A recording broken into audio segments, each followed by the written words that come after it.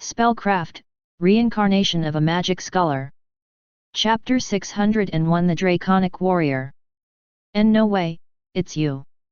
As Asa observed the being's appearance, especially his face, he had no doubt in his mind as pertaining to this stranger's identity. There was no way someone like him would be forgotten by the young boy. Why you're Lord Visor, aren't you? Visor, the Azure Dragon of Crimson. Upon hearing this statement, the horned man stopped in his tracks and observed Asa. A smile crept up on his face instantly. Oh? It seems I have yet to be forgotten by my people. Asa couldn't believe his eyes. He was standing before a legend, one who was said to be unrivaled before his father became Beast King. An invincible Beast King in his own right. Visor, the Draconic Warrior. This is Visor. A hushed voice proceeded from Alo's lips as she stared at Asa, and then at Morrow. If Asa was right, and the men indeed responded to that name, it would mean his identity was the former Beast King. However, that would also mean he's a member of the cult. Asa snapped from his awe and glanced to his side. He noticed his comrades glaring at the one known as Visor, and it also started to dawn on him too. Sorry guys. The boy muttered, flushed with slight embarrassment. Ha ha ha ha. It looks like you know already. Very good. It makes this much easier and less awkward. Once the beast folk before them erupted in laughter, the three had to give all their attention to him. Not only because of the dangerous energy he emitted, but because of the dangerous task he must have been entrusted with, the arcanas. Just give it up. You can't win. He, having noticed their hesitance, responded with a wide grin. His sharp teeth went on display, and a very bloodlust gleam flashed from his eyes. Anyone could tell he meant business. His sudden appearance, the immediate execution of their clones, and now his demand. It was plain to the three at this point. He's the one, all right. What should we do, Morrow? Alo glanced at her most reliable partner when it came to these things. However, Morrow. N0ve1 the man collapsed. Fortunately, Alo had noticed sooner, and she was fast enough to catch him. She swiftly held his body, feeling it shiver in her grasp. I see, the mana pressure. Her eyes widened upon realization. Morrow was the weakest among everyone in the room, in terms of mana quality and magic ability. Why didn't I realize sooner? The young woman bit her lip slightly. He fell rather quickly. Just how weak is he, to be affected by my mana pressure already? Visor's response angered Alo, but she maintained her cool. Placing the man's body on the ground, she covered him with light magic. Not only would her mana protect Morrow from the adverse effects of the pressure, but it would allow him to recuperate. I don't know why you bother with dregs like that. He's weak, you know? I can sense that you're strong, at least. Why waste time on someone like Tha? Would you shut up, please? Alovida's lips curled up in a dangerous smile, and her eyes sharply glared at the draconic beast folk. It felt like she was slowly snapping, and Asa beside her could also sense the same thing. The look in her eyes made it obvious, so much so that it scared the young one. Miss Vida is upset. I've never seen her upset. The young lady stepped forward, her focused eyes remaining on her target. You're a feisty one. Very well. I also believe in letting abilities do the talking, however. Visor's eyes narrowed as his grin widened. I can promise you loss of you fight with me. You're not strong enough to. In a flash, literally, Alo lunged at her opponent.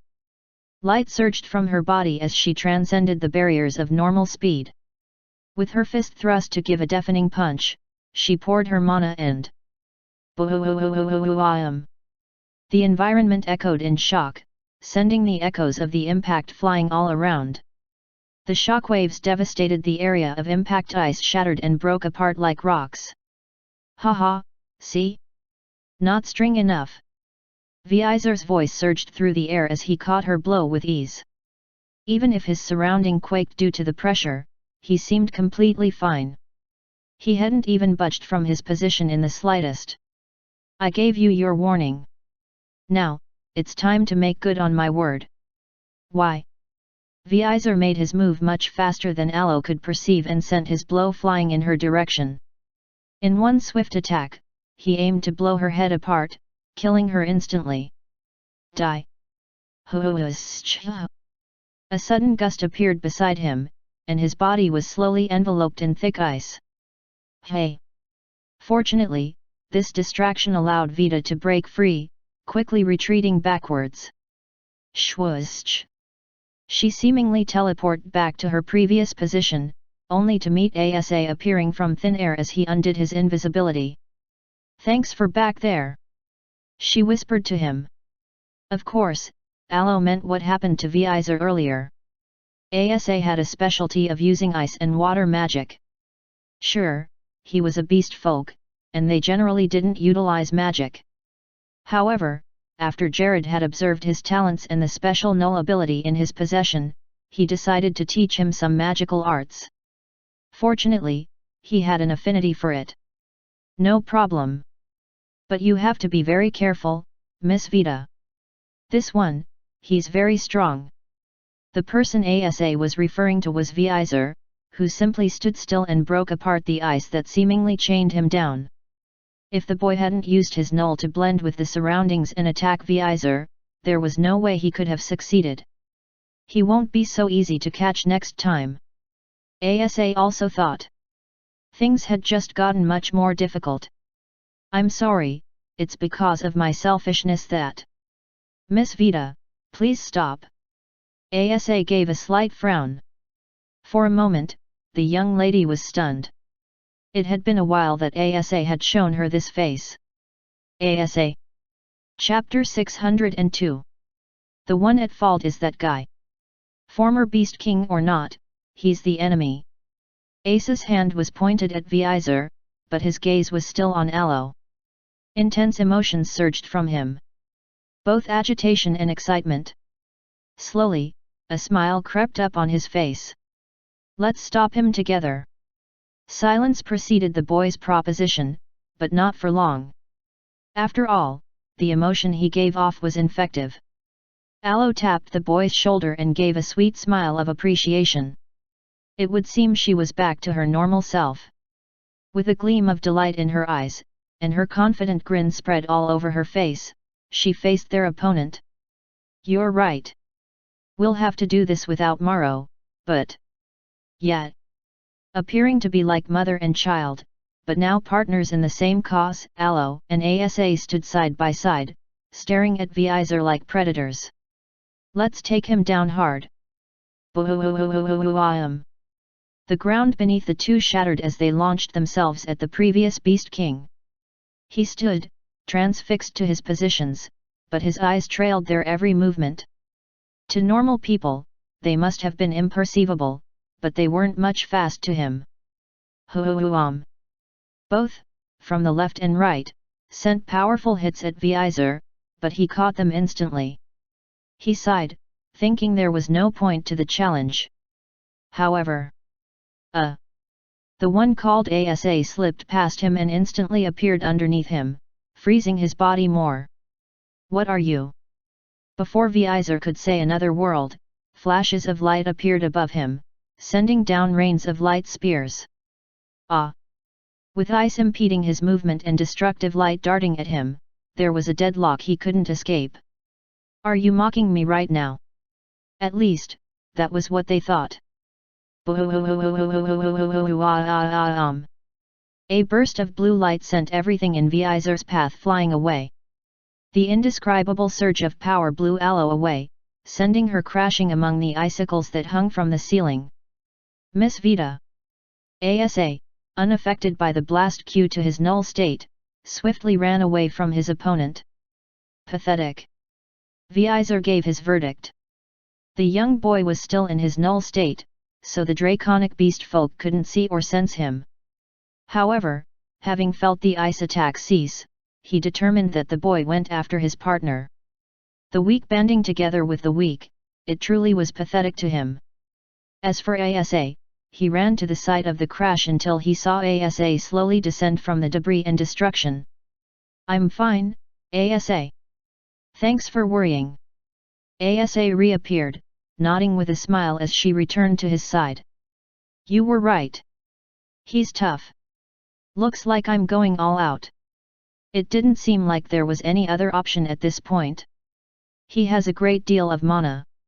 His physical abilities also exceeds mine. The only advantage they had was that Vizer was unable to use magic, making him susceptible to it. It is said that he's a martial arts master, though. Asa interrupted Alo's thoughts, almost as though he read her mind. Thanks for that. A true martial master could match a skilled mage. Jared had once told them that, so Vita took it into consideration. Things looked much more difficult once she made that consideration. "How did your father beat him then?" "So far, he seemed very powerful. It would be nice if they knew a weakness of his." Father told me he just beat the hell out of him. He was weaker than him. That was all." Asa whispered. While possessing immense skill in martial arts was important, a person with far greater power could simply blow you away in one shot. That was how Gerard had beaten Vizer. He was simply far stronger. "Interesting subject you have going on there." Vizer's voice echoed from where he stood, and he slowly began approaching Asa and Alo. "Bringing up Gerard, the brat I lost against. He's still the Beast King, right? I wonder how much stronger he's gotten." The moment Asa heard this, his face instantly morphed into that of rage. "Shut up! As if you're not aware that he's dead. You people blew up our city." Really?" Vizer's face morphed into that of surprise. He stopped dead in his tracks, and the look in his eyes showed genuine shock. "He's dead? What kind of joke is that?" This surprise, whether fake or real, just enraged Asa even more. "Joke? You dare call it that? Your cult blew us all up, and you're acting surprised like you didn't know." Asa was seething with pure anger at this point. His family, everyone he ever loved, had been snuffed out in an instant. All thanks to the Nether cult, no doubt. Yet. Relax, Asa. Jared never exactly confirmed that the swordsman was from the cult. Alo tried pacifying the boy. But, who else could it be? They're the only ones with a grudge or whatever." Asa was slowly getting calmer, but the anger in his eyes remained. "Did you say just a swordsman? He took out your city." Vizer's eyes narrowed, and he appeared to be in thought for a while. Alo felt a bead of sweat fall from her chin as she tried to imagine ways which they could use to ensure victory. "Did the swordsman have long auburn hair, by any chance?" "Long auburn hair and a blue dress. How do you?" "Yes, if you mean a kimono, then yes. Seems like you know him. So the perpetrator was from the cult, after all." Alo Vita spoke, trying her best to observe the opponent and his surroundings. What she noticed, however, was an ever-growing frown on his face. "I wanted to fight Gerard again. I wanted to crush him this time. With my newfound power, I was going to crush him in front of everyone." Vizer whispered.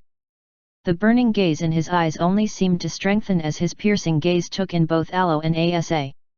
To think he got to do that first, damn it! True anger spread across Vizer's countenance. Though the reason behind his rage was questionable, he was just as if not more angry as Asa had been. Chapter 603. This is frustrating, so frustrating. Vizer began recoiling from the terrible news he heard, not even focusing on his foes as he had been doing since the fight began. Now's my chance. Alo's thoughts snapped. She didn't know how long it would last, and if Asa could keep up with her speed, so she decided to go solo. Pour as much mana as I can, condense it. I only need one strike. Aloe prepared herself. The heat emanating from her body melted the surrounding ice and golden flashes sprang forth from her crouched form. Before long, moving as the fastest thing in existence, light itself, Vita coated herself with the golden energy and travelled to Vizer with such speed and pressure that everything around her shattered. The ice broke apart, melting in the process. The wind pressure pushed Asa back, causing a storm brewing in her wake. As concerned as she was, she did not have the luxury of turning back or being distracted for even the slightest second. Her mission took utmost priority. With the pressure she built from traveling with such speed, as well as the highly concentrated mana she had condensed on her palm, the brave young woman prepared for her strike. Hey! Hey! Vizer's voice danced in her ears, and her body suddenly trembled. Her unshakable, unwavering action found pause. I'll be killing you now. Aloe realized that if she got any closer to the opponent, it would prove extremely deadly. No, it was perhaps too dangerous already. She needed to step away, and fast. Those eyes are filled with bloodlust. I can't. Once again, Aloe's defensive instinct kicked in, and she found herself retreating back to Ace's position. She lost her chance. Damn it! The young lady whispered, glancing at an oblivious Asa. For all he knew, she had only flickered for a moment. That was how fast she just went. You made the right choice. I would have killed you if you stepped closer. But, it doesn't matter. All you've done is prolong your life for a few more seconds. Vizer declared. Asa still didn't understand what was happening, but his glare remained toward Vizer. This news has greatly saddened me. I have something I need to do now, so I'll be ending the both of you quickly. Hopefully the Arcana appears after that. Aloe knew their opponent meant no joke. They had to give it their all now. Mage mode. Fusion mode. Original magic. Aloe murmured, transforming instantly. Asa infused his mana around his body, granting himself heightened abilities. Unfortunately, he wasn't in water, so his aquatic form couldn't help much in this situation. However, with his current state and the null form he now manifested, he could at least put up a fight. As for Aloe, she now took on the appearance of a goddess similar to a blinding sculpture of golden brilliance. This, of course, was the consequence of using her mage mode and fusion mode. A special grade mana core floated on her shoulder, and about a dozen more mana cores floated around her. The special grade core served as some sort of sun, and the extra mana cores took on the similitude of stars. This was a result of her original magic, Aurora Vidalis. Darkness instantly enveloped the space around, and the brightness of her lights glimmered even brighter than ever. Follow my lead, Asa. You can use your senses to follow me and the enemy. Do what you can to keep up. You understood? Asa whispered, though he knew Aloe couldn't hear him in his current state. He was surprised, though, with the way the environment had instantly darkened. Usually, it took a while before Aloe's special grade mana core swallowed up the light in the vicinity. However, this time it was instant. Could it be due to the many mana cores that are shimmering around her like stars? He wondered. Unfortunately, he didn't have the time to think about Aloe's mysterious growth. More pressing matters bothered him. I have to keep up. I have to. As Asa was still trying to gather his resolve, Aloe sped right past him. He couldn't even see or sense her the slightest until she was far gone. Like an afterthought, he decided to give chase. Though Aloe was clearly stronger and faster than he was, Asa reckoned that there were still certain things he was useful for. I can help. Asterisk. Asterisk. Asterisk. The brilliant sparks of blue and golden light caused by Aloe's clash with Vizer were sent across the area. More of the surroundings collapsed, and the icy ground beneath them melted. Waves of pressure filled their vicinity as they exchanged more blows. Aloe used her multiple mana cores to send beams of light in Vizor's direction as she created a steady lightsaber to utilize. TCH. Vizor, coated in his energy that shrouded him like dragon-like scales, deflected the blows. Unfortunately, he wasn't too slow, or rather, he wasn't as fast as before. Hoo-hoo-hoo-om. Aloe Vita's blade came crashing down, breaking the scales of protection he donned. W-wah. Before he could say more, her special grade mana core appeared from behind and emitted the most dangerous gleam of light. Grand Ray Blitz. Boo-hoo-hoo-hoo-hoo-hoo-om. The draconic beast folk was baptized in a devastating explosion that evaporated the ice, water, and everything else around them. Aloe darted back, readying herself for another round. Surely, that wasn't enough to stop her foe. Thanks to my current state, we're evenly matched in speed. Aloe analyzed within herself. If she was being honest, she was a bit faster.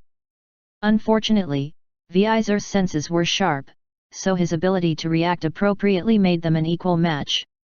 The problem was elsewhere, though. He's stronger. His durability too. Aloe Vita noticed the mist clearing, and tight at the center was an unscathed Vizor. He was completely, and off the charts unharmed.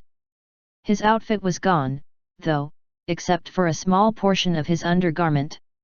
He stepped out of the devastated vat of evaporating liquid, a deep glare manifesting on his face. Annoying fly. I'll end this quickly. Chapter 604. Shwaya. An intense amount of energy swirled around Vizor, and his body suddenly transformed to a larger state. He took on the form of a beast, and his gleaming scales covered his entire body. In a flash, he grew a long tail, his horns grew larger, and wings sprouted from behind him. Not only had he grown larger, but his form was different. The only thing human-like about him was his bipedal nature. Other than that, he was now a completely different being. That is, beast transformation. Aloe acknowledged in silence, wondering what she would do next. Vizor had become an apex of beasts, worthy of being titled the strongest in terms of power and prestige. That's right, his current form was that of a dragon. His abilities have risen even more. This will be tough. Aloe proceeded to enhance herself with magic, hoping she would be able to keep up. Even with her original magic slowing everything down, she was still at a loss. Just how fast was this person? I'll have to take more. Hey, human! Vizor's deeper, more authoritative tone rang out. Aloe found herself shudder a bit when she heard the dragon-like being speak. It rattled her down to her bones. I'll be killing you now. Boo-hoo-hoo-hoo-hoo-hoo-hoo-hoo-hoo-hoo-hoo. Vizor lunged at Aloe, and despite her Aurora Vidalis, he was still plenty fast. As he approached, she wondered the best approach to take. Stall for time. But then what? I don't want to trouble the others unless I'm aware that he can't be handled. What should I do? Asa was meant to assist her, but she couldn't entirely rely on his help. Ultimately, she had to make an active choice. But, can I win? Do I stand a chance? Suddenly, a memory flashed in her head and she collected the words of a certain automaton. You lack enough violence. Those were the words of Gawain when they fought back in training. Jared had also told her something similar, saying she was too conservative. Her fighting style was always centered around using her speed and excess magic abilities to defeat her opponents. However, it wasn't like she engaged the opponents violently. She preferred using her wits, or even one-shotting them. An attempt to struggle in a head-on clash, until there was a final victor, had no appeal to her. In the past, she was different. But, everything changed after suffering a miserable and painful death at the hands of the demons back when she was a dorm supervisor. It was since then that she felt repugnant to excessive violence and the meaningless struggle centered around it. Unfortunately, here she was again, confronted with something similar. But I don't know for sure if I can win or not. Had she really ever pushed herself to the limits with her current strength? She was overflowing with so much power, far more than ever before. More. I can have more. It wasn't impossible to reach out for more. Her growth so far had always been about surpassing her limits. There was nothing stopping her from doing the very same at the moment. I'll do it. I'll give it my all. And so, Aloe decided to finally do what she had been avoiding. Come. She was going to face Vizer head-on. Boom! The clash of the gold and azure beings sent a destructive wave spreading across the area. The icy dungeon parted and everything around them melted in moments. You stopped my blow. Vizer was stunned beyond words. His bloodshot eyes widened upon realizing his target's head was still intact. She was meant to have died by now. Haa. Mist-like breath proceeded from Aloe's parted lips. Hot steam surrounded her, and her golden ambience radiated even further. It was brimming with unbelievable energy and heat. Her eyes were completely covered in white light, and so were the insides of her lips and nostrils. Every fiber of her being had transformed into light pure and true. It wasn't that a big a deal, after all. She whispered. Vizer felt the sting of her insult. Did she just refer to his blow as not that big a deal? No, she really didn't. Vizer misunderstood Aloe's words. To be frank, her body was still in shock from receiving that hit. It had damaged her, no doubt. However, what of it? You won't be killing me, Vizer. Aloe's tone warbled as she crunched her fist in preparation for a well-deserved payback. Currently, Aloe Vita's form allowed her transcend the limits of a human body. She was faster than the concept of pain, and every damage received was too slow to manifest on her form. After taking in so much light from dot around her, leaving nothing but darkness around, Aloe had gone past the limits holding her back. She was currently light energy at its purest. You bit. Faster than he could perceive, much faster than anyone could comprehend, Aloe casually dug her fist into Vizer's face. She didn't struggle, neither did she intend to move quickly. It was just a casual jab. Vizer's face sizzled, burning up due to the amount of heat that plastered itself there. He was unmoving though, simply transfixed in his position. Then, in a flash, boom! The Dragonoid was sent flying. Shockwaves were sent, clearing everything, even the debris. The large auditorium collapsed, revealing the frosty environment surrounding the dungeon. The entire structure was already melting at an abnormal rate. Gurk, what did you do? Vizer groaned, feeling his body throb in shock. He was already outside the dungeon and all he could see for miles was a snowy storm. Heaving heavily and seeing his misty breath, he picked himself up. Just now. I didn't see her. I just felt myself move, and. What is this? Vizer felt the scales on his face crack. Just, what in the world was happening? Suddenly, the being of absolute light manifested right above him. She was glimmering like the sun in the absolute darkness that accompanied her. Everything slowly became swallowed by night, leaving her as the only source of light present. The ice around began melting, and the snow stopped raining. They sizzled and evaporated instead. What has she become? Chapter 605.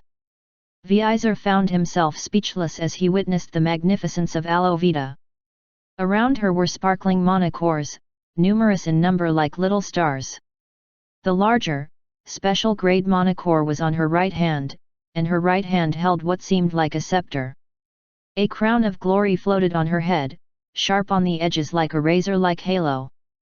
The mere presence of Aloe made everything around he melt, and other than her, the entire area was a dull grey.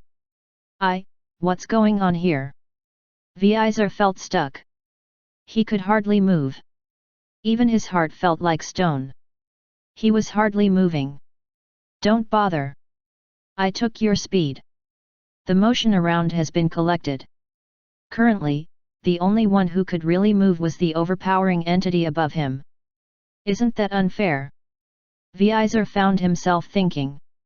He couldn't even speak at this point. Tell me, Vizer. Is this the best you can do? I want to experience more. It sounded condescending, but Alovita wasn't being arrogant at all. The fact that she was able to grow into something so spectacular because of a challenge.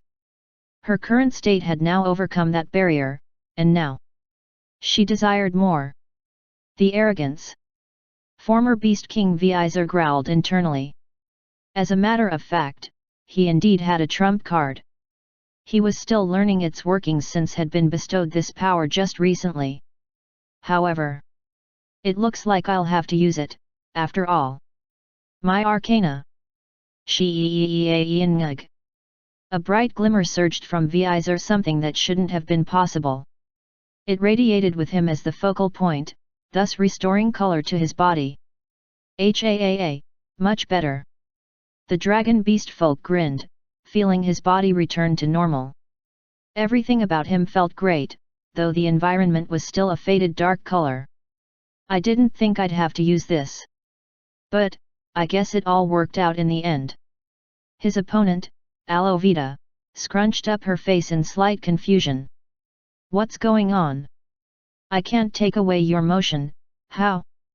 Hehe, it's simple, though you don't need to know that. Vizer's secret weapon, his Arcana, was the only thing that could make something like this possible. With justice, I have the ability to turn any unfair situation around. If my opponent is stronger, I can bring us to the same level. I didn't use it before because there's no point. Despite the Arcana in his grasp, Vizer knew he couldn't completely utilize its phenomenal power. The best he could do was simply turn his body's situation around, granting him a fighting chance. Now that he was no longer stuck in slow motion, and his opponent could not interfere with his ability to fight, he was in a far more advantageous state. This much is enough. I'll crush you. In an instant, Vizer launched a fiery crimson breath at Alovita. The intensity scorched the air, sending a trail of devastation in its wake. Alo simply stretched her scepter, completely nullifying the strike. In an instant, it completely disintegrated. Not bad. Vizer was now in the air, directly behind her. As he launched his fist, she flipped her scepter's edge and used it counter. I should be much faster than you, yet you can keep up. Alo murmured. Hehe. Speed is relative, after all. The Arcana Justice was making things fairer, and that only meant Alovita's advantage was slowly disintegrating. Unfortunately, that wasn't the only thing that was vanishing. You are A sharp pain suddenly surged through her heart. Her body suddenly began throbbing helplessly, giving Vizer the perfect chance to launch a follow-up strike. Alo fell to the ground in a loud crash, creating a crater of cold, rocky debris. Her light transformation became undone, and she was in a half-conscious state. Her tone slurred as she struggled to keep her eyes opened. He. Ha ha ha. I should be asking you now, human. Is this the best you can do? Vizer declared from his height, now descending to the crater where Vita helplessly lay. As soon as his feet touched the ground, he kicked the paralyzed woman, causing her to fly a far distance ahead. Swiftly, he followed her, giving another deafening blow that sent her falling straight to the ground. Now standing atop her body, like the victorious one he was, Vizer grinned in victory. He had, once again, triumphed. This is the power of justice. Alovita's eyes were closed at this point, and there no longer remained any strength in her to fight back. She was spent. You weren't a bad opponent. I relished the fight. Vizer was in a great mood. Thanks to his battle with Alovita, he had realized something critical. With the power of this Arcana, I can defeat just about anyone. So long as justice was on his side, wasn't that simply the best? He would always win. I didn't think it was possible before, but now I'm certain I can finally rise to the top. Even though it was ambitious of him, Vizer thought of the first person he would challenge. The first seat. He stole my prey from me. How dare he? It is said that power makes one drunk. That was probably what afflicted Vizer, as his hubris started making him generate thoughts grander than he dared to imagine in the past. Now, then, to finish you. He stared down at the helpless woman. After he was done with her, he would kill off the others and hope the arcana would appear. Come to think of it, I haven't seen that little shrimp in a while. As Vizer's thoughts trailed, he noticed the lady beneath him stirring as she smiled weakly. Why is she smiling? I won, didn't I? I did it. Alo's voice trailed. The beast folk, still in his draconic form, was confused. He was the victor, and she was the defeated. Yet why did she seem awfully pleased with herself? Mission complete. As she made that final statement, Alovita fell unconscious, leaving Vizer with nothing but confusion. Still thinking you're better than me after losing? This bit. Bzzzzttttttttzzzzz. Suddenly, a strange sensation pulsated throughout Vizer's body. His entire being felt numb, and then, what came next was pain. Chapter 606. Vizer's scream pierced the air as he felt his body being assailed by uncontrollable energy. It felt like all his nerves were tangled in a twisted knot. His veins and arteries seemed to have exploded uncontrollably, and everything in his insides were in a frenzy.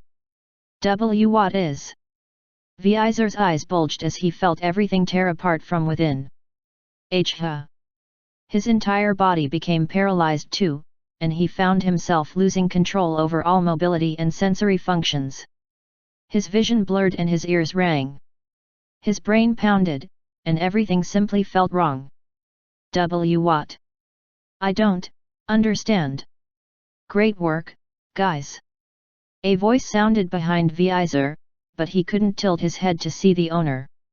As his footsteps approached, the beast folk felt dread and powerlessness. A strange sense of fearful foreboding assailed his being. No problem. A voice sounded right beside Vizer, and a kid appeared. The very same kid that he was looking for. It took all of my self-control not to react despite what he was doing, though. Look at Miss Vita's current state. The kid seemed angry, and he was referring to the approaching footstep that became even closer. Haha, I apologize. I also didn't expect things to get so intense. Fortunately, we were able to get to a resolution. The man finally appeared from behind, tapping Vasil on his shoulder as he made his appearance in front of the paralyzed beast folk. Why you? Right in front of Vizer, smiling ever so confident, was the human who collapsed due his inability to withstand his mana pressure. How? Was he faking it? Was everything a trick? I know what you must be thinking, but no. I actually fainted because of your mana pressure. Morrow, the red-haired human laughed in slight embarrassment. Then how? Vizer wanted to twitch his eyes, but they wouldn't move. I just woke up much earlier than you thought. Thanks to Alo's protective and restorative spell, I was able to observe your battle for some time. Thanks to that, I was able to devise a countermeasure. Vizer was silent, but a lot of questions squirmed within him. Ever since he fought his opponents, especially Alo, it never seemed like there was any form of teamwork going on. What countermeasure is he talking about? Didn't they all just attack me desperately? Haha, of course you'll be confused. I can't see any reaction since your face is completely paralyzed, but it's just a guess. Vizer was dying of shame, but curiosity still got the better of him. He wanted, so badly, to know what had just happened. Asa, could you help me heal Alo? I don't know any healing magic. I didn't say you did. You know what? I'll just do it myself. Watch over the prisoner. Morrow left Vizer without explaining, and then moved over to where Vita remained unconscious. He brought out a vial from his pouch, a magic item that protected its contents from being damaged, and also preserved them in their best state, while also having a vast space within it. The vial was glowing yellow, and it was to help restore Vita's mana so she could self-heal. He brought out yet another vial, a potion that boosted recovery and healed the one who consumed it. As a result, Aloe's body glowed and she commenced her healing process. You did a good job, Aloe. Morrow smiled at the sleeping young woman. He had never felt any prouder of a partner. Not only did she risk her life, but she exceeded his expectations. Truly. Well done. She was strong. Asterisk. Asterisk. Asterisk. What had happened was simple, yet a somewhat non-existent display of teamwork. Initially, Asa and Aloe were planning on simply giving their all until they defeated their opponents. Asa was going to do his best to catch up to Aloe and help in any way he could. He strengthened himself to the limits, and used his null ability. While he was trying to catch up to his opponent, though, he heard Meiro's voice in his head. All he had to do was follow a plan, and Vizer would be defeated. He was skeptical about it, but once Aloe was connected to the three-way communication and she agreed, Asa had no choice but to go along with it. The plan involved Asa taking some vials from Morrow, though he didn't know their functions, and splatter them on Vizer at intervals. He had 5 vials, and after a specified interval, on Meiro's command, he would douse Vizer with the next round. Fortunately, Vizer was too busy with his fight with Aloe to care about being splattered with liquid. Also, since Asa could simply pass through any form of destruction while remaining invisible, he was perfect for the job. That was what he had to do. His last vial was spent when Vizer stood atop Aloe in victory, and the cumulative effect seemed to manifest not long after. As for Aloe, her duty was to simply engage Vizer as much as possible. Morrow suspected the beast folk had an arcana, so the plan was for Aloe to push him to the point of utilizing it. If it turned out Morrow was wrong, then it was still good. Why? Because that would only make Vizer all the more screwed. Once he used his arcana's ability, Morrow would know what they were dealing with and locate the position of the arcana. Once the location was deciphered, Ace's second job was to retrieve it as soon as the enemy became paralyzed. Sure, there was more chaos than expected. The plan was almost ruined due to Ace's boiling annoyance as well. Fortunately, his form made it impossible for anyone to sense even his bloodlust. Regardless, they succeeded. Vizer was successfully captured thanks to the new and improved mana shock concentrate Asa doused on him, causing his entire body function to stop. All in all, while being it was a successful fight. Asterisk. Asterisk. Asterisk. I bet you're dying of curiosity, aren't you? Asa grinned at the oblivious beast folk. The boy was currently holding the arcana he swiped from Vizer. Who would have thought it would be in his hair? Smart move. Chapter 607. Vizer was dying of both curiosity and shame, not to talk of the unbearable pain that tore him apart from within, but no one was willing to tell him anything. Not only had he lost his trump card, but he was now completely powerless. Vizer felt like dying. Just kill me. You were stronger than anything I imagined. For that, you have my respect. Asa said, however his glare only deepened. But, you hurt Miss Vita. That is a crime I can never forgive you for. You also betrayed your people and joined the cult that is responsible for wiping out my friends and family, your own people. At this point, Asa was seething with rage. Morrow said you'll be feeling so much pain that it would be considered unbearable. I hope that's true. The boy suddenly grinned. You should suffer. Damn brat. Vizer groaned internally, watching as Asa flicked his card in the air as though it was a toy. Hey, Asa! Be careful with that arcana! Morrow angrily yelled at the boy, causing him to finally cease his playful action. Yet, what about Miss Vita? Asa knew she suffered some severe injuries, but shouldn't she had been healed at this point? Or, perhaps, she's completely healed, but she hasn't gained consciousness yet. Morrow answered. His tone sounded sullen, and his face also displayed confusion. Naturally, Aloe should have awoken after her mana and health had been restored, yet she was still unconscious. Could it be a side effect of that form she took at the last minute? It looked incredibly dangerous and powerful too. The magic scholar murmured. Hey! If anything happens to Miss Vita, you'll keep quiet, brat. I'm thinking here. Once Asa heard Morrow snap, he found himself keeping silent. Was he scared of the man? No. It was just. Why you re lucky Miss Vita said to listen to you.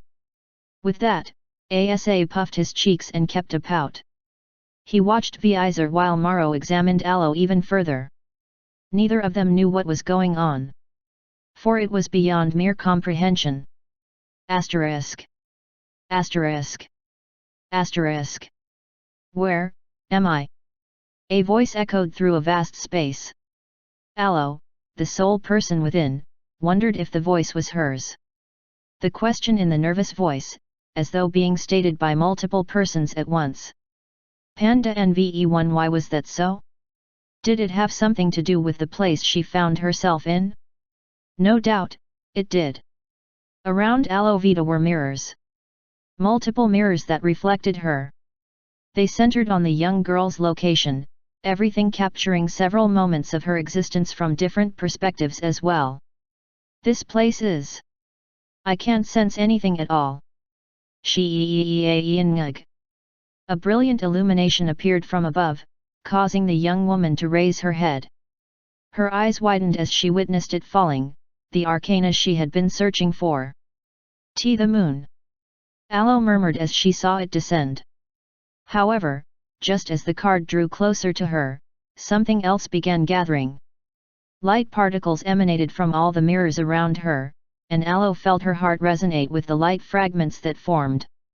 It started to take form, and before long, it took the shape of a woman.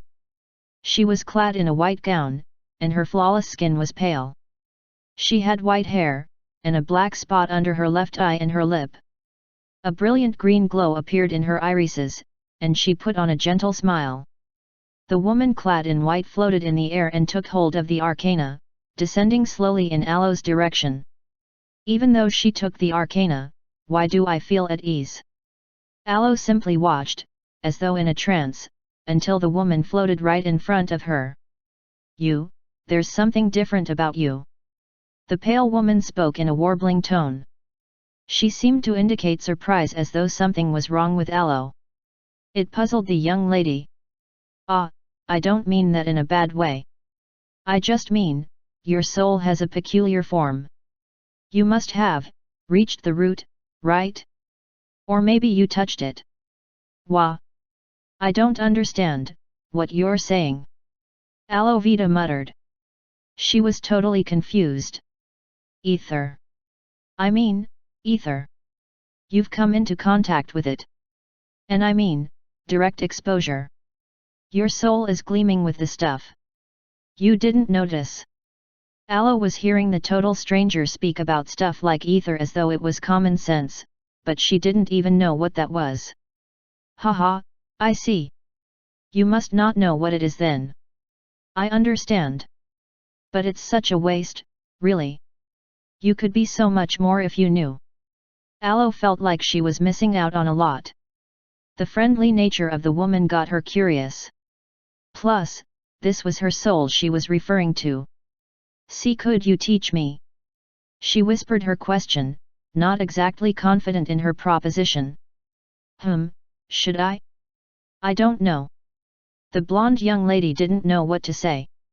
Her elegant, ghost-like conversation partner didn't seem to particularly mind. Perhaps she could insist? Your mana must be increasing at a steady rate, right? I'm sure your soul pumps out more mana than usual, and your mana core correction, mana cores absorb them at a much faster rate. You recover your mana easily, and you keep getting stronger. Are those symptoms accurate? Aloe Vita was beyond astounded. The ghost lady got it all spot on. Why yet? You're exactly right. Well, mana and miasma are just two sides of the same coin. It's only natural that your soul pumps out what your body is capable of receiving. It should have matured into ether by now, though. Why yet, you're right. So teach me.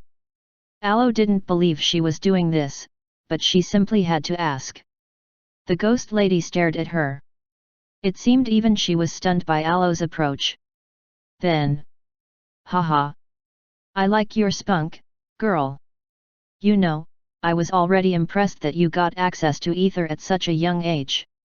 Plus, these multiple mana cores, such a wonderful innovation. Aloe felt a little guilty since she didn't really achieve any of that, but she just laughed in response to the woman's praise. Yet, ha ha ha. Chapter 608. Aloe wanted to attribute her achievements to Jared, but she didn't know how to bring it up. This exposure to ether she's talking about, is it because Jared resurrected me? She still had a bunch of questions. Alright, Aloe. I've decided to take you in as my apprentice. We're gonna be here a while, you ready for that? It was a sudden question, but Aloe was already certain about what to respond with. Yes. I'm sorry for my selfishness, everyone. I have to find out more. Haha. I like your zeal. Alright then. Asterisk. Asterisk. Asterisk. The mirrors around them turned into walls, and a tiled surface appeared underneath. Before long, it seemed like they were in a glass room with both the woman and Aloe as the occupants. You seem to have a suspicion as to how and where you must have gotten access to ether. So, spill. The woman in white spoke, her voice echoing lightly in the vast and empty hall. I think it's when I died and Jared resurrected me. I was killed by some demons during an invasion and... Ho ho, I see. He resurrected you through normal means? The world has advanced to that extent already. And no, not really. Jared is just really exceptional. Seems to me like you have some sort of special feelings for this Jared character. Hee hee. The pale woman leaned closer, grinning mischievously. It's not like that. I just respect him a lot. Besides, he's got someone else. Aloe was blushing hard at this point, yet she denied any prospect of having feelings for the boy in question. Surely, she wasn't expecting the ancient being in front of her to buy that. I totally get how you feel, Aloe. It was the same for me, with Merlin. Oh, you liked him? What? Who said that? Of course not. Why would you think that? The pale lady was also blushing all over. It seemed the two were more alike than they initially thought. Oh, okay. What's with that tone? You don't believe me? Come on, if you have something on your mind, spill it. Haha, I'd rather just focus on training on the ether. Aloe swiftly tried to return the focus to the relevant subject that they had decided to undertake. It wasn't like romance and those kind of things weren't also important to her, but the world is at stake. I have to get back to the others quickly. What's the rush? Come on, let loose a bit. I haven't had someone to talk to in ages. The pale lady said with a pouty expression. With the snap of her fingers, a sofa made of glass appeared, and she sat on it with an emphatic desire to make herself comfortable. But, aren't you going to disappear or something? I mean, back when Jared met Merlin, he said something about him being out of time, and he vanished. So, I was wondering about you, and. Instantly, the pale woman's eyes popped wide open and she dashed in Aloe's direction in a flash. You saw Merlin? What did he say? Did he mention me? Her eyes sparkled with desire and curiosity. For someone who claimed not to have any feelings for the man in question, she sure displayed the opposite. With her face blushing so hard, and what appeared to be steam coming from her nose, it seemed pretty clear to Aloe, but who was she talk? Wait, I don't know. I'm not sure. I wasn't the one who met with him personally. Ah, is that so? Disappointment spread across the lady's face as she plopped back to her seat. Aloe heaved a sigh of relief, happy her mentor hadn't egged her on concerning the topic. Merlin didn't talk about her at all.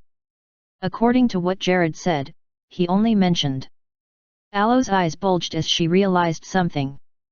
Something utterly important. How could I have forgotten? There was one person that Merlin vehemently warned against. The only person he specifically mentioned. What's your name? I just realized we haven't exchanged names. I'm Aloe Vita. She gulped, looking at the pale woman with a slightly nervous expression. If she was indeed the person that Merlin spoke about, then... I'm Kazan. Wait, did you think I was Seal? So you did meet Merlin. The lady named Kazan once again launched herself at Aloe. And no, Jared was the only one, really.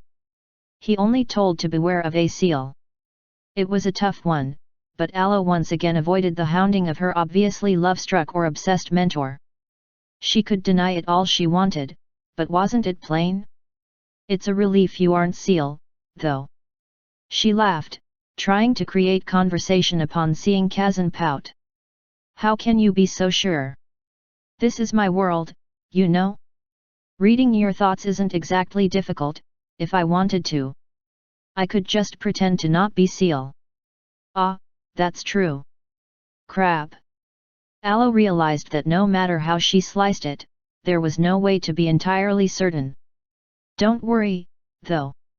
I'm not her, and you best be happy I'm not. For one, Seal isn't an apostle of ether, at least not anymore. Aloe felt there was a lot to the story, considering Kazan, who was usually so expressive, now had a darker expression. What exactly happened? Kazan gazed into Aloe's eyes, and she sighed while shaking her head. I don't want to talk about it. You asked why I'm not worried about disappearing, right? There's no need to worry about that. Aloe felt a bit saddened about how Kazan brushed off the topic, but it was probably too painful to discuss. Either way, she simply had to respect her predecessor's privacy. I didn't use up my ether before dying, after all. Besides, I used my original magic to ensure I wouldn't vanish, at least, in a sense. Hey! The moon arcana controls reflections. In essence, mirror copies. I copied my soul and placed it as the custodian of this arcana. And no way. Aloe found herself in amazement. I know. I'm pretty awesome, right? Chapter 609. In any case, you mentioned how you were resurrected by Jared's special technique and got into contact with ether, right? At this point, both Kazan and Aloe were seated opposite each other in the vast glassy room, appearing to be in some sort of consultation. Why yet? But the thing is, he has resurrected others too, yet none of them seem to have experienced the same change I have. I don't understand it myself. Kazan nodded calmly, obviously assessing the situation with the best of her abilities. She placed her finger on her chin and thought for a moment, arriving at a conclusion before long. I don't know. Yet. This certainly wasn't the answer Aloe was expecting. I said I don't know. There's so much vague information, so I can't deduce anything. I wasn't there, so how can I tell? Kazan sighed, throwing her hands in the air. Well. Besides, you were dead at that point too, right? So there's no way you could give an entirely accurate account. If only that Jared dude was here, I would have asked him to give more useful answers.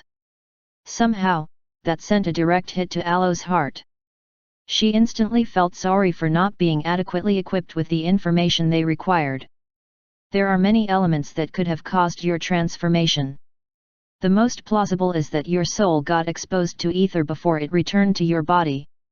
But, there are other options. Ah, I see. Aloe whispered, listening more to her mentor's words. You mentioned how Jared saw Merlin, right? That means his soul also has exposure to ether.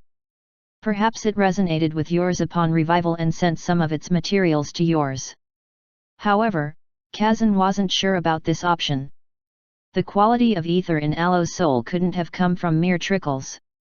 Besides, that was indeed the case, then a portion of Jared's soul should have been attached to hers. Soul theory was complicated, and the woman didn't want to start delving into it. The bottom line is that there could be one of many factors, or maybe a combination of many reasons that you are the way you are. Ah, I understand. I don't know if this is helpful, but Jared mentioned something about him being a singularity. Do you know what that? Instantly, Kazan appeared right in front of Aloe, tightly clutching both her shoulders. An expression of insanity played on her face, and it seemed like she was on the verge of a mental collapse. Did you just say singularity? Why yeah, that's what. Are you sure? Why yes, I am. Merlin said so too. Jared told me that too. Aloe quickly added the last part so as not to raise another issue of Merlin x Kazan. Everywhere suddenly grew tense, and Aloe began to wonder if she should not have mentioned a singularity at all. Well, if that's the case, then it probably makes sense that you got access to ether. Singularities can't exactly be reasoned with, after all.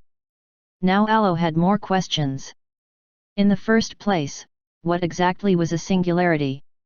No one really knows much about singularities, so don't look at me for answers. Their cause, their purpose, it's all shrouded in mystery. All I know is that they're chosen by ether. Chosen, by ether. Kazan sighed, returning to her seat once more. A serious expression ran through her face, and it appeared grim. It means from the time they were born, they had already been exposed to ether. They're special. However, if that was all there was to it, Kazan wouldn't have had such a reaction. No, in fact, she would have probably rejoiced. Geniuses were a cause for celebration, after all. Unfortunately, there was a stark difference between geniuses and singularities. The root, ether, chooses singularities for a particular purpose. It usually involves something of a grand scale. Aloe Vita felt like she was slowly grasping the logic, but it seemed to be shrouded in even more mystery. What greater particular purpose? What grand scale? I need to speak with this Jared character. Kazan spoke, giving off an entirely serious vibe. Aloe remained silent. There was nothing to be said.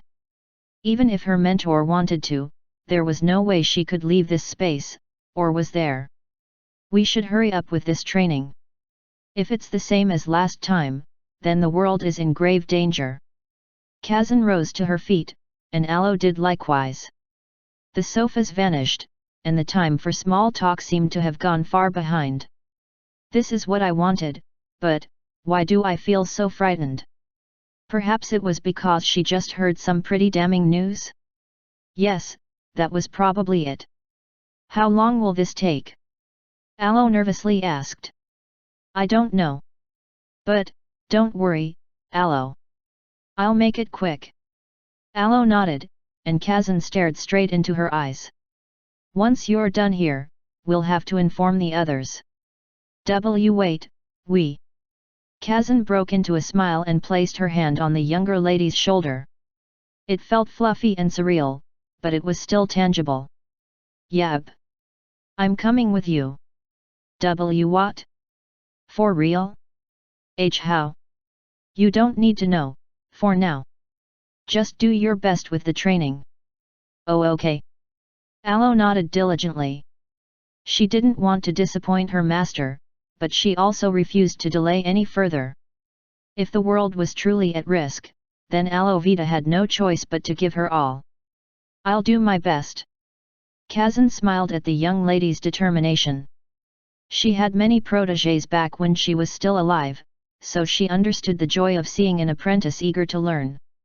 Not only was Aloe bursting with potential, but she was also eager to learn. It really was an amazing and inspiring sight. It's such a shame, though. The lady in white thought to herself. She had observed Aloe for long enough, seeing through her soul and her body to perfectly understand how it functioned. You seem like such a sweet girl, Aloe, which is why it pains me to resort to this. However, to do what was necessary, she needed to manifest in the world, and how could she do that without a vessel? Once I make your body suitable, Aloe, I'll be taking it. Chapter 610. She's not gaining consciousness. There's also no arcana in sight. Morrow sighed as he stared at Asa and the frozen visor. His eyes contained hints of worry, and guilt riddled his mind. Was I being too ambitious? It's really my fault for choosing such a risky tactic. Sure, they had won, but at what cost? TCH, let's head back. I'm sure Jared can do a better job in fixing her up. Asa glared. He still hadn't forgiven Morrow for granting Aloe Vita such a dangerous mission, but he also wasn't in any position to complain. They had won, and it wasn't as though Aloe was dead. Besides, without Morrow's guidance, they would have probably lost. As frustrating as it is, we owe this victory to him. The boy thought to himself. It wasn't like he planned on saying such a thing to Morrow's face, though. Besides, we got our hands on an enemy and his arcana, right? That had to count for something. Morrow's eyes brightened once he heard Ace's words. They were rather optimistic, as expected of a kid. He's right, though. The older fellow smiled.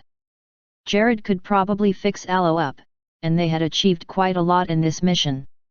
Sure, they didn't find what they were searching for, but one could argue that what they raked in was far more valuable. All right, Asa. Let's return. Morrow brought out his spell card. What of this visor guy? He's still suffering, right? You sure he won't die on us? No. That dosage shouldn't be enough to kill him, though most people would have perished a while back. Ah, I see. Asa murmured, sticking close to the red-haired adult. Morrow carried Aloe on his shoulders while Asa kept guard over Visor's body. Upon activation, the spell card created a distortion in space, instantly transporting them to their destination. I hope the others are fine. Well done, guys. I smiled at my comrades as I saw them appear from the warp space behind me. Thanks to their soul brands, I was already aware of their imminent return, but seeing them up close gave me comfort. It seemed like I hadn't seen them in forever, though it hadn't been up to 2 days. To be fair, I didn't think you guys would be the first to return. In front of me were Lamy, Edward, and Yvonne, the merry trio. It's not like I doubt their skills, but... I laughed internally. We were currently in our base, located in the outskirts of the Eastern Kingdom. The vast sky and ever-expanding field just seemed like the perfect location for a welcome. Hee, mission complete. Lamy grinned, excitedly flashing the arcana that was locked in her fingers.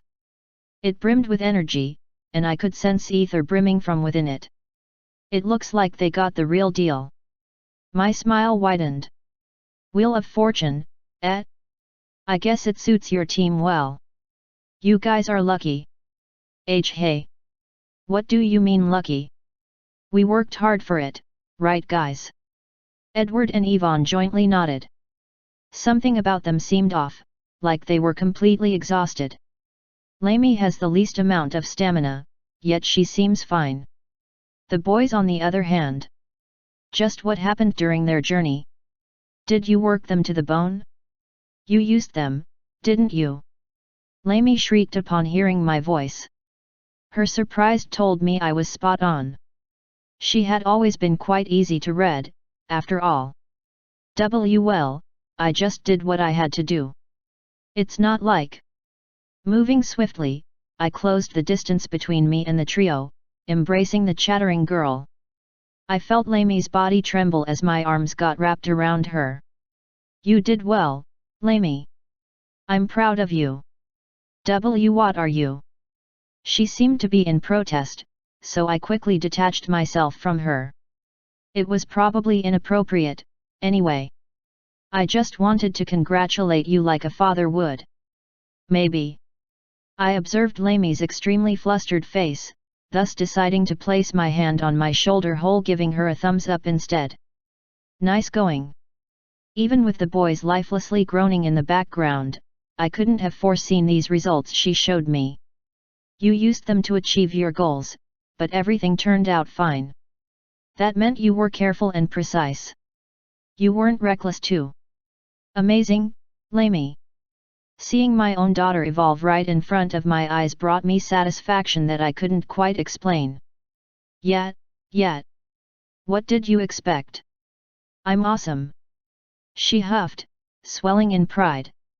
Okay, that's enough. I stopped praising her and appreciated her partners for their help. You guys did well. I'm proud of the results, and thank you.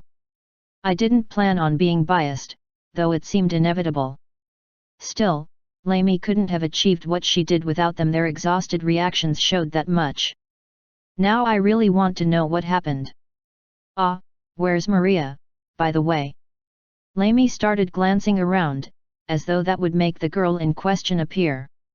She's in the capital, dealing with some legal issues. Some things happened in your absence. I'll fill everyone in once they arrive. K. Thankfully, Lamy didn't further the discussion. I didn't want to have to repeat myself on the whole Netherlore saga. Panda NVE1 Maria was busy with the arraignment and dispensation of justice on the Netherlore household. I let her get involved since she was a victim of their antics, and also an important eyewitness. Plus, since we finished our mission early, she could as well spend it on other important affairs. She's with the Pope, so she should be fine.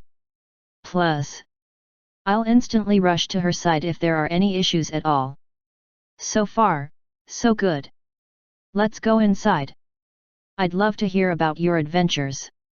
I spoke to the trio, to which they were all eager to.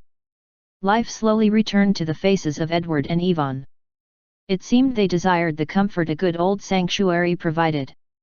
Thus, we decided to retreat inside. However. What's this? Another batch. Another blue portal appeared, and within it emerged 4 figures, only 3 of which I recognized. My eyes widened the moment I realized what was going on. This is... Asterisk. Chapter 611. An unconscious Alovita. A worried Asa and Maro. A beast folk under mana shock. It didn't take me very long to piece all the information together. I realized that simply standing outside and asking questions would get us nowhere, so I resorted to the only reasonable option. Let's talk inside.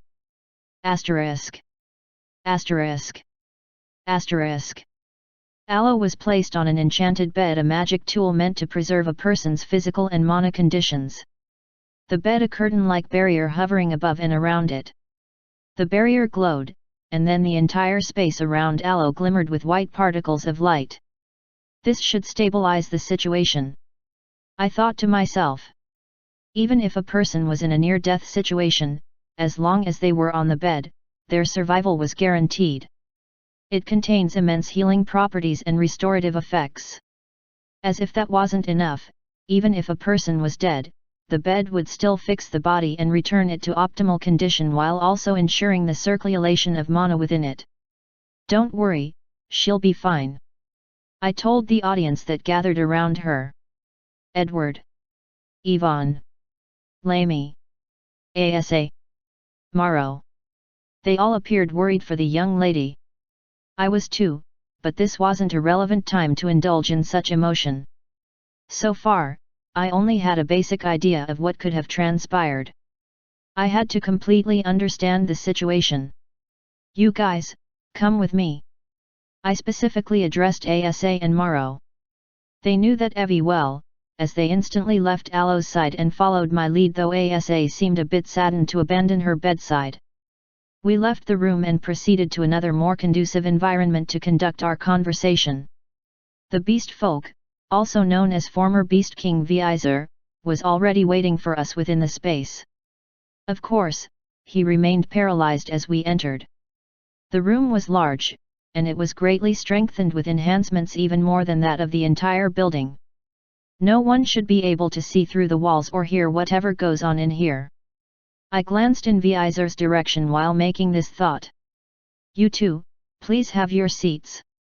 2 chairs appeared in the room, and they obeyed instantly. I could tell from their sullen expressions that they were ready to cooperate as long as I fixed their supposed mistake, Aloe's current condition. These guys! I almost sighed. First of all, I apologize for not coming to your aid. A lot happened on my end, and it didn't seem to me like you were in extreme danger. They expressed surprise upon seeing that I bowed my head, but I didn't care. As the leader, I was responsible for their well-being. Whatever risks they took was on me, albeit indirectly. And no, it's all my fault. It was my plan too.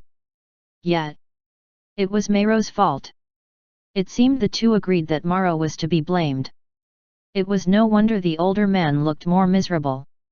You say that it's his fault, Asa, but why do I also sense guilt from within you? You blame yourself too, don't you? It was better not to address that now, though. The important things came first. It's fine. What's relevant now is how to rectify the situation. A chair appeared right behind me and I sat opposite them. Now, then, tell me everything that happened. Asterisk. Asterisk. Asterisk. I see. So that's how it is. Once they were done explaining, I could finally see the big picture. As expected, Vizer here was their foe. It seemed the Nether cult somehow caught wind of everyone's location, after all. Despite how hard I tried to hide it, that Legris. In any case, they did well in their fight against Vizer.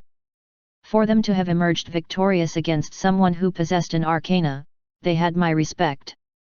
Justice, And with what they heard him say, it sounds like a very dangerous arcana. Did he not know how to use it properly? Vizer was a martial artist by nature. Arcanas were basically magical in nature, thus expecting him to master such complex magic would probably be asking for too much. Fortunately, what happened to be the case here was their opponent's inexperience in arcana utilization. I did everything I could, but she won't regain consciousness. I don't think it is physiological. Maro postulated. He was most likely spot on. Maro is very intelligent, and we both worked on the newly improved Mana Shock potion. Thankfully, he had enough sense not to use the lethal one on Vizer.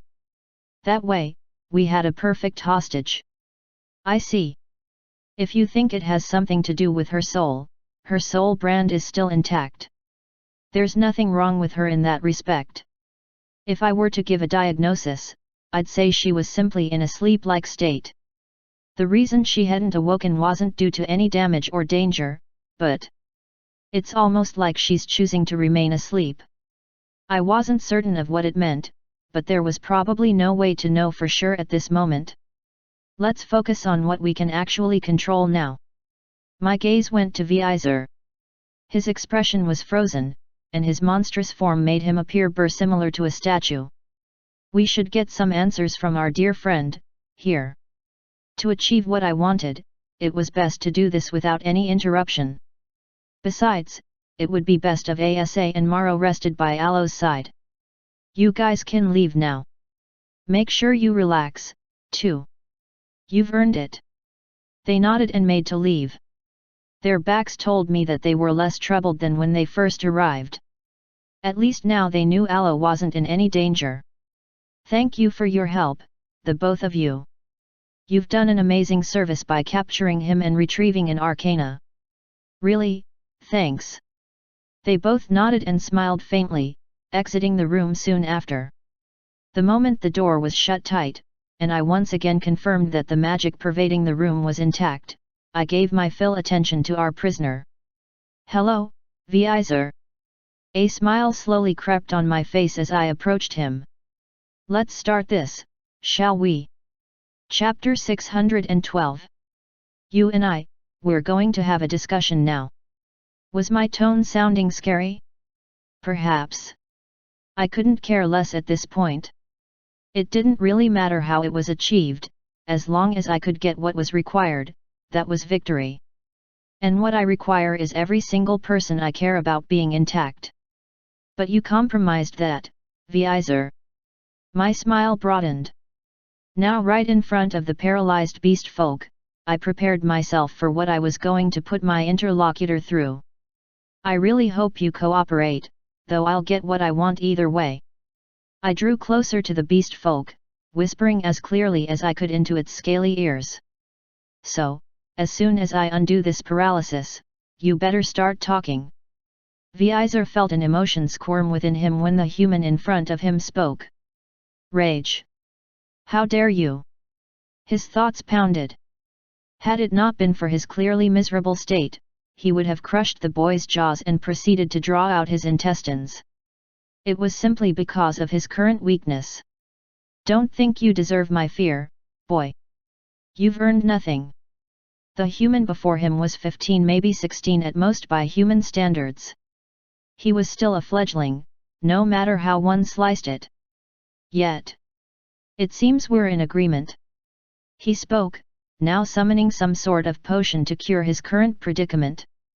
Vizier felt pain as he awaited the moment he would be free enough pain to drive someone to the edge of insanity.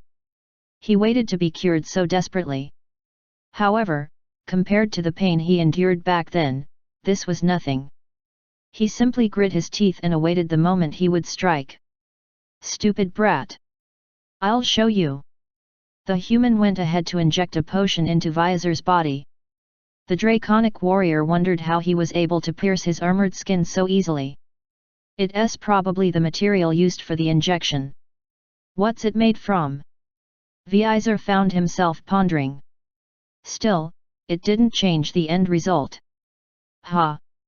I feel it, the pain leaving me."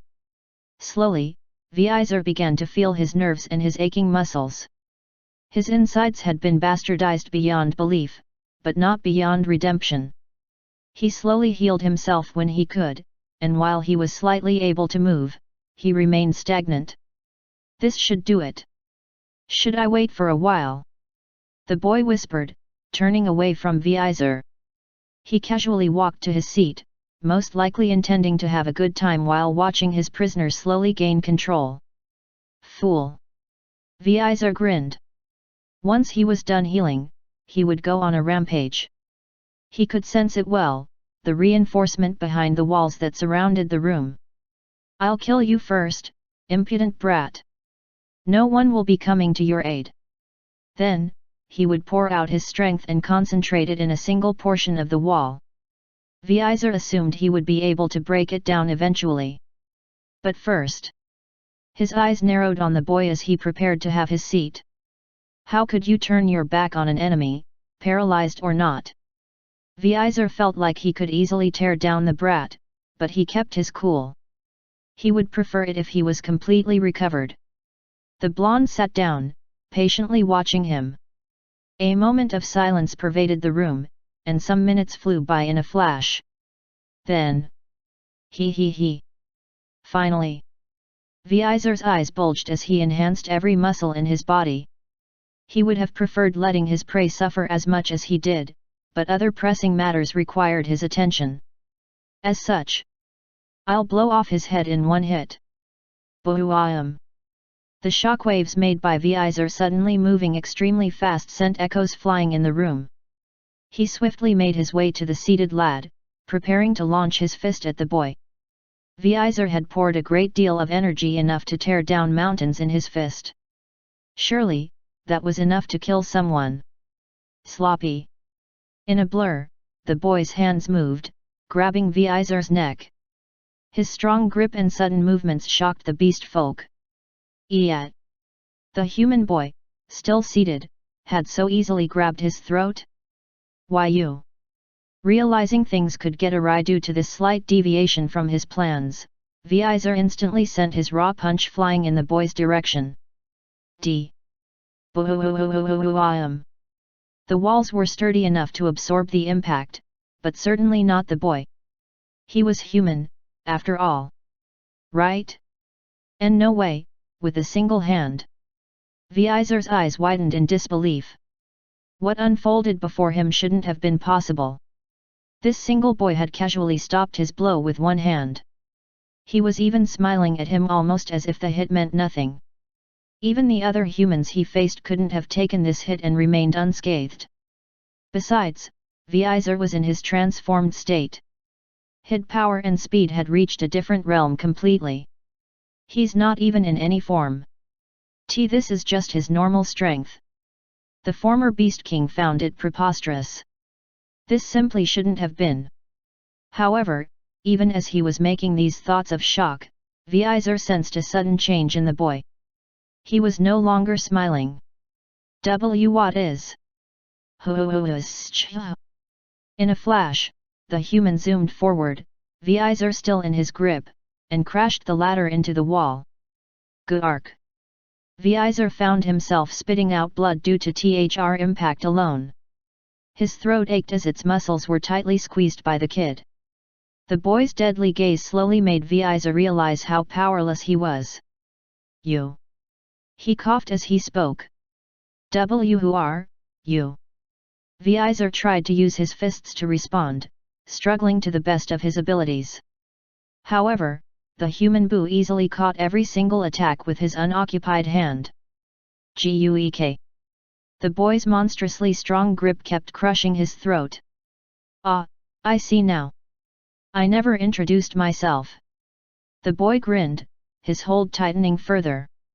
Vizer shivered, instantly giving up on attacking. He now decided to remove his opponent's hand from his aching throat. Unfortunately, even that bore no fruit. Despite how hard he tried, the boy wouldn't budge. It was just impossible.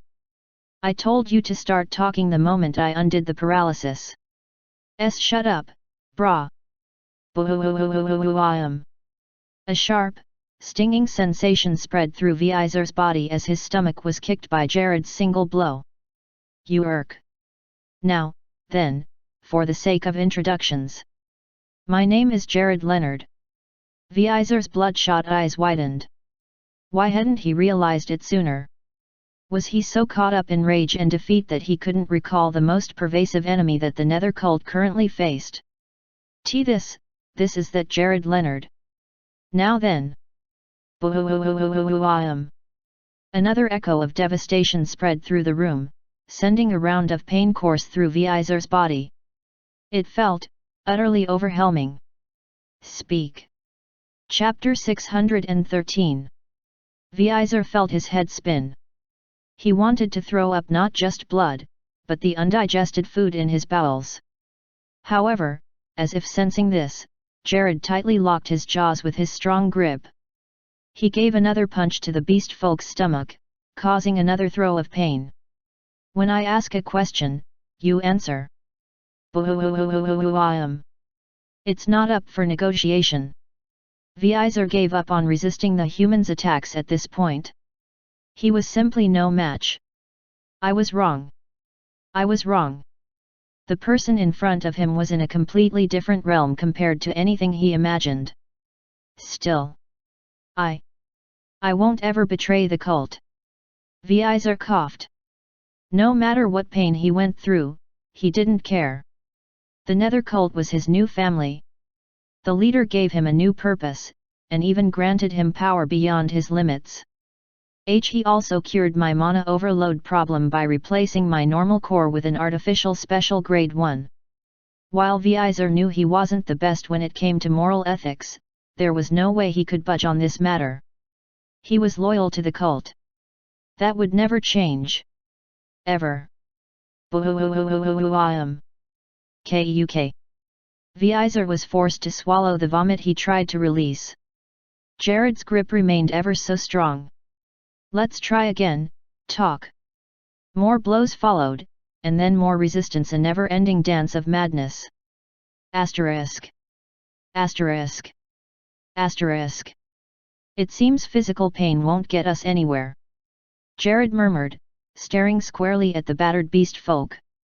At this point, Vizer had already returned to his normal state, no longer having any strength left to maintain his transformation. His face was swollen, and his body was filled with several bruises, all from Jared's punch. "I'll never talk," Vizer managed to say amid his groans. "It's at this point I wish Sierra was here. She would have made you talk with her magic. But she's busy right now." Jared took 1 or 2 steps back while sighing. No matter what you use, I won't crack. Everyone in the cult knows that too, so there's no use." Vizer grinned, though it was painful. He wondered what his torturer would do next. However, Jared simply smiled in response, shocking him. "I wonder why the cult placed a self-destruct sequence on your artificial mana core, then. Shows how much they trust you. Say what you will. Even if I am disposed of, I would harbor no ill will towards them." Vizer's response seemed to surprise Jared. It felt completely bonkers, but the man wasn't afraid to die while protecting the Nether cult. "I'm sure they must be proud of you for saying that, considering they've begun the sequence. In a minute, your mana core will explode and you'll die." What? You're only a lower seat, so it makes sense. You're disposable. Besides, you have no problem sacrificing yourself for the cause, right? Jared's sum grew wider as he stared down at the slightly flustered beast folk. Despite all his grandiose statements, even he didn't want to die. "Why you lying?" Vizer felt his heart race and his insides tighten up. Something wasn't right within him. He could sense it already, despite how subtle. The mana core within him was growing unstable. Jared was right. He really was being executed. But I wasn't going to talk. Now I know you don't care about anything else, but you must value your life. Maybe you don't, but definitely care about what you want to achieve." Vizer gave a glare of surprise at Jared. What did he know? A brat like him couldn't possibly understand. "You want to fight against Gerard and win, don't you? You want to be recognized by your people. Both of these were stolen from you by the cult. And no, you're wrong. The first seat must have acted on his whim. He always does personal stuff like that." Vizer sharply responded. There was no way the cult leader would have known about his genocidal intentions on the beast folk and he wouldn't stop him. "Really now? In an organization like yours, the leader wouldn't know where the first seat went to?" Vizer's eyes bulged. The cult leader must have known. The first seat asked for permission, and he granted it. The cult leader knew everything.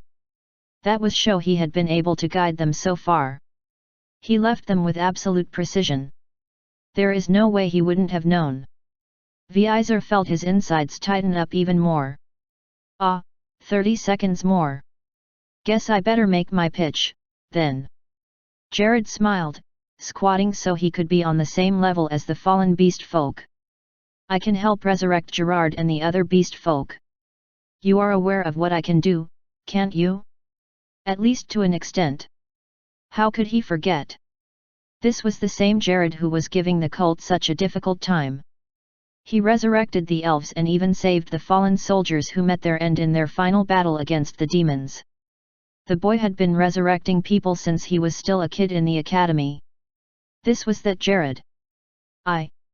I don't need your charity. The Nether cult can do that just fine." Vizer growled. His glare remained and his position remained unchanged. Once he explained to the cult, "Surely. My bad. I wonder if they'll do that once you're dead. Or even if you do survive. I wonder if the beast folk have enough value for that." This was the statement that broke Vizer. Slowly, he remembered the cult members that died before him. Had any of them been revived? No. The cult leader indeed didn't care about those who didn't have value. The fact that I'm about to die is proof of that, right? The reality was that Vizer lied. More than anything, he wanted to live. He desired strength so he could rise to the top and rule his people once more. To be unbound by my limited ability and short lifespan, that was why I joined the cult. And now, he was going to meet his end like this? Kuk. He felt his mana core on the verge of collapse. Is this really how I'll die? Chapter 614. Jared simply watched the suffering beast folk with no emotions. The boy was really going to let him die without any consideration at all. Panda NVE1N no. I don't want this. Vizer realized, he would do anything to live. He betrayed his people. He joined the Nether cult. He abandoned everything to get his heart's desire. Kuk. His mana core was already at critical point. Any second now, and his death was going to surface. Not yet. I can't die yet. Vizer simply wanted to live on his terms. To soar higher than any beast folk ever had. He wanted to rise even far beyond. To do that. Fine. I surrender. I give up. I'll cooperate. Vizer screamed. His eyes were tightly shut, and a miserable expression clouded his bruised face. The creature's body trembled as he waited for help, salvation from the imminent death that crept up on him. Wise choice. With a snap of Jared's fingers, Vizer felt the irregularity within his mana core to cease. No longer was he feeling the dreadful signs of mana overload. I only paused the effect. If you don't give me what I want to know, it'll resume. The beast folk instantly understood. He hadn't gotten free, at least, not yet. Unfortunately, he was still a dog on a leash. The only thing that changed was his master. I'll keep it nice and simple. You don't have any objections, do you? Jared gave a warm smile. If it wasn't that Vizer had just seen him being a completely ruthless being, he would have been sold. He truly didn't seem harmful in any way. And no. The beast folk's voice trembled as he answered. He couldn't believe he was going to divulge cult intel, but he had to do anything to survive. Perfect. Let's begin. I asked a series of questions, to which my prisoner gave me honest answers to. He's not lying. I thought to myself. The reason I knew this was because I constantly monitored his pulse, heart, mana core too. He couldn't escape my appraisal. Other than the palpitations that came about due to fear, there was no sign of dishonesty. Despite that, this is useless. Nothing I got was worthwhile. I pretty much knew the location of the cult, so confirming it from him didn't help in any way. The number of arcanas in their possession, their remaining members, etc. I already know all these things. As for their grand goals, or the reason behind seeking the arcanas, the questions I had no answers to. Vizer couldn't provide me with an appropriate response. As I feared, he wasn't aware of anything substantial. We all have our reasons for joining the cult. I don't know what the leader desires, but, he said, with the combined abilities of the arcana, we can do anything. Well, their leader wasn't wrong. Arcanas dealt with the laws of the world. I could only imagine how much one could control if they possessed all that power. The very prospect worried me. Unfortunately, when I asked about who this leader of theirs was, Vizer didn't particularly know. He simply gave a vague description. He looks young, but his profound wisdom and power makes it evident, there's no way he's just a kid. So said Vizer. Based on what I surmised from his words, their leader was very strong. Since he was the head of the organization, having an even higher position than the first seed who, apparently, was the one who busted the Beast Kingdom, I expected some massive power. Such a thing couldn't be achievable by a kid, or perhaps it was.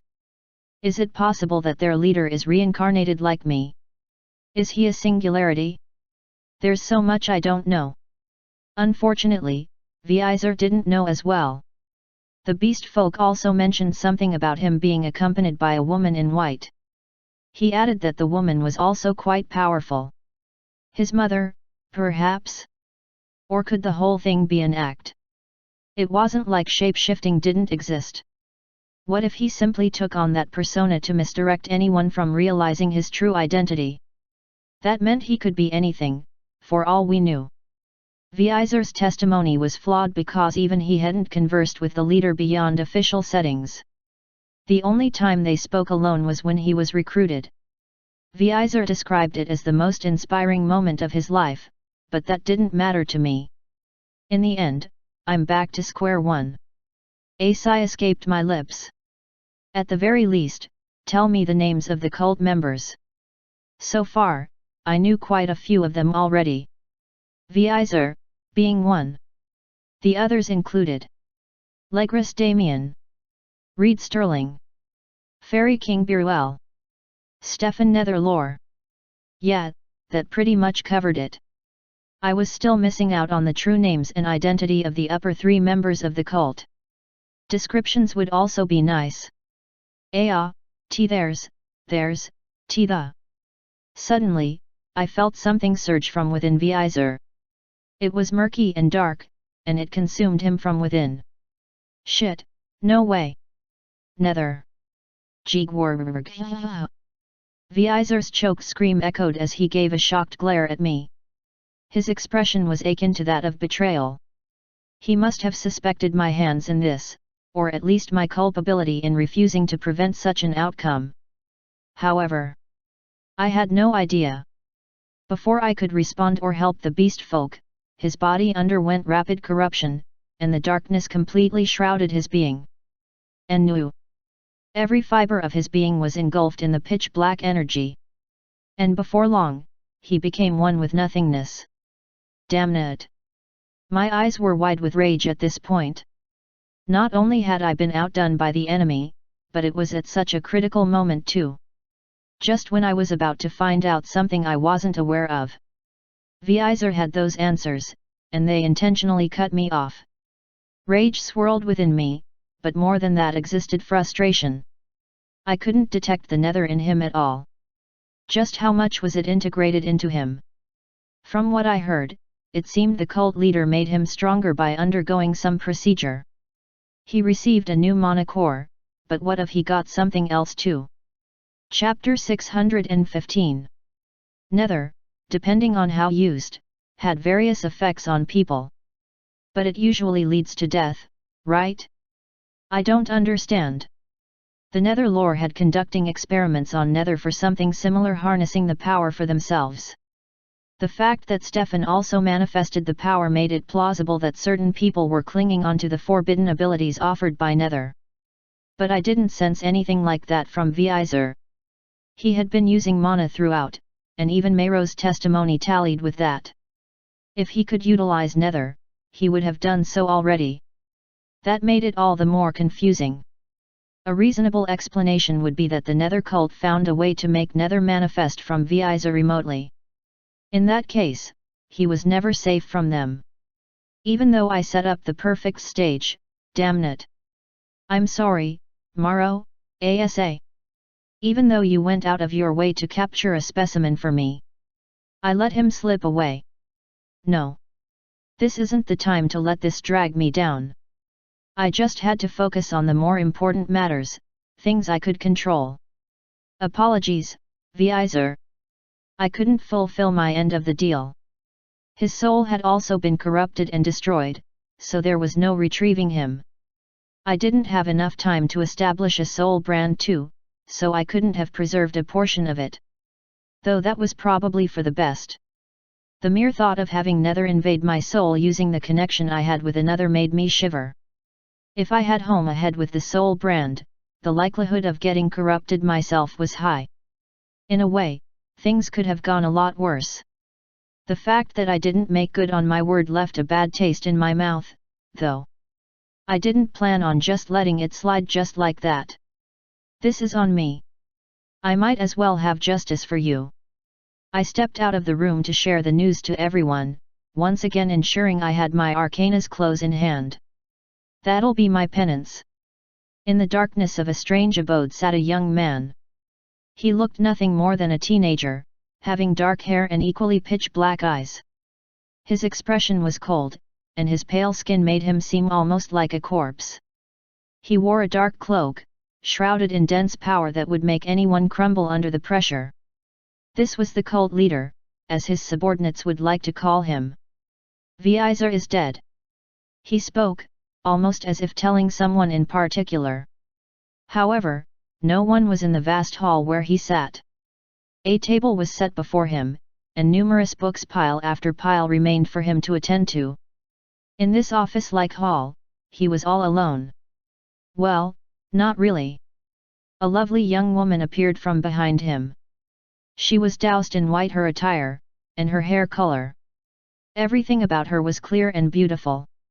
Her light skin had a bright tone too, perfectly matching her choice in fashion. The only thing different about her was the gleaming hues in her eyes. They seemed to flash a different color per moment. She approached the young man, who was busy with seeing through the ancient texts. Her gaze was constantly on him. He was the cult leader, after all. The object of fervent devotion and immense authority. If only the subordinates could see just who he was beneath the childlike appearance he had, perhaps they would even begin worshipping him. He was that glorious. Deep in thoughts. His voice echoed as he glanced in the direction of the woman behind him. Yes, forgive me. I was just in awe of your greatness, as usual. The young man returned his gaze to the work he had to do, narrowing his vision as he have a sigh. The White Maiden was always like this.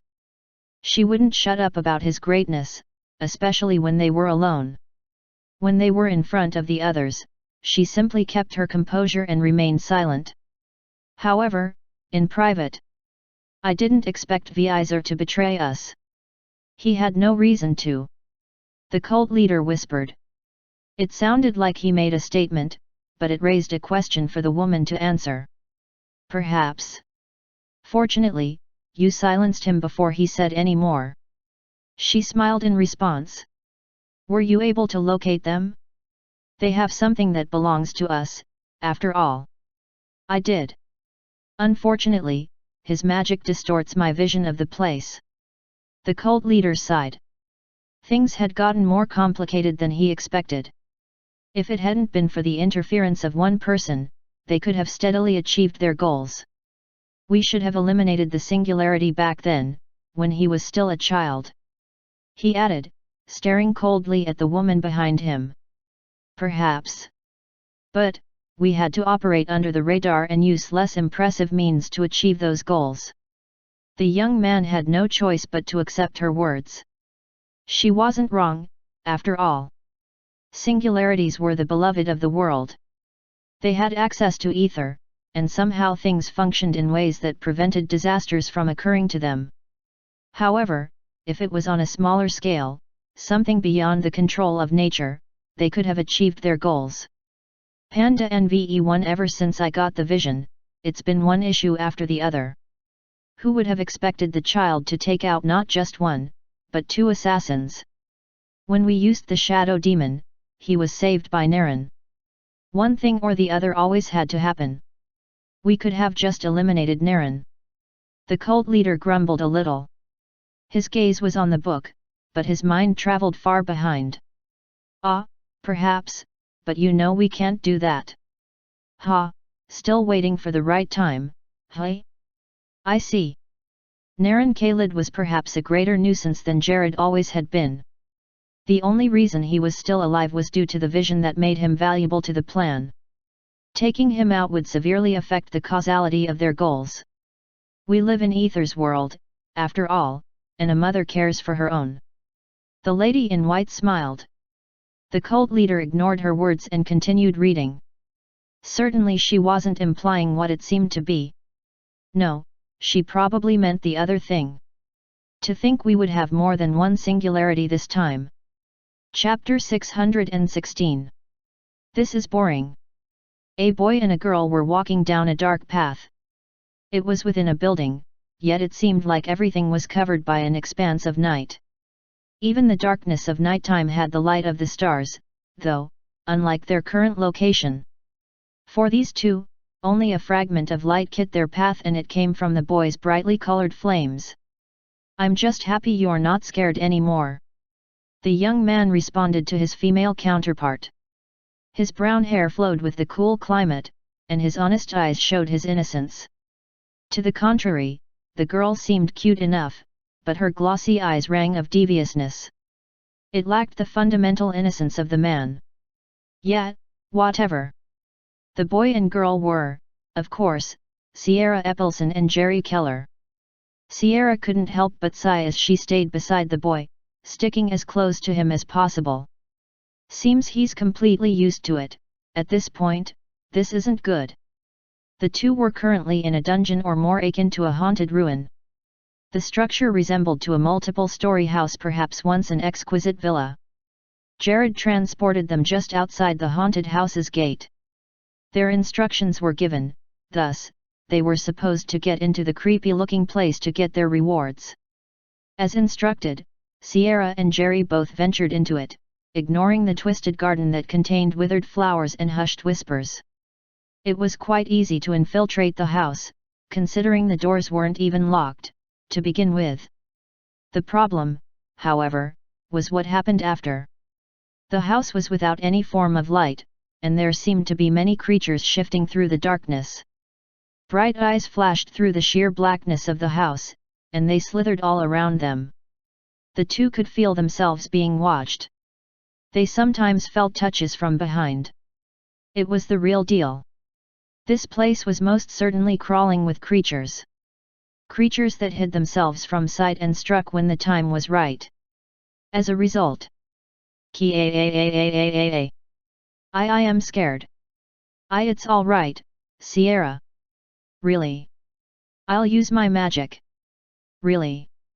Even though using light would just attract the creatures whatever they were to them, and the pair would become easy targets, it was still much better than being blind. Sure, they could sense their surroundings through monosense or other sensory aspects, but with Sierra freaking out, Jerry decided to take the lead. Just as she planned. The boy seemed to think Sierra had been scared since they entered their current location, but that was simply what she made him think. It was her excuse for sticking close to him, and whenever she did, he would always yelp in a flustered tone. It was supposed to be fun. I was supposed to be a damsel in distress. He would get shy and all around me, which is cute, and then, we would slowly. Unfortunately, things didn't quite turn out as she expected. For one, it seemed Jerry was more focused on the situation than he was her. His eyes never really glanced in her direction. Even when she pressed her body on him. Sure, he had made uncomfortable sounds before, especially when her chest touched his body, but he slowly acclimated. His mind was so focused on the mission that it drove Sierra crazy. "You should look at me. I'm right here, Jerry." She was exasperated. They ascended the first, second, and third stairs, realizing the building definitely seemed smaller on the outside. For one, there seemed to be no end to the size of the entire structure. The entire villa seemed like some noble's mansion, having chandeliers, carpets, and of course, a lot of pristine designs. They had explored the many rooms within the house, only finding emptiness wherever they went. Even when they found some rooms with specific purposes. This is the library. Within were shelves filled with books, to which Jerry readily explored. Unfortunately, the books were all empty. Literally. No pages existed in the books. Even when they saw the music room, viewing many instruments, none of them functioned well. Why, for example, would string instruments lack strings? This place is weird. Jerry felt the eerie vibes of his surroundings the more he explored the structure with Sierra. If there was something he noticed over time, though, it was that. Where are the monsters? I don't see them lurking around anymore. Indeed, there were definitely living creatures who constantly watched them. They often gazed in their direction. Their glowing eyes often reminded the two that they weren't alone. Still, the monsters hadn't engaged them, and Jerry thought to keep things that way. We don't want to cause unnecessary commotion here, especially since we don't know the rules of this place, was his rationale. Besides, without any idea of how strong the entities were, it would be unwise to engage them. Though if they found no clues, it would be imperative to change their approach. I wonder. Sierra responded to Jerry's earlier question. The monsters, A wide smile formed on her face.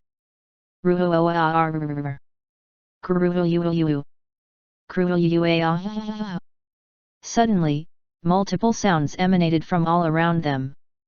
What is that? These sounds. Sweat slowly formed on Jerry's face as he glanced around. They were currently in the hallway of the third floor, and these cries sounded like the aggressive howls of monsters. Jerry could sense bloodlust. The monsters were now directing their killing intents toward the two. The pressure so strong that even Jerry shuddered in response to the sudden outbursts of the beings lurking around. The floor began rumbling, and the rushing sounds of several beings rushing in their direction caused the two to snap to reality. The situation was dire. Eek! Save me, Jerry! It's dark, and I'm scared! Sierra cried, hugging the boy with far greater fervor than before. Her chest pressed against his body, and their skin rubbed against each other, enough for him to yelp. The boy's heart ached instantly. What are you doing, Jerry? You can't be flustered like this. Sierra is counting on you. With that in mind, he put his mind to action in order to protect both himself and his dear friend. Don't worry, Sierra. Just like back then. I won't leave your side. Chapter 617. Ever since they had known each other, Sierra had always been scared of the dark. She would often spend her night in his room, a practice that filled their childhood. Jerry was of low nobility, and his father was the lord of the particular patch of land where Sierra had been brought up. Still, as was common with those who had very little power, the lord was close to the people. Which made Jerry know Sierra, and even become friends with her without any form of bias. She spent some time in his abode, and he spent some time in hers as well. His father had been poor, so they didn't really have much going for them anyways. But, Sierra had had it much worse. She'd lived in the slums. Her home hadn't been in any good state at all. Compared to her lifestyle, Jerry had felt himself to be a king. It made him appreciate her more, especially her smile and expressive personality. Well, all of that vanished once darkness arrived. Sierra was scared of the dark, and simply clung close to him whenever it was that time of any day. And as the confident one, as the man, he had to protect her. His father had allowed her to spend the night in his house, after some persuasion. Though Jerry didn't know why, the Lord often asked about his experience the next morning. There was no experience, though. He simply cuddled her and caressed her hair so she could fall asleep. He would soothe her with his words and they would whisper nice things to each other till they fell asleep.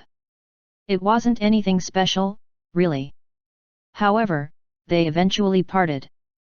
Despite their friendship, there was one thing that severed the connection: they'd had talent for magic. It initially hadn't been a problem, but after some time, Sierra changed. He would often declare how he would get to her level, but she always seemed to get even further and further beyond his reach, even at Anne's Lark. Those were some days. Hey. Jerry smiled a little, now recollecting how he had been very frustrated and impulsive back then. Despite their very strained relationship in the academy, and his dislike for how things had turned out, Jerry couldn't deny he often had certain thoughts about Sierra before he slept. He had often wondered how she managed to sleep when she was in the female dorms back at Anne's Lark. Her fear of the dark had been a serious problem when they were kids, after all. After wondering for some time, he decided to settle on the thought that she had gotten over her fears. Looks like I was wrong. Looking at her now, Jerry realized she still had that fear within her. She was but a frail girl in the darkness. Just how long did she have to endure like that in Anne's Lark, being alone in the darkness? It made him realize that her twisted personality in school was probably not entirely her fault. She had simply been pushed to that point due to her mental stress, no doubt. That's why I can't falter here. Jerry removed his mind from her soft boobs and nice smell. Now wasn't the time to indulge in such things, not that he had ever really done so. Sierra Eppleston was relying on him. That was all that mattered. Asterisk. Asterisk. Asterisk. It's unavoidable anyway. Since they're coming for us, then there's no need to remain in the dark any longer. The purpose of simply having a small light source had been defeated, after all. Time to brighten up this place. His flames got much brighter, it became a blazing flame as they grew to a higher degree. Suddenly, the darkness was banished, and illumination radiated everywhere. Jerry smiled, spreading the flames throughout the hallway, ensuring it passed through the crevices and exposed the hidden things. Flames of sight have a low temperature and very little destructive power. They are perfect for this purpose. He turned to Sierra, hoping this would calm her a little. Tch. It could have been his imagination, but John thought he saw Sierra frown and click her tongue. As soon as he blinked, he realized it must have been his mind playing tricks on him. Sierra was still clutching onto him tightly, and her face indicated light relief, though worry remained trapped in her eyes. It made him want to protect her even more. This time, Sierra. I'll do my best to help. It was no secret who was the superior one in ability. Unlike Sierra, who had original magic, mage mode, a special grade mana core, and several other impressive feats, he was quite weak. However, no one was invincible. In these circumstances, it was his turn to cover for his partner's weakness and do his best. This was his way of catching up. Dum-am. The hallway shook violently as the platform underneath them trembled. As expected, more monsters were alerted of their presence and were rushing towards them. This can't be good. Jerry glanced around him, quickly attempting to decide on what path to take. They had to ascend to a higher floor to achieve their goals. However, before he could complete this mission, creatures emerged from both viable means of escape. Shit! Jerry cursed, now stuck between the horde of monsters. The beasts facing him were all deformed entities, some had exposed, ugly flesh while others had multiple eyes. Some had several limbs, while others seemed unreasonably emaciated. These freaks had various differences, but one thing was similar about their appearances. Scary. Jerry's heart raced once more as he heard Sierra's shaky voice. The darkness wasn't the only problem, as this time around it was creatures that made up one's nightmares. Don't worry, Sierra. I'll protect you. Jerry swiftly made up his mind as he glanced at the least congested area to pass through. Sure, there would still be monsters to face, but it would be much safer. Using my senses, I already see the stairs. Plus, the monsters that are still coming after us are a lot. I need to move fast. Hub. Jerry quickly lifted Sierra, carrying her in both arms like a baby being cradled by its mother. Hold on tight. Chapter 618. What are you? The flustered girl in his arms made unintelligible sounds after her surprised yelp. The whole thing was shocking, after all. Panda NVE1, please bear with me, Sierra. Hold on tight, this will be a rough one. Oh okay. Sierra wrapped her arms around Jerry, blushing as she looked away. It seemed she finally understood the situation. I am sorry to put you through this, Sierra, really. Jerry was simply following the method he knew best. Fear made a person slow. Sierra's motor functions would definitely become compromised due to her current state. If I let her run with me, chances of the both of us getting caught is higher. And I can't allow that. To increase their chances of survival, it had to come to this. Elemental chamber, armament. Instantly, condensed mana formed all over Jerry's body.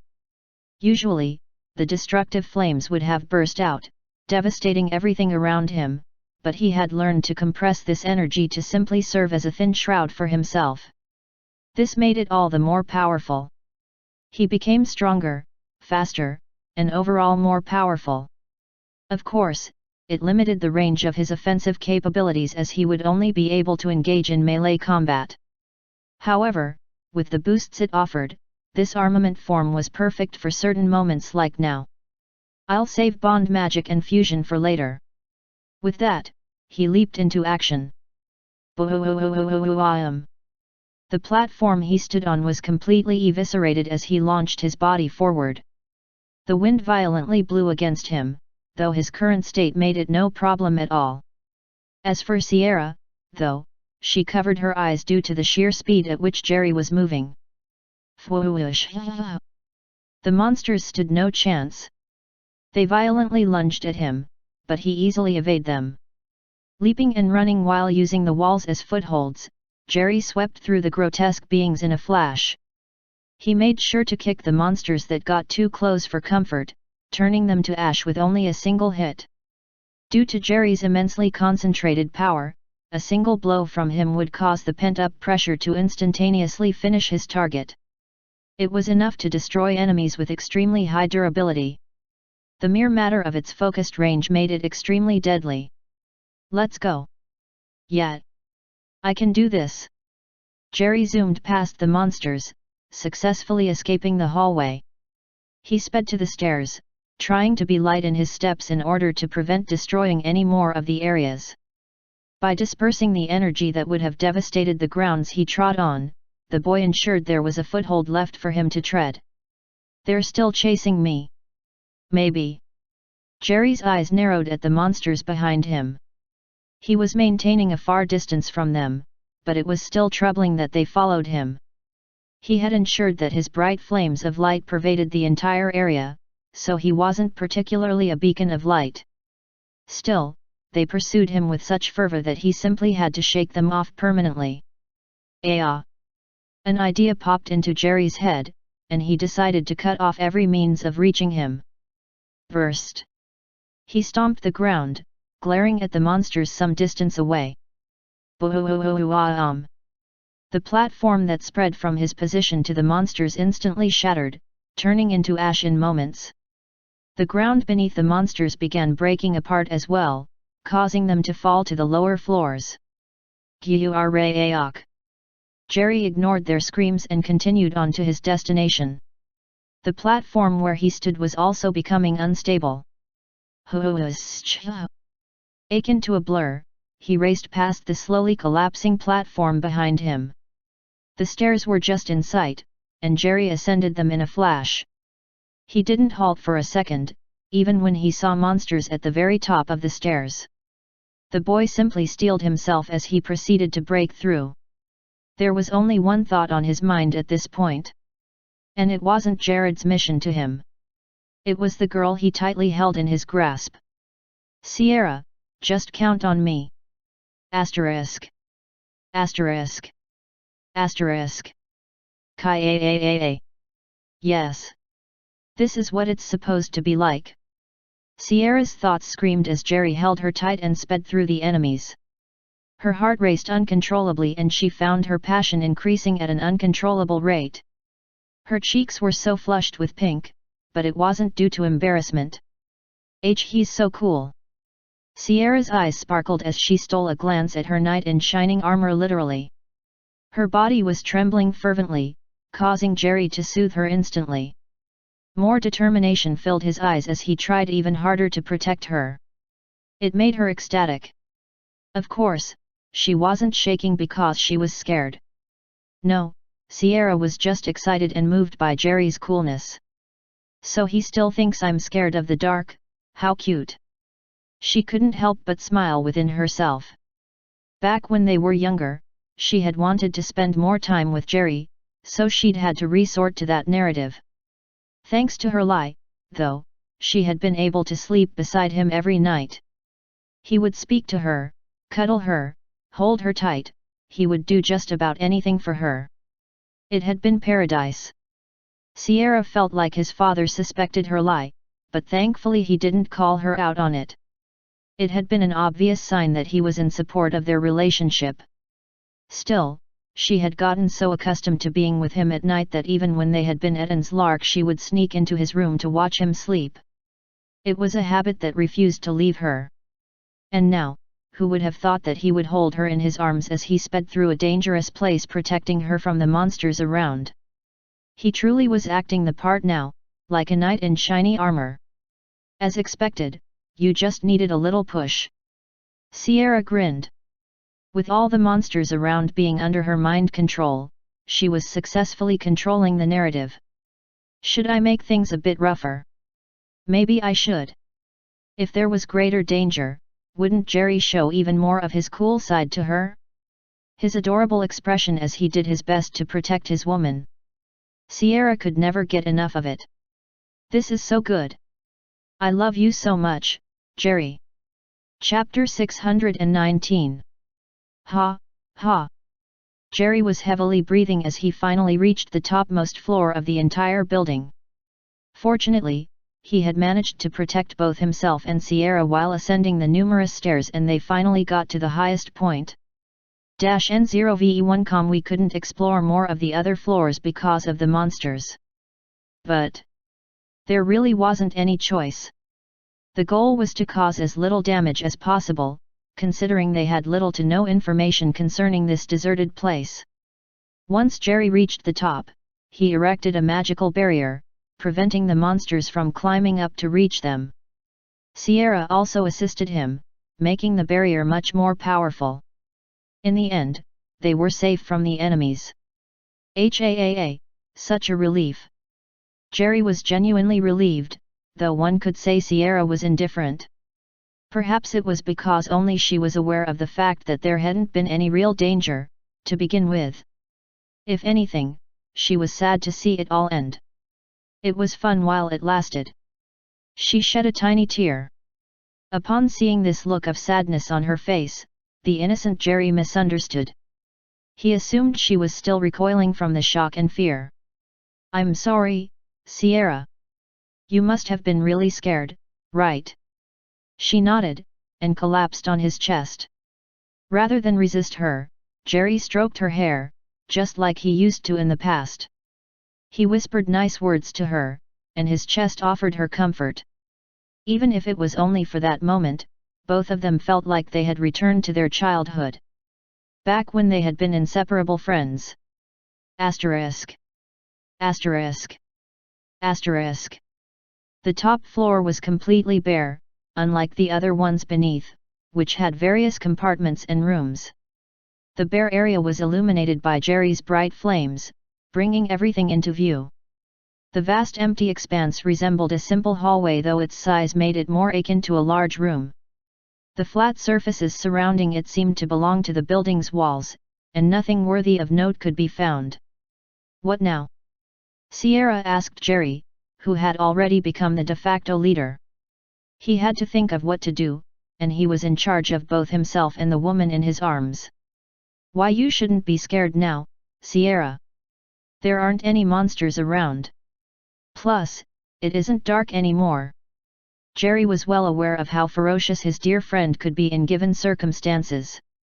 She was the very person who had made short work of the demon army and easily defeated the demon general during the war. She was one of the strongest in their group, and most mages wouldn't stand a chance against her. Thus, Jerry was convinced that she had to be fine now. It's not like I'm enjoying this, you know. Am I that much of a burden to you? Sierra's outburst surprised the boy, causing him to rethink his position. Was I being too rash? It could be that she's still recovering from the trauma. No human was invincible, after all. Everyone had fears, and Sierra was no exception. Sure, she was strong, but even the strongest had their areas of weaknesses. And no, it's not like that. You're not being a burden. Jerry quickly responded with an apology. Thinking logically, he was usually the burden between the two. He was weaker, after all. Just because Sierra was incapacitated now didn't mean he had to rub it in or anything. I was being too insensitive. Unfortunately for the lad, he was dead wrong. Just look at his face. So cute. The girl whose emotions he was considering so carefully wasn't at all in a delicate situation. Rather, she was reveling in the current situation. I'm enjoying this so much. Sierra pressed herself to Jerry, sending his body into shivers. His innocent reactions never ceased to amuse her. Though, she wondered when he would finally be honest about his feelings. When will he confess? Unfortunately for the girl, even she was dead wrong. Both of them were mistaken about each other on the most fundamental level. I believe we should try exploring this place. It looks empty, but, who knows? There was the possibility that Jared had simply been wrong about the existence of an arcana in this location. If that indeed was the case, then this would definitely suck. All right. Let's do this. He, and the girl beside him nodded.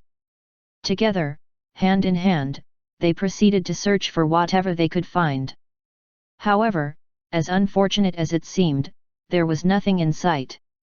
It felt frustrating that they had spent their entire time exploring the building, yet there was nothing to reward their efforts. Is this really it? Jerry wondered. Why don't we check the garden? We never explored it. Sierra's suggestion surprised the boy. Neither of them had thought of exploring the exterior of the building considering what the obvious answer was. Perhaps Sierra had a point. Still. Are you sure you want to go through that, though? The boy asked rather nervously. Why yet? No harm in trying, right? Upon receiving her consent, there wasn't anything holding him back. Okay. Let's do that. While the decision to return downstairs was unanimously reached by the two, there was something important to consider. The grotesque monsters of darkness. This was the very reason why Jerry had been hesitant on the idea, and why Sierra had recommended it. I'll have to protect her again. Am I up for the job? Jerry asked himself, after realizing that the monsters would have all piled up by the stairs. They would be eagerly awaiting the descent of the pair. If they had found the arcana here, they could have used their spell cards to vanish from the entire vicinity. That had been Jerry's thoughts when he chose to seal the stairs from the advance of the monsters. Unfortunately, they had to return from whence they came. I'll do my best. He glanced at the girl he had to defend. He saw her trembling, and his resolve tightened. If only he knew the cause for her reaction. It wasn't due to fear or anxiety. No, he wasn't even close. He, time for round 2. The girl called Sierra was simply indulging in her obsessive imagination. Chapter 620. It took a lot of skill, perhaps even luck, but Jerry and Sierra managed to descend to the ground floor without any casualty or injury. It could have been his imagination, but Jerry felt that their opponents became faster and stronger at a particular point. However, his will to protect his friend as well as his own drive for survival ensured he gave it his all. Until they finally arrived at their destination. So awesome! Sierra thought gleefully to herself as they both sealed off the monsters, preventing them from giving chase. They noticed that the creatures avoided the door to the house, which meant that they probably couldn't leave. However, just to be safe, the duo erected a barrier anyway. All right, we're in the garden. What now? Jerry heaved a misty breath. The environment was dark and cold, and the garden didn't make it a more pleasant sight. Nothing but the deep darkness of a thick forest could be seen in their environment. The night sky barely contained stars, and the moon was awfully dull. Let's explore the garden. Sierra nodded to Jerry's words, and they began their exploration. Of course, Jerry kept her close, and he diligently searched for their prize. This has to work. Asterisk. Asterisk. Asterisk. Nothing. The duo found nothing at all. There was no arcana in the garden, and this was made clear to Jerry and Sierra after they tried their best to find one. In the first place, neither could sense the energy signature which was unique to an arcana, the incomprehensible energy in the garden. It was the same as the mansion. Despite their best efforts, nothing. What now? Jerry sighed. He felt stuck at this point. After trying all he could, being as diligent as possible, he still couldn't do this one job right. Don't look so down, Jerry. This is a very difficult job. Besides, Jared said that it's possible that he was wrong and there's no arcana here. Why yet? You know, there's something we've never tried before. Maybe it'll work.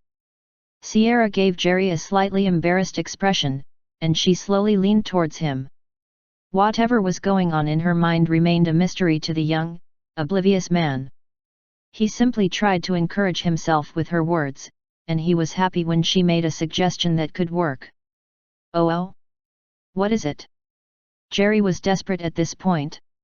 If it had even a slight opportunity for success, he would take it.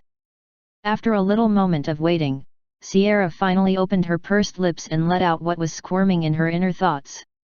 Kiss. For a second, maybe more, awkward silence pervaded the area. Other than the howling of the wind, and the ruffling of the garden's withered, twisted branches, there was no sound at all. I mean. I read it in a book somewhere. A kiss breaks, some kinds of bind or spell. Maybe it will break, this one. Jerry's eyes bulged as he heard Sierra say this. Red dots slowly appeared on his face and he yelped in shock. WWW, what are you implying? A kiss?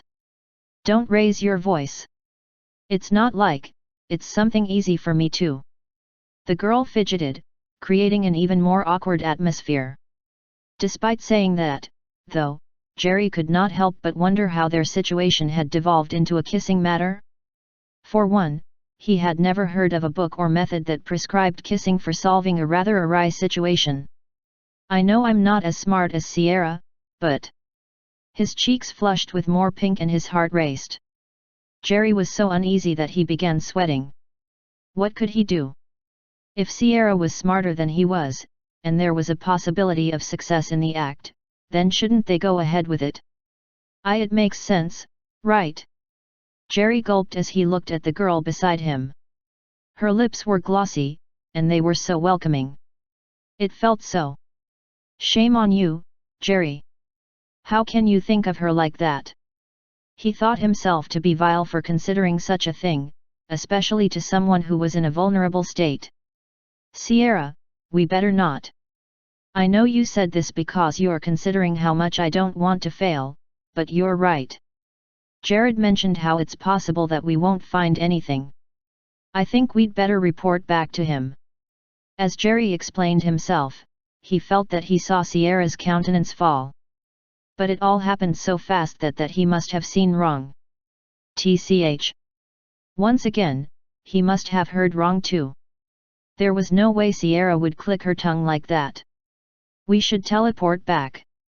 Where's my spell card? Jerry rummaged through his outfit. His eyes bulged.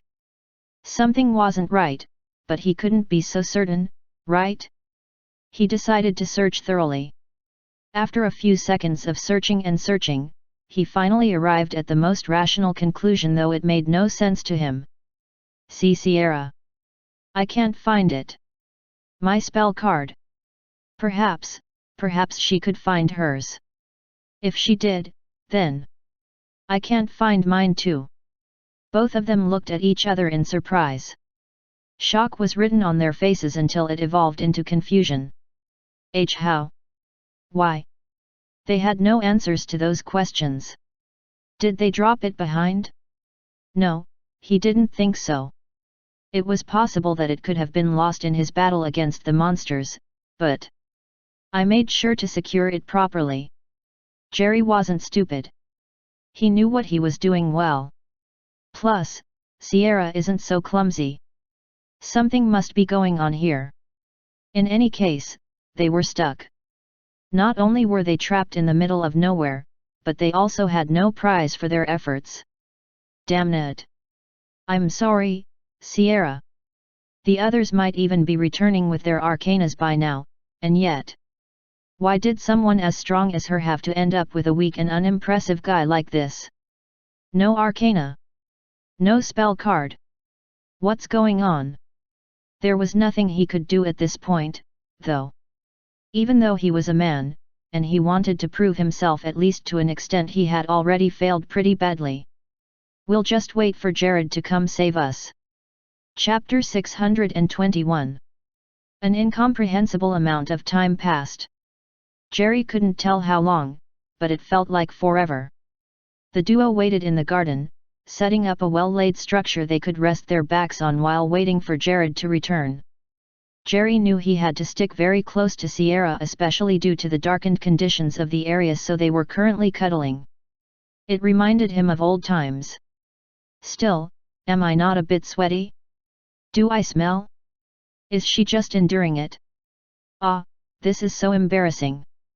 Still, the mere fact that Sierra was comforted by his presence made him, at the very least, feel a little better about himself.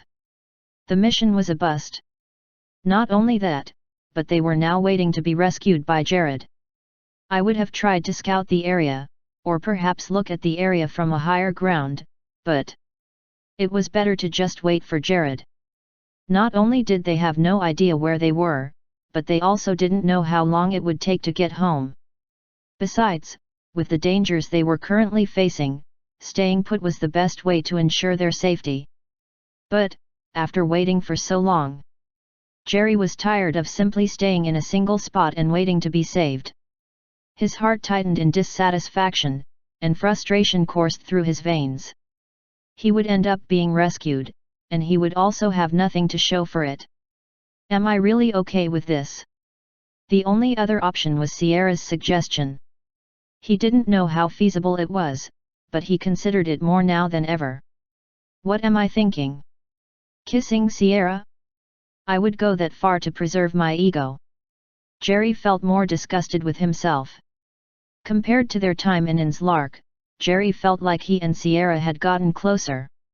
Sure, they still had their rivalry going on, but still, he didn't feel all too distant from her. That was precisely why he couldn't think of using her. Maybe if she suggests it again. As if Sierra was reading his mind, she stirred from her slightly dazed state. Jerry's attention slowly shifted in her direction, and he saw how amazing she looked. Her pursed lips were attractive beyond belief. He wanted to touch them, no doubt. Her face was also very cute, and Sierra had always been pretty. Seeing her sleep the way she did, seeing her so vulnerable, it was indeed cute to Jerry. She's sleeping, so it'll be less embarrassing. Should I try it? Jerry felt ashamed of himself once more, but he couldn't help thinking about it regardless. The possibility of ending everything with a single kiss. In fact, wouldn't it be selfish for him not to kiss her? Why am I justifying failure due to my ethics? I should try to do what I can to win, even if I feel bad about it. The fate of the world was at stake. Why was he so hung up on his values? Sometimes, compromises must be made. That's right. For the greater good, he had to damn his conscience and do what guaranteed success even in the slightest. It definitely wasn't because Sierra was an attractive young woman. Neither was it because she was cute beyond belief. No, that wasn't it. I just want to complete the mission. With this thought ringing in his head, Jerry leaned closer to the girl beside him. He was so nervous he could cry. Still, he had made up his mind. I'll do it. I have to do it. Puckering his lips, Jerry drew even closer to his target. Here I go. Asterisk. Asterisk. Asterisk. He's coming. He's really doing it. Finally. Sierra grinned within herself in excitement. It took him long enough, but the girl somewhat knew that Jerry would break at some point. It had only been a matter of time. That's why I had to confiscate your spell card, not that it would have been useful, to begin with. The thing was that, unlike Jerry, Sierra was in perfect control of the situation. Not only had she masterminded the whole monster rush, but also Jerry's card being lost. It was all thanks to her mischief. However, it wasn't as though the girl wanted to torture Jerry intentionally. It was love. She simply did everything out of love. He needed the push. And now, with how long we've spent here, he'll finally go through with it. She could feel her partner's body trembling as he drew even closer to her. His sweaty musk made her even more excited, and she awaited the moment their lips would connect. It took all of her willpower not to pucker up her lips or to swiftly connect her lips to his. No. None of those will be satisfying. She wanted him to do it himself. And finally, after waiting for so long, it was finally happening. It was finally. Jerry's lips connected. It sent shivers down her body, and the simple contact between them caused what felt like her body being electrocuted. Of course, she controlled the external display, but her insides were in a state of excitement. It was thrilling. But Sierra thought to herself, half in disappointment. Sure, his lips connected, and sure it could be regarded as a kiss. However, this wasn't exactly what she'd had in mind. Why did you choose my forehead? She wanted mouth to mouth, and Jerry must have known that. Yet, he chickened out at the last minute. Jerry, it seems you have a long way to go in order to fully express your feelings. I understand. I'll keep supporting you.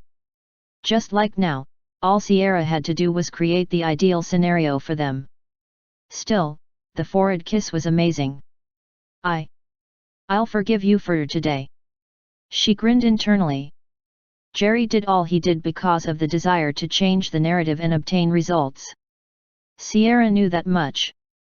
Since he had performed his side of the deal, it was only right that she delivered her end of the deal. I guess I'll break us out of this illusory world. Chapter 622. Ever since they stepped into the building for the first time, Sierra had felt something. Something invasive. As an expert in mind games and mind magic, she was familiar with the sensation and concept. That was why she knew the truth immediately. We're in an illusion.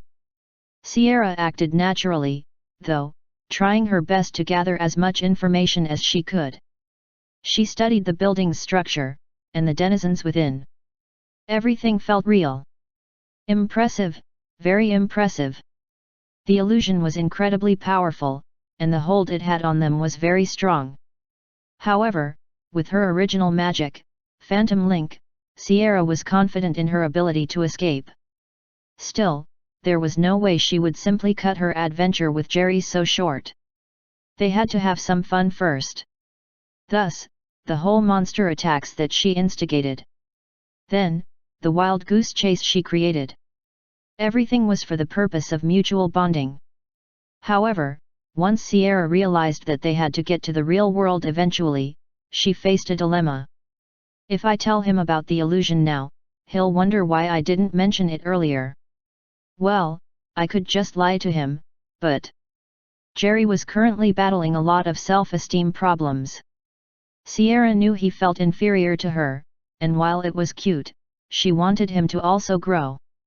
If I point out the problem and help him solve it, he'll probably feel worse.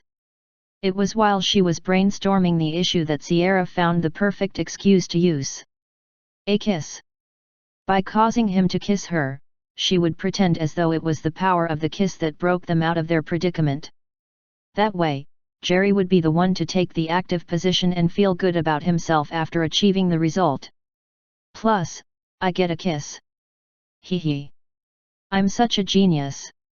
It was perfect, and foolproof too. Well, there was one major issue that determined the success or failure of the plan. And that was simply Jerry's willingness. As she'd feared, the boy initially didn't want to go along with it. Thus, she stole his spell cards before he even noticed. The spell card won't transport us to Jared since this is an illusion, but that's precisely the problem. If the spell card didn't work the way it was supposed to, Jerry could determine that they were in an illusion or under a certain effect. And that wouldn't bode well.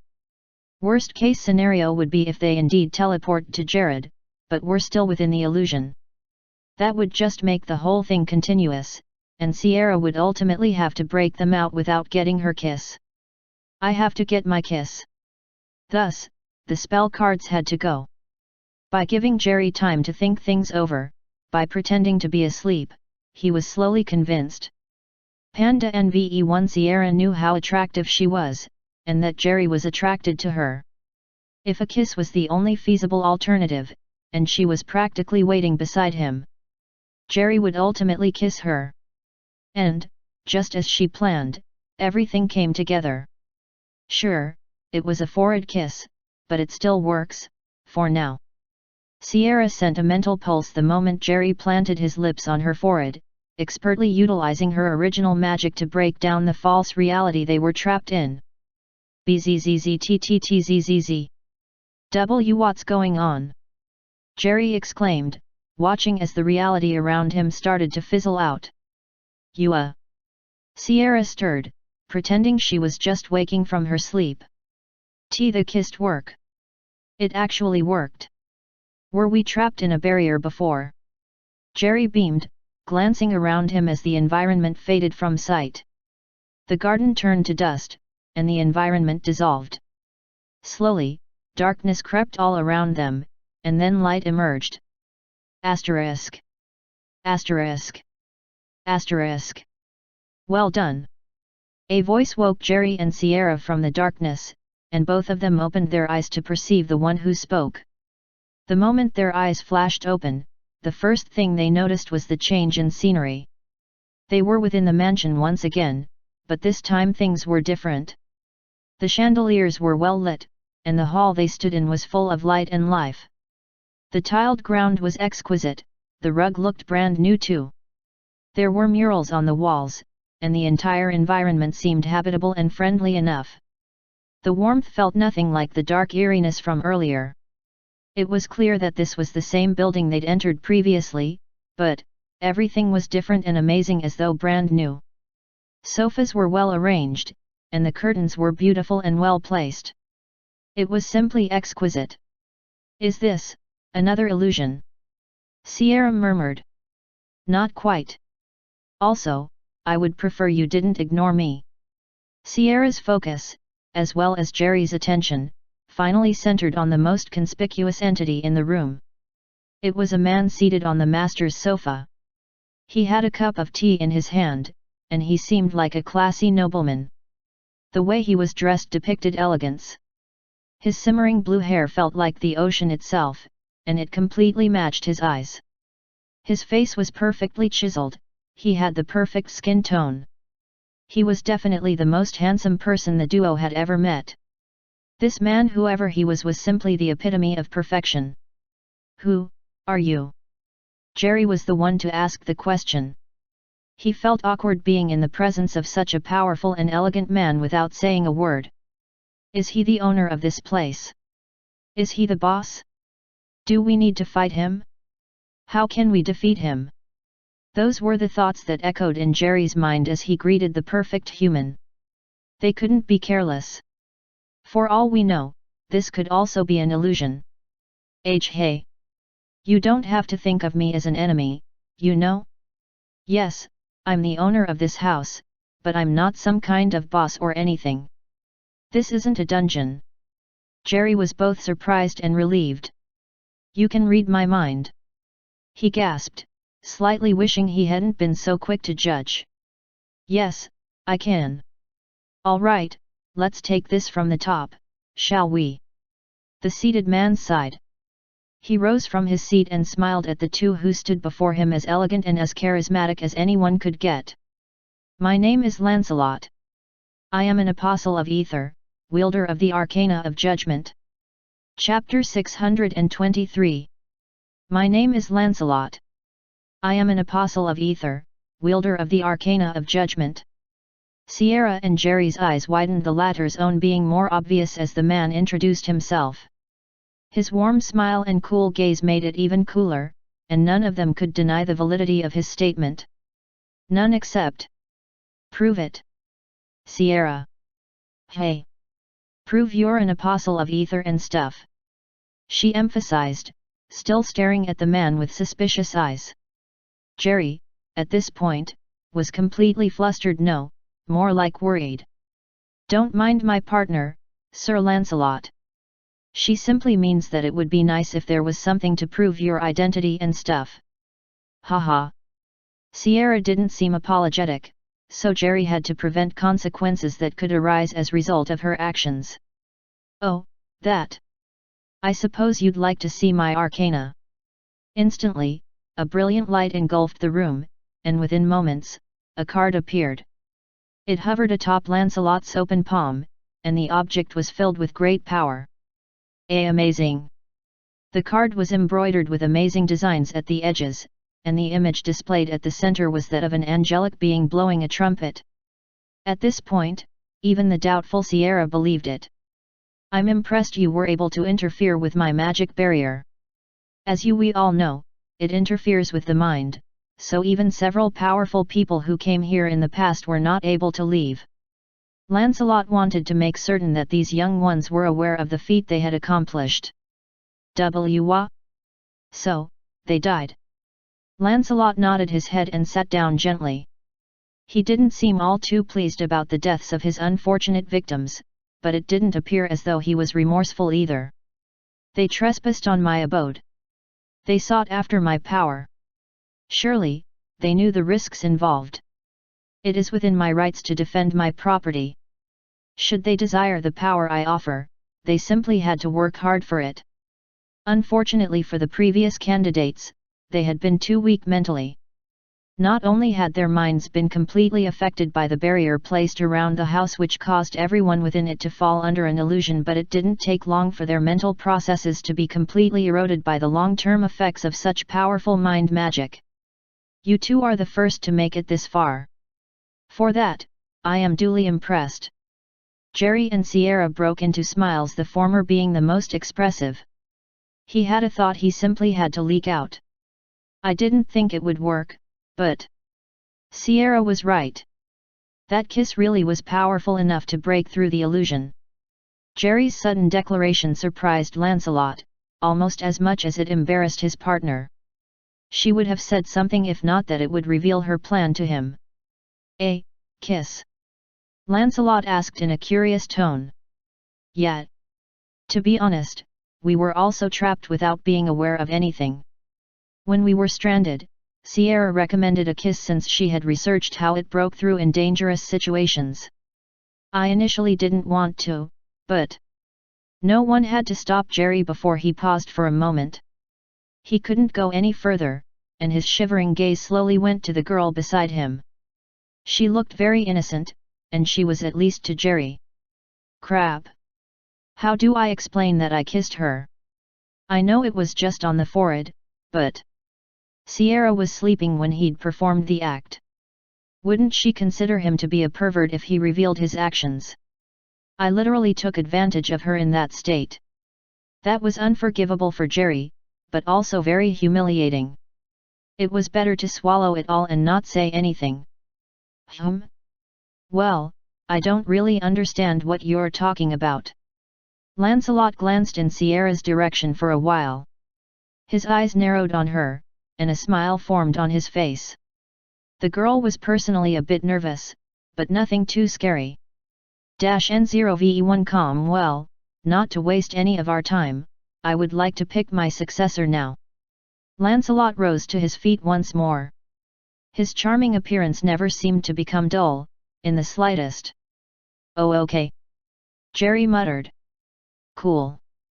Sierra responded in a calmer tone. Before them was an object of indescribable power. Only one of them would reap the rewards. You need to be compatible enough for this power, so I'll be testing you in different rooms. Prepare yourselves. With a snap of his fingers, one of the two vanished, creating two equally similar realities within the same building. Like a broken mirror being able to reflect different things on the same surface, the division separated the two teenagers into separate spaces. Now that he's gone, we can talk freely. Sierra Epelson. Lancelot smiled, walking closer to the girl before him. What do you mean? You already knew of the barrier the moment you entered. You were also keenly observing the nature of the ability, and you were also the one who broke out of the mind prison. Sierra sighed once she heard these. Apparently, she wanted it to be a secret, but how could she expect to fool a master? Isn't it just okay to give Jerry the arcana? I don't really need it, since I'm strong already. Her response contained absolute honesty. She really felt that way. Unfortunately, no. He has no affinity or ability to aid in the mastery of this arcana. The opposite is true about you. I doubt there's anyone with enough affinity than you. Lancelot smiled softly. Why? Because of my original magic. The man burst into a slight chuckle, but also shook his head slightly. It's part of it, but not the complete story. Your original magic, and your affinity for this arcana all boil down to the same thing. This just made the girl more confused. Of course, she had always known she was special since her childhood, especially when magic was involved, but what did that have to do with the arcana before her? Your surname, Epelson, do you not know its origins? Perhaps I ought to inform you. Lancelot's eyes seemed to grow brighter than ever. I am Lancelot Epelson, founder of the Epelson lineage as well as your ancestor. Chapter 624. My ancestor. Lancelot nodded at Sierra's surprised reaction. His genuine smile and the soul-filled smile didn't display an atom of dishonesty. I knew it from the moment I saw you, that you were my descendant. Let's call it one of my special abilities. We resonate quite well too. Do you not feel it? Sierra didn't know what to say. She was stunned beyond words. Yes, I've also been feeling something within myself, but I just thought that it was because of the mind magic. What is this guy saying? Sierra Epelson grew up in the slums. She hadn't had the easiest of lives, and she certainly wasn't one lost princess that needed salvation from her long-lost lineage or parents. Her parents died pretty early, but they left her their thatched house and the surname she now carried. Nothing about her life resembled being related to some great guy in the past. I see, so that's how your life had gone. That sucks. What? You read my mind. Sierra burst out in annoyance, obviously peeved by the invasion of privacy. Lancelot Epelson didn't seem to have an issue with it, though. His simple shrug showed that much. I really don't know what happened over the years that deteriorated our lineage, but, you come from a prestigious family, Sierra. The vast pool of mana, as well as the special affinity you have with magic, are what you inherited as a member of the Epelson household. It all made sense, now that Lancelot explained it. Wasn't it a bit irregular that someone like Sierra, who was from the slums, would end up being so dangerously powerful? She was simply too strong. And? What of it? What does that have to do with your decision? Are you playing favorites now? Sierra still wouldn't budge from her request to make Jerry the new wielder of the Judgment Arcana. I realize you do care about the boy. But, Sierra, a tool is only as good as the wielder's skill. I am entitled to play favorites, since it is my power, but this isn't about that. It's about your immense skill in mind magic, the very same kind that I have. Judgment was a mind-based arcana, and who else was better suited for it than her? What about Jerry? He's undergoing certain tests in the other room. He won't be getting the arcana, though. At least I was considerate of his feelings. Lancelot sighed. I see. Sierra muttered. Her eyes fell and her mood suddenly became cloudy. It seemed like everything was happening the same as last time, for her. Why was it that she always got the greater portion of anything, and Jerry ended up with less? At this point, won't he lose his drive to catch up with me? Sierra just kept getting stronger and stronger. It bothered her that he would eventually realize the futility of his actions and give up. I don't want that. Well, then, Sierra. Here you go. No. I don't want the arcana. I refuse to wield it. Her voice suddenly echoed, as she boldly declared her decision. It's not up to your decision. If you really want to save the world, as I've seen in your memories, you need this power. Lancelot responded flatly. I don't care about the world, though. Only Jerry matters. Well, big news. Jerry lives in the world. I'll work my way around it. Sigh, how did my descendant end up becoming like this? The two beings grew tired of arguing, and thus began staring blankly at each other. However, in a snap, Lancelot caused the arcana in his grasp to slip past Sierra's guard and embed itself in her body. What did you do? Ha ha ha. Now you have no choice but to accept my precious gift. It's fused with you currently. You won't be able to throw it away so easily. You. The girl gritted her teeth, causing Lancelot to laugh even more. You'll be needing this power soon. Once you do, please don't hesitate to call for it. To protect both yourself and Jerry and ultimately the world, you will require the power of judgment. Sierra realized that she couldn't do anything at this point. Her best bet was to simply be patient and go along with the man's wishes. Jared's gonna find a way around this, anyway. I can hear your thoughts, you know.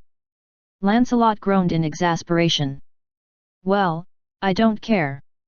By the way, do you mind if I ask you a few questions? Sierra placed both her arms on her hips as she defiantly stared at the beautiful man in front of her. I would love for that, but, time's up.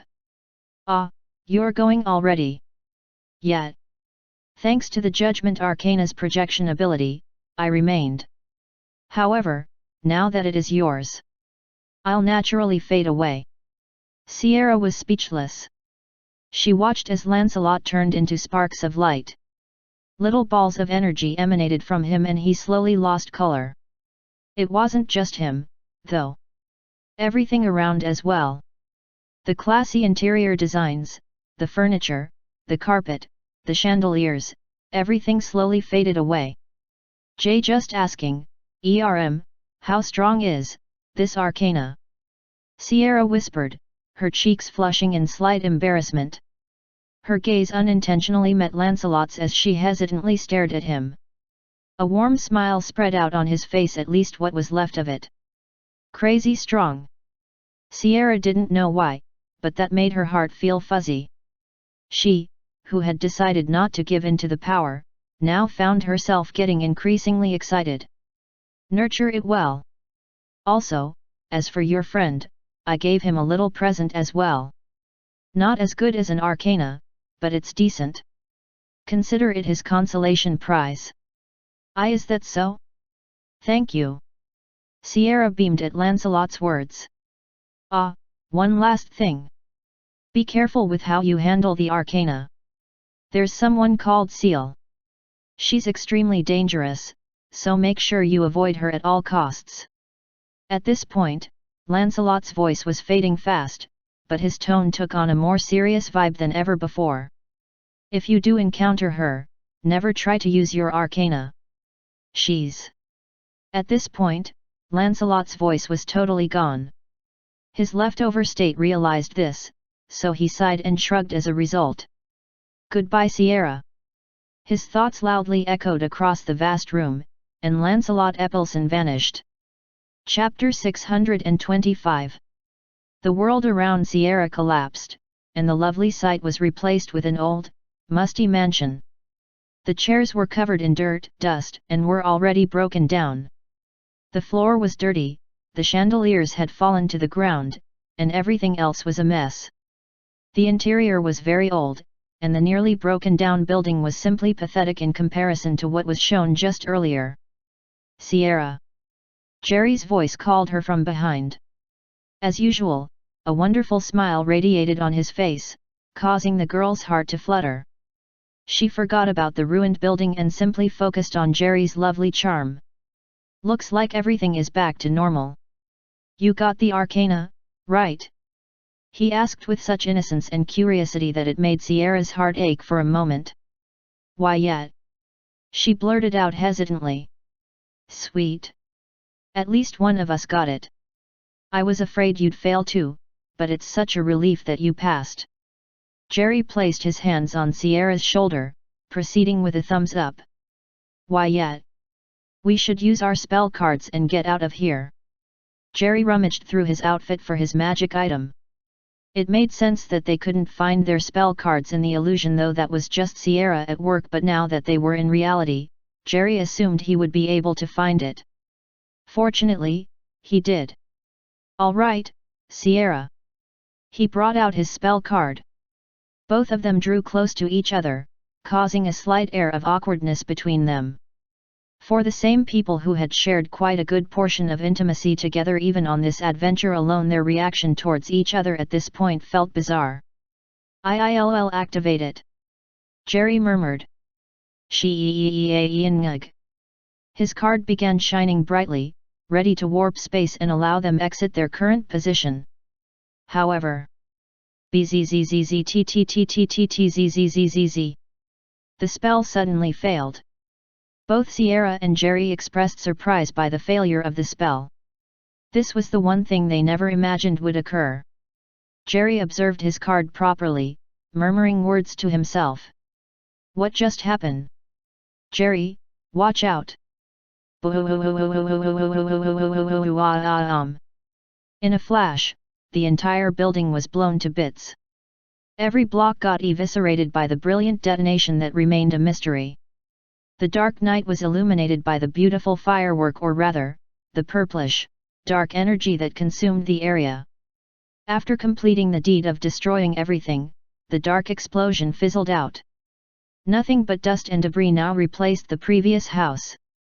The garden was also caught up in the blast. In fact, the entire compound had already become a sea of ash and smoke. Thankfully, there was no blood. Ha, ha! Sierra heaved with a strained breath. A dense blue barrier covered her and the shocked boy beside her. Sweat enveloped Sierra's slightly throbbing body as she tried to recover from her dangerous action. Thanks to exerting herself so quickly, they had been able to avoid the situation. Still, it was so risky that she had gotten very close to suffering mana shock. A second later, and I would have been too late.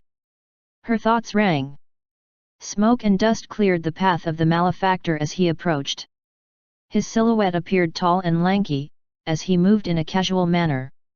Sierra kept her eyes on him while supporting Jerry, who was also recoiling from shock. Who is that? He muttered. They both strengthened their sight and watched the man who had just tried to kill them, approach. No way. Sierra was the first to notice, then Jerry also realized the same.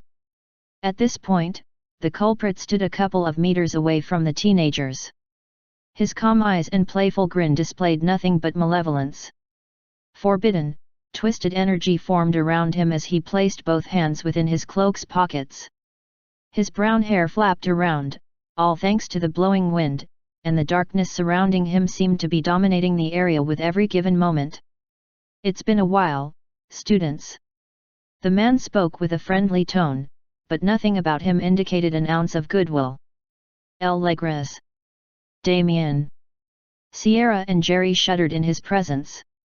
He seemed so very different from the last time they saw him.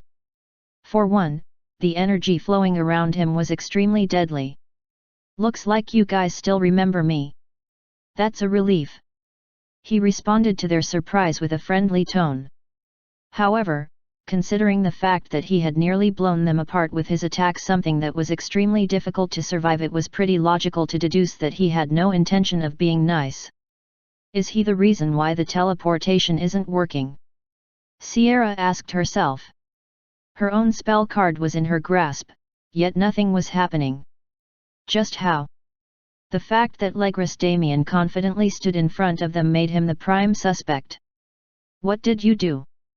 Sierra growled. Hey. Is that a good way to greet your former teacher? Sierra's eyes narrowed at the older fellow, and she clutched Jerry close to her. The boy might have thought she was scared again, and needed his comfort, so he drew closer to her as well. However, he was sorely mistaken this time. Sierra was indeed frightened, but the only reason she brought Jerry close was to protect him. I came for the arcana. Hand it over, and no one has to get hurt. Legris grinned, drawing close to the duo. N0ve1 Sierra, after hesitating for a moment, decided to betray her character. We don't have it. What am I doing? I should just give him the arcana and he'll leave us alone. Her inner self yelled at her folly, but Sierra found herself refusing to budge. Is that so? I would have believed you, but I can sense ether coming from within. You have the arcana inside your body, Sierra. Legris's malevolent grin unnerved the two. More sweat formed on Sierra's face as she shuddered. If I kill you, it should come out pretty easily, don't you think? Wait. Sierra quickly yelled. Despite her attempts at chivalry, there was no way she could risk her life and Jerry's. I'll give you. She weakly muttered, rising from Jerry's grasp. No matter what happened, there was nothing she cared about more than Jerry, and her securing their happy ending. Fate of the world or not. Mission or not. If you let us go, I'll give you the arcana. Chapter 626. If you promise to let us go, I'll give you the arcana. Sierra declared in desperation. So far, she had sensed the difference between her strength and that of the man before her. They were akin to night and day. A wise choice, Indy. No way.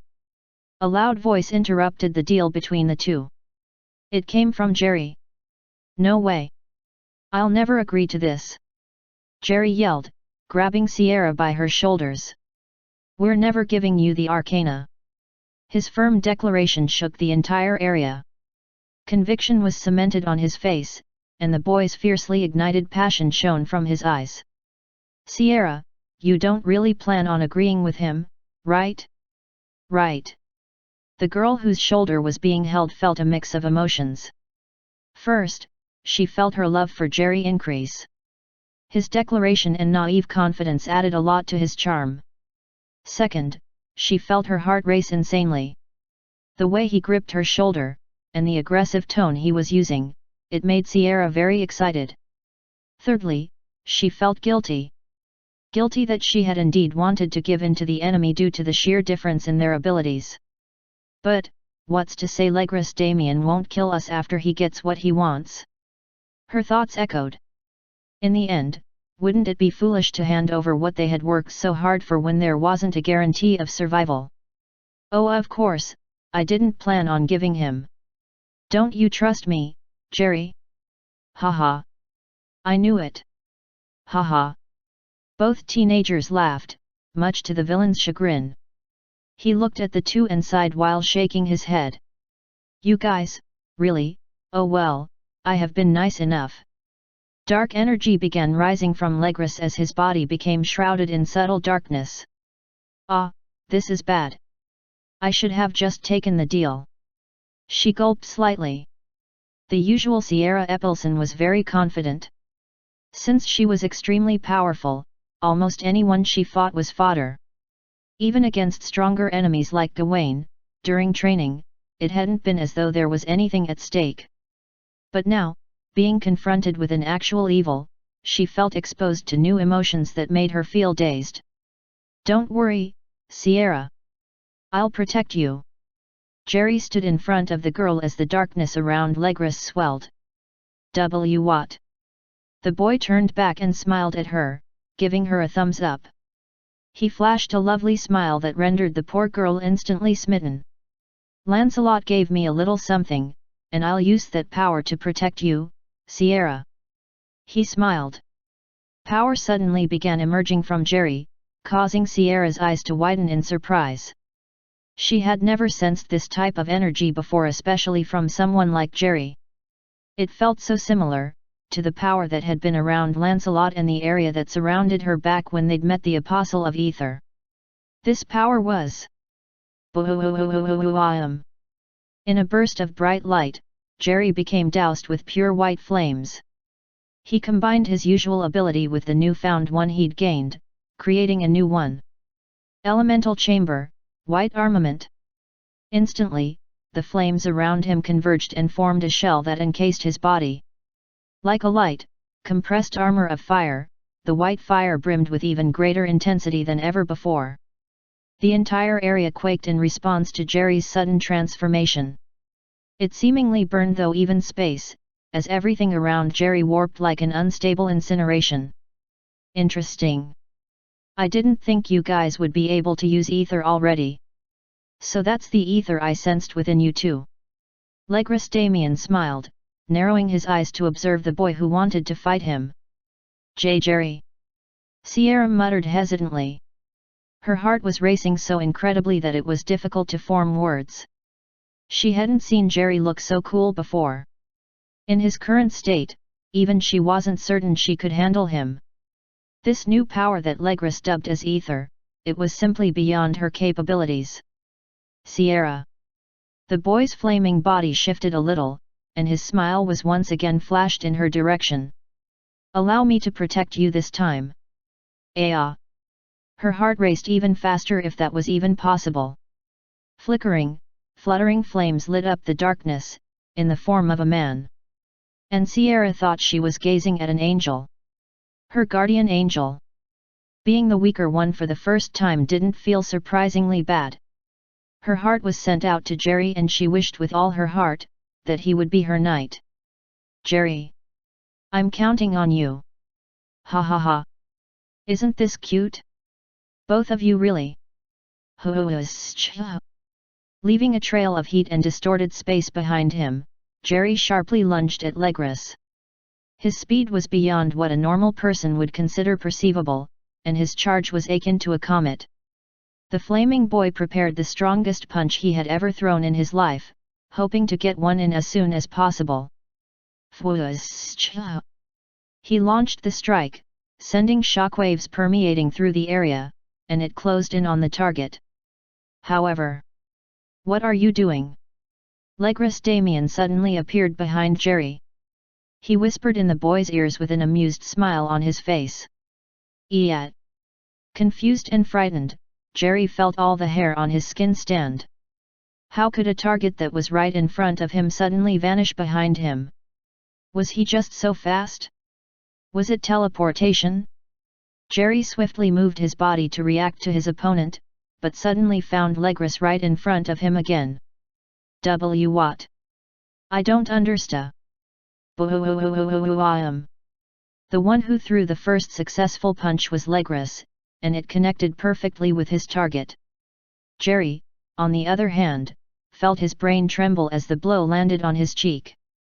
Unable to breathe or react, he could only feel himself being helplessly thrust in the direction he came from. His crash generated a massive crater, and for a few seconds, Jerry was too dazed to even move. His flickering white flames had protected him from a great deal of the injury, but Jerry was still recoiling from the shock. You both have things very backwards here. If you think you can beat me, you're sorely mistaken. Legris smiled. He began advancing towards the two, his aura of malevolence growing thicker. I'll be killing you now. Chapter 627. Jerry raced forward, clenching his fists with resolve, as he pushed his speed to the limit. Sure, he had suffered a severe blow from Legris, but he swiftly got up to attack. If he failed, the chances of being killed was high. However, there was one whose life he wanted to preserve even more. You will not be hurting Sierra. His thoughts echoed as his white flames burned through everything around him. Being a bit experienced in martial arts, Jerry utilized the techniques he knew to balance the power gap that existed between him and his opponent.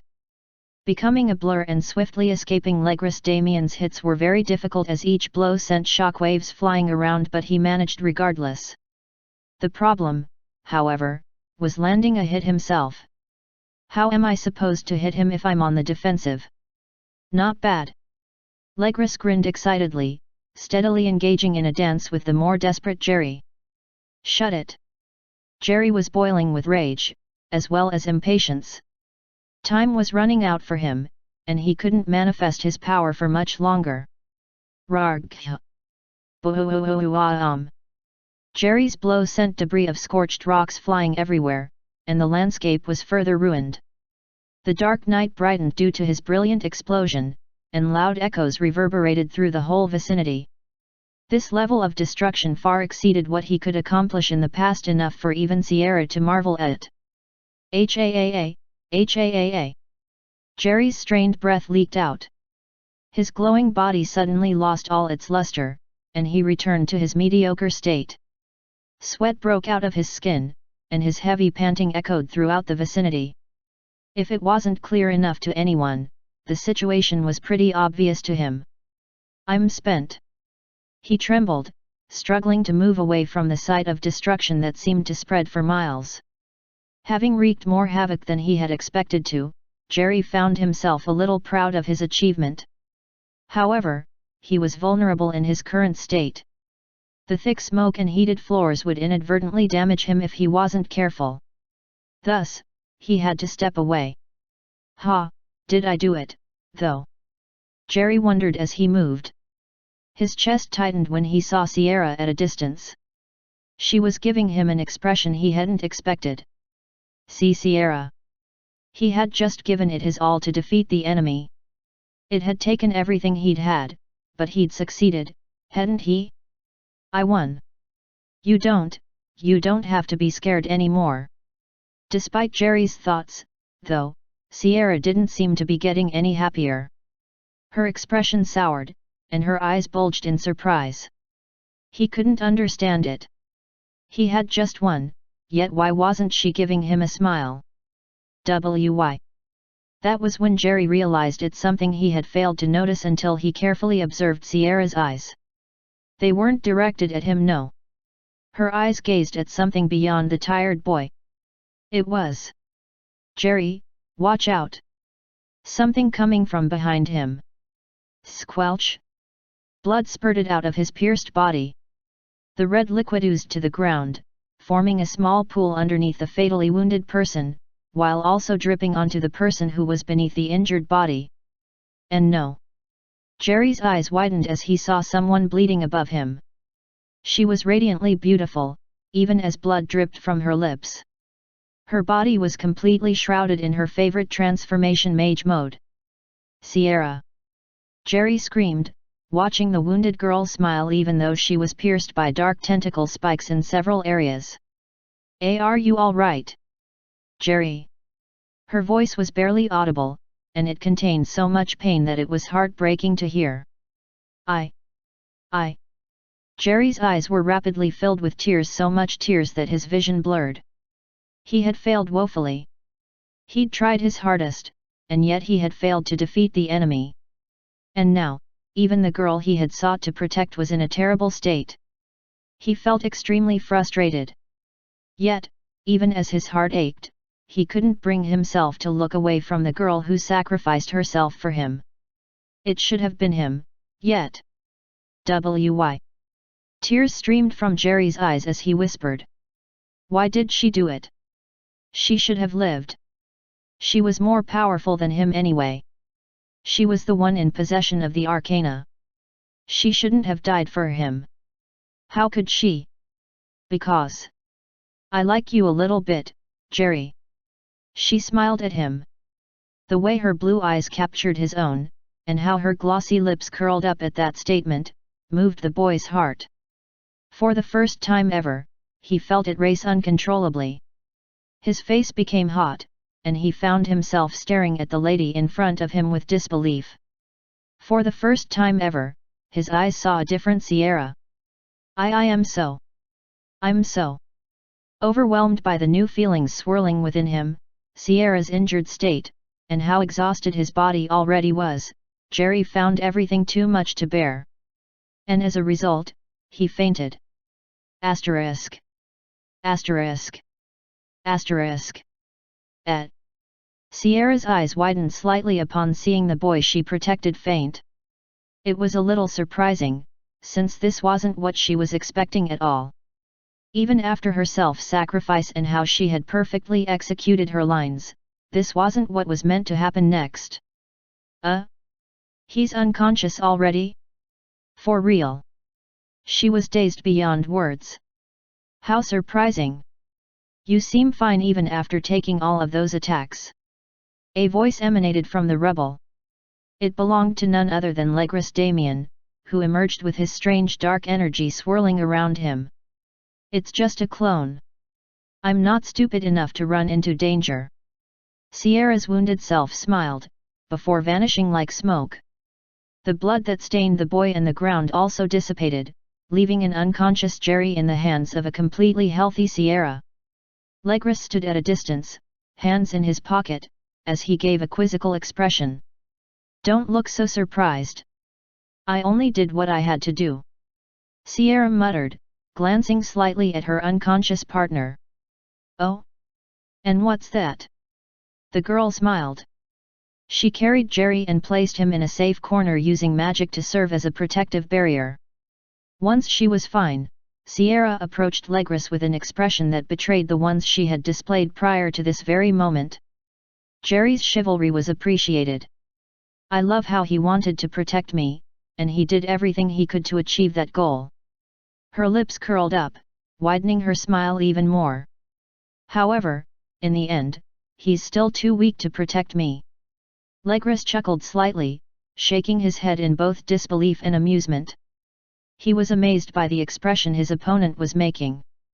Sierra's blushing face contained a daring smile, and her stance showed that she was ready for battle. The one who will protect Jerry is me. Chapter 628. So, you'll fight against me. Legris was much faster than anything Sierra had ever seen. His mysterious abilities also didn't make much sense to her. Not only did he not die after Jerry's final attack, but he had suffered no damage too. Sierra found herself wondering how exactly to best the man in front of her. Mind attacks aren't working. I already tried. My magic abilities even in mage mode aren't as strong as Jerry's assault. In the end, she found herself backed into a corner. Legris Damien was simply too strong and mysterious for her. Of course. Who else is here to fight? Sierra grinned maniacally. Legris Damien's eyes widened in surprise. This girl kept surprising him at every turn. I'm fascinated. For a second there, I thought you were actually the damsel in distress. The image of Sierra sacrificing herself to save Jerry was now tainted by her expression, which was akin to insanity. The pure and kind persona had completely evaporated. Sierra Epelson, the magic genius with the special grade monocore, and one of the strongest in her generation. I suppose it's only right for you to get messed up in the head. Ah! Thanks for the compliment, retard. Only Jerry gets to compliment me. Don't be a creep, you're not my type at all. Sierra's bark, even with the smile on her face, made Legris all the more amazed. Still, he couldn't forget his mission, now could he? I'll spare you if you just give me the arcana. I don't think I want to kill someone like you, or your boyfriend. He sighed. BB boyfriend. Who told you that? What gave you that impression? Sierra's sudden transition confused Legris even further. He was simply caught in a daze. I was just. Panda NVE1F flattery won't get you anywhere, why you know? I'm never giving you the arcana. Jerry would be disappointed in me if I did. After Sierra's declaration, there was silence. Both opponents stared at each other, none directed animosity towards the other, surprisingly. Legris ended the brief moment of silence with a sigh. You know what? I give up. There's no point. I'll just kill you and get my prize. He was tired of trying to figure the girl out. She just seemed too messed up in the end to bother. Besides, Legris had other people to think about.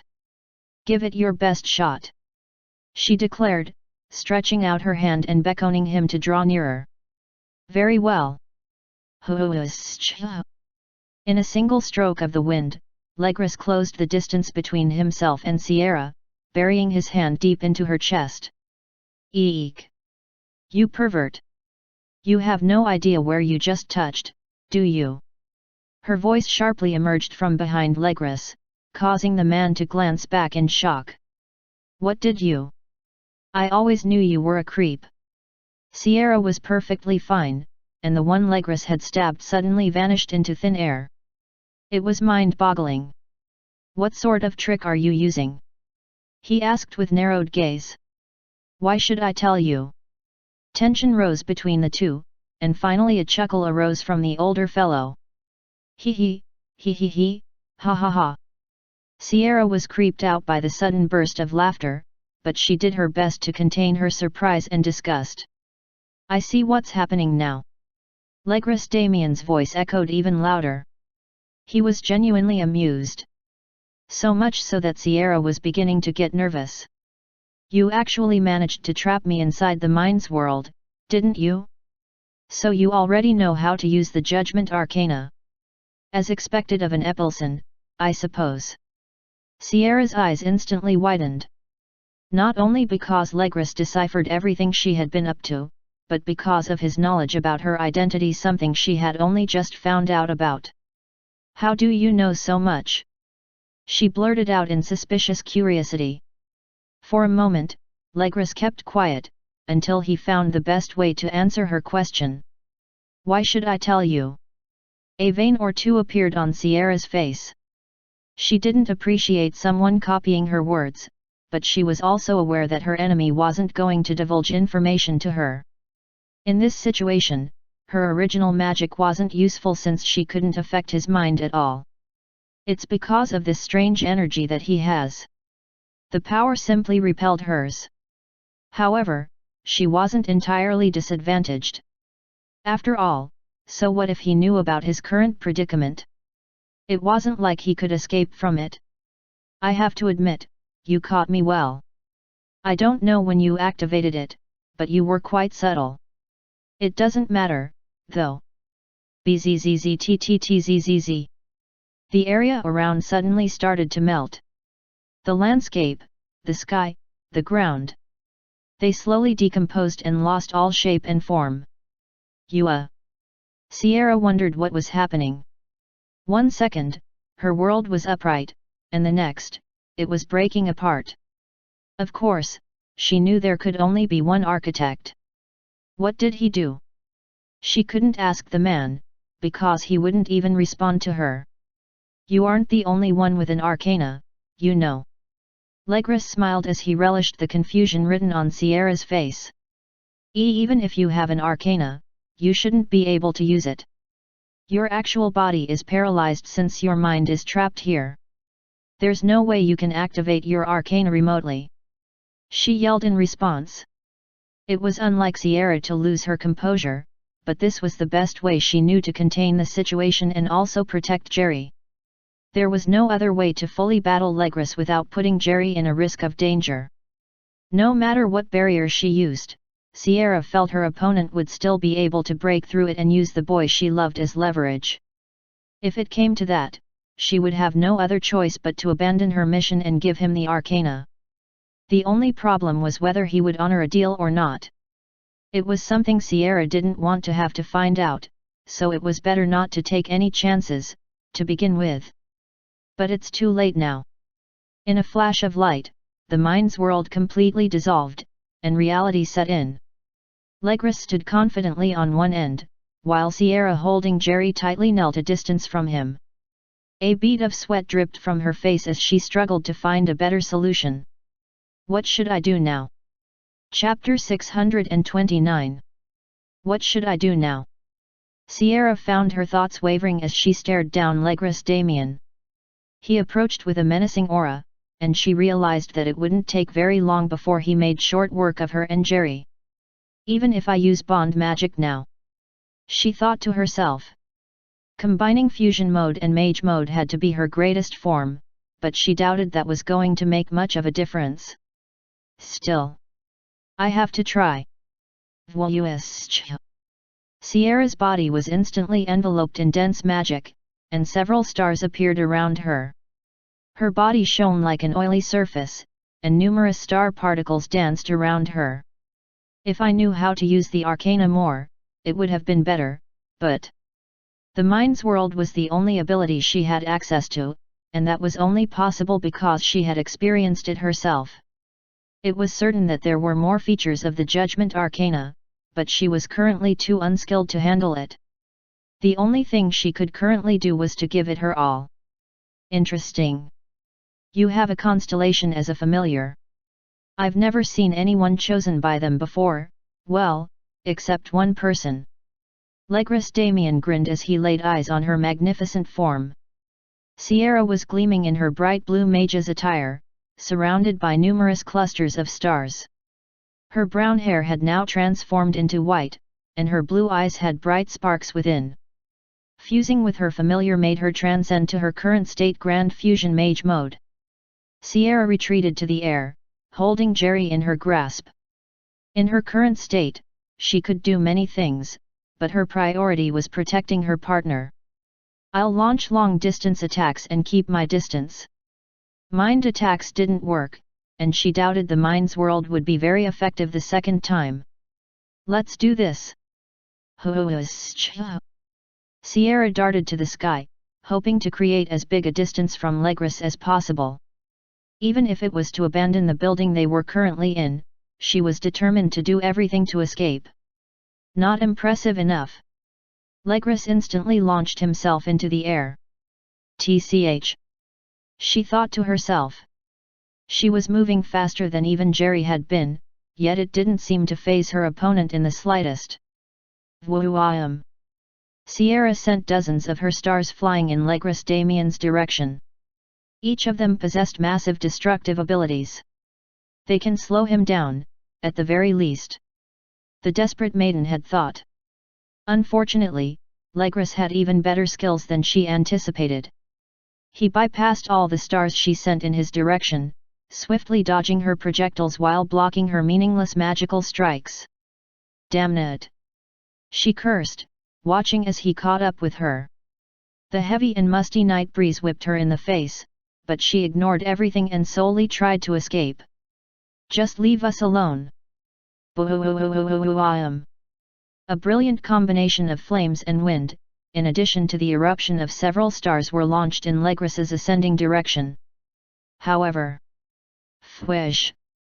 Legris increased his speed, overwhelmingly breaking through the devastation.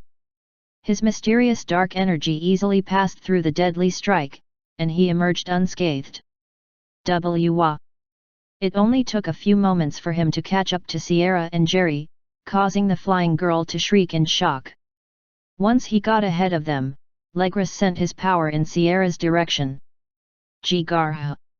The poor girl felt her body shiver, and her entire form instantly collapsed. What? I can't use mana. Mage mode dissipated, and her familiar's manifestation became compromised. All the stars around her darkened, and she lost control over the energy that usually made everything much easier. Damnit! Sierra felt herself descend from her height, unable to even control her position in the air. Perhaps I should help. Legris stood above her, pointing a finger that reeked of negative energy. Sparks of darkness emerged from his fingertips, and it was certain that her time of execution had arrived. In an instant, he was going to blow her away with his power, and there was nothing Sierra could do about it. Bzzzzzzttttttttzzzzz. Sierra's powerlessness made her want to cry out, but the shock prevented her quivering lips from moving. Ultimately, she could do nothing but feel the wave of evil power wash over her. The dark lightning consumed everything around Sierra, including her and the boy she tightly hugged. Drops of tears fell from her eyes as she gritted her teeth in frustration. And thus, even the ground that received a portion of Legris Damien's assault instantly ruptured. The earth parted, and debris flew in multiple directions. The old house which had stood erect before was instantly torn down, and everything became a pile of broken down rocks and decaying wood. Ha, why am I not surprised? Legris Damien softly spoke as his smile increased. He was suspended in the air, but his gaze was focused on a view behind him. Even though he had just incinerated the girl and her friend, he wasn't the slightest bit interested in the devastation he'd caused. That was because. So, you finally show your face after all this time, eh? Legris turned behind him to look at the small group that had appeared. His darkened gaze picked up a certain blonde boy and his comrades. With them were the two he had almost killed. Apparently, they had been rescued before being consumed by his attack. Not going to say anything. Legris raised his voice, the wicked smile on his face getting bigger. The one he spoke to was none other than a young man. His hair swayed with the wind, and his focused stare was enough to strike fear into the hearts of many, not Legris, though. They both stared at each other, the tension rising on both ends. It's been a while, Legris. The boy finally spoke. The people he was with also seemed to share the same sentiment. They all donned serious expressions on their faces, equally cautious, but also determined. You came for the Arcana, didn't you? It's too bad though. The blonde smiled. The helpless two were now under his care, and he didn't seem to have any intention of letting Legris have his way. They're mine now. Chapter 630. Ha, what a mess. Why did things have to end up this way? Why, of all people, did I have to be confronted with Legris Damien? You had better give up now. A daunting smile formed on my face as I tried my hardest to radiate confidence. My opponent, the very same person who had outsmarted me the last time, didn't seem too scared by my sudden appearance even when I had backup with me. Edward, Lamy, and Yvonne were also with me as backup. While I knew that none of them could really prove to be much of a threat to the enemy, it felt smarter to rely on the mirage of strength in numbers.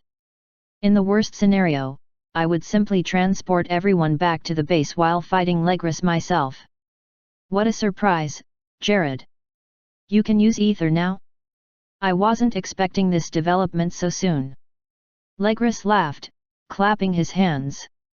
As always, he threw me off guard.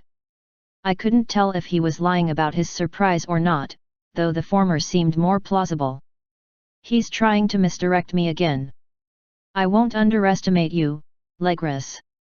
In any case, Sierra and Jerry seemed to be in a rough shape. For Jerry, he must have exerted himself too much enough to render him unconscious. As for Sierra, she had to have been exposed to a huge wave of nether. It must have affected her ability to use mana, as well as weakening her considerably. Her body doesn't seem to be in good condition, though it's getting better on its own. My thoughts rang as I thoroughly observed her body. It most likely had to with the Arcana in her possession. It made me glad that they had completed their mission. That leaves only Naren and Sarah. A smile formed on my face. Of course, that only depended on the possibility of us winning this round against Legris. You know, we're a horrible matchup. Even if you have ether, the possibility of beating me is low. Legris grinned. I'm more amazed that you can use nether. How long have you had access to it? I swiftly responded, narrowing my eyes in curiosity. In the past, I couldn't tell what energy he had that made me so frightened. However, I now understood it to be nether. The problem, however, was how he was able to utilize it so freely. Regular people know, even powerful beings weren't supposed to be utilizing nether as freely as Legris did. Ah, that. I've always been able to use it. I think. His response made it seem as though it was only natural. And that seemed off for so many reasons. No, back at Enslark, you didn't have this power. I don't know how you were able to pull off your escape, or how you survived my spell, but it wasn't until after that moment that Legris began exhibiting this new ability. Granted, he could have hidden his ability from everyone. However, I refuse to believe you wouldn't have used nether to stop me back then. Did he play me at that point? Had he been in no actual danger when I cornered him that time? Was everything just a fool's crusade? I had many questions, but I kept my cool regardless. So that's what you mean. I don't believe you have any right to know any of that, Jared. I mean, why should I tell you? Legris laughed in response. He was definitely right about his answer. Even if he gave me a response, there was no genuine reason to believe him. In the end, I wouldn't be able to get a definite answer. Just so you know, Jared, you actually won that time. I'll admit that I was cornered with no way to escape. It's not easy admitting a loss, but I admit that one. Was he trying to appeal to my ego? Trying to make me a bit more confident and careless? Not a chance. You say that, yet you were able to win in a game with much higher stakes. I responded. All right. I've bought enough time. I've restored Sierra's and Jerry's energy with resonance. Plus, we're ready to move anytime. My strength arcana was also on standby, in case Legris pulled out his nether to interfere with my original magic. I really don't want to fight with him since I have barely gotten a hang of the power. If Legris was telling the truth about his masterful experience with nether, which was believable, to be honest, then I was probably screwed in a fight. Yet. Fair enough. I'm not arguing that I'm superior to you, Jared. At this point, even Naren is. He chuckled slightly. Is he implying that he can beat Naren? I couldn't tell truth or lie apart with the man in front of me. What will you do now? I prepared myself, stirring the energy within me. It still took time, no matter how little, to teleport. The rest would have to escape while I covered them. Thank goodness Asa, Maro, and Vita are still in the base. Less people to worry about. I mean, you guys must have a ton of arcanas, right? Why would I let any of you escape my grasp? As expected, he was going to engage. Why would a member of the Nether cult skip on his chance to obtain a good number of arcanas, especially since they were gathered in one place? That's not going to happen, though. I glared at him. All right, Jared. Shall we begin our next round? Legris released his nether, causing the entire area around him to be shrouded in unpleasant darkness. TCH. I conjured the energy in strength and spread the power of ether around me and my allies. Any moment now, I would forcefully teleport them away. They would simply be a burden to me, at this point. I couldn't afford for any of them to slow me down. Besides, the arcanas were. Here I come, Jared. Shockwaves sent even the earth parting as Legris made to close the distance between me and him in one swift motion. Shit. Here goes. Chapter 631. As I braced myself, expecting Legris's first strike, he suddenly halted mid-attack. He had barely moved from his location when a somewhat dazed expression manifested on his face. He seemed downright surprised. What's this? Legris murmured. I was still apprehensive, wondering if this was simply a trick he was using. Doesn't seem like his style, though. Ha ha ha, well, isn't this interesting? He laughed, removing drops of tears from his eyes at this point. What's going on? I wondered, and I was certain my expression displayed the exact reaction. Looks like we'll have to postpone this little fight of ours. Legris suddenly began shrouding himself in darkness. I was a bit puzzled by the suddenness of the situation that I had to say something, and fast. What's going on? Where are you going? Legris chuckled even more in response to my question, causing my heart to race in anxiety. What is more important than obtaining a bunch of arcanas?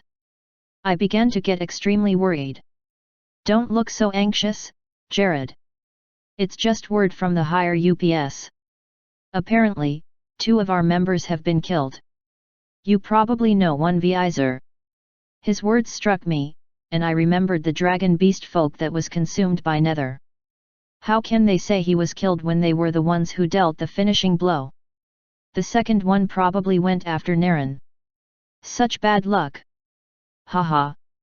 Needless to say, your team won this round. Naren probably completed his mission too. Isn't that wonderful? If everything Legris said was true, shouldn't he have been upset? Or at least, a bit dissatisfied? Yet, he seemed rather thrilled. I'm returning to the headquarters. I doubt we'll meet again, Jared, which makes this somewhat regrettable. Legris, almost completely enveloped in his black pool, waved at me. I was all the more confused, but I couldn't say or do anything but gawk in response. The showdown is close at hand. Bye. Vwayub. His negative energy finally consumed him, and it vanished as soon as its job was complete. I was left in a daze, staring at an empty space as I mulled over everything Legris had just told me. We won't be meeting again. What does that mean? I don't understand. It seemed they were gathering all their members to the headquarters now that all the arcanas had been found, well, almost all of them. I still had no idea where the world was. What now, Jared? Edward asked from behind me. My other comrades had been discussing for some time now, but he finally raised the question to me. I am not entirely sure. Let's return to the base first. Hopefully when Naren and Sarah returned, we would be able to establish something more concrete. At the moment, most of the things I would end up coming up with could end up being nothing more than speculation. To move forward, I needed to be thorough. One thing is for sure, though. I smiled at my allies while nodding. We completed this mission. That's what matters now. I was greeted with their excited smiles and relieved sighs. Jerry was still unconscious, but I knew he would be fine. As for Sierra, she gave me a glare for some reason. I wasn't looking forward to an appreciation, but still. I guess she's all right too, as far as that goes. I felt like a heavy burden had dropped from my chest with the completion of our mission, though something heavier remained there. The Nether cult. Whatever was going on with them had yet to be concluded. Rather, it was the opposite. We were probably just getting started. Now that we have the arcanas that they don't possess, we're going to be their next targets. That meant we had to prepare for the inevitable move of the Nether cult. Or better yet, let's return. We had to strike first. Moments earlier. Well, we got what we came for. That was surprisingly not as difficult as I thought. A woman with crimson hair grinned as she spoke to her partner. The dark-haired man returned her smile with a distant gaze. His attention was on the object trapped between his fingers. It was a card that warbled in a somewhat grey color, distorting the space around it. Indeed. But, to think we got the fool. He muttered.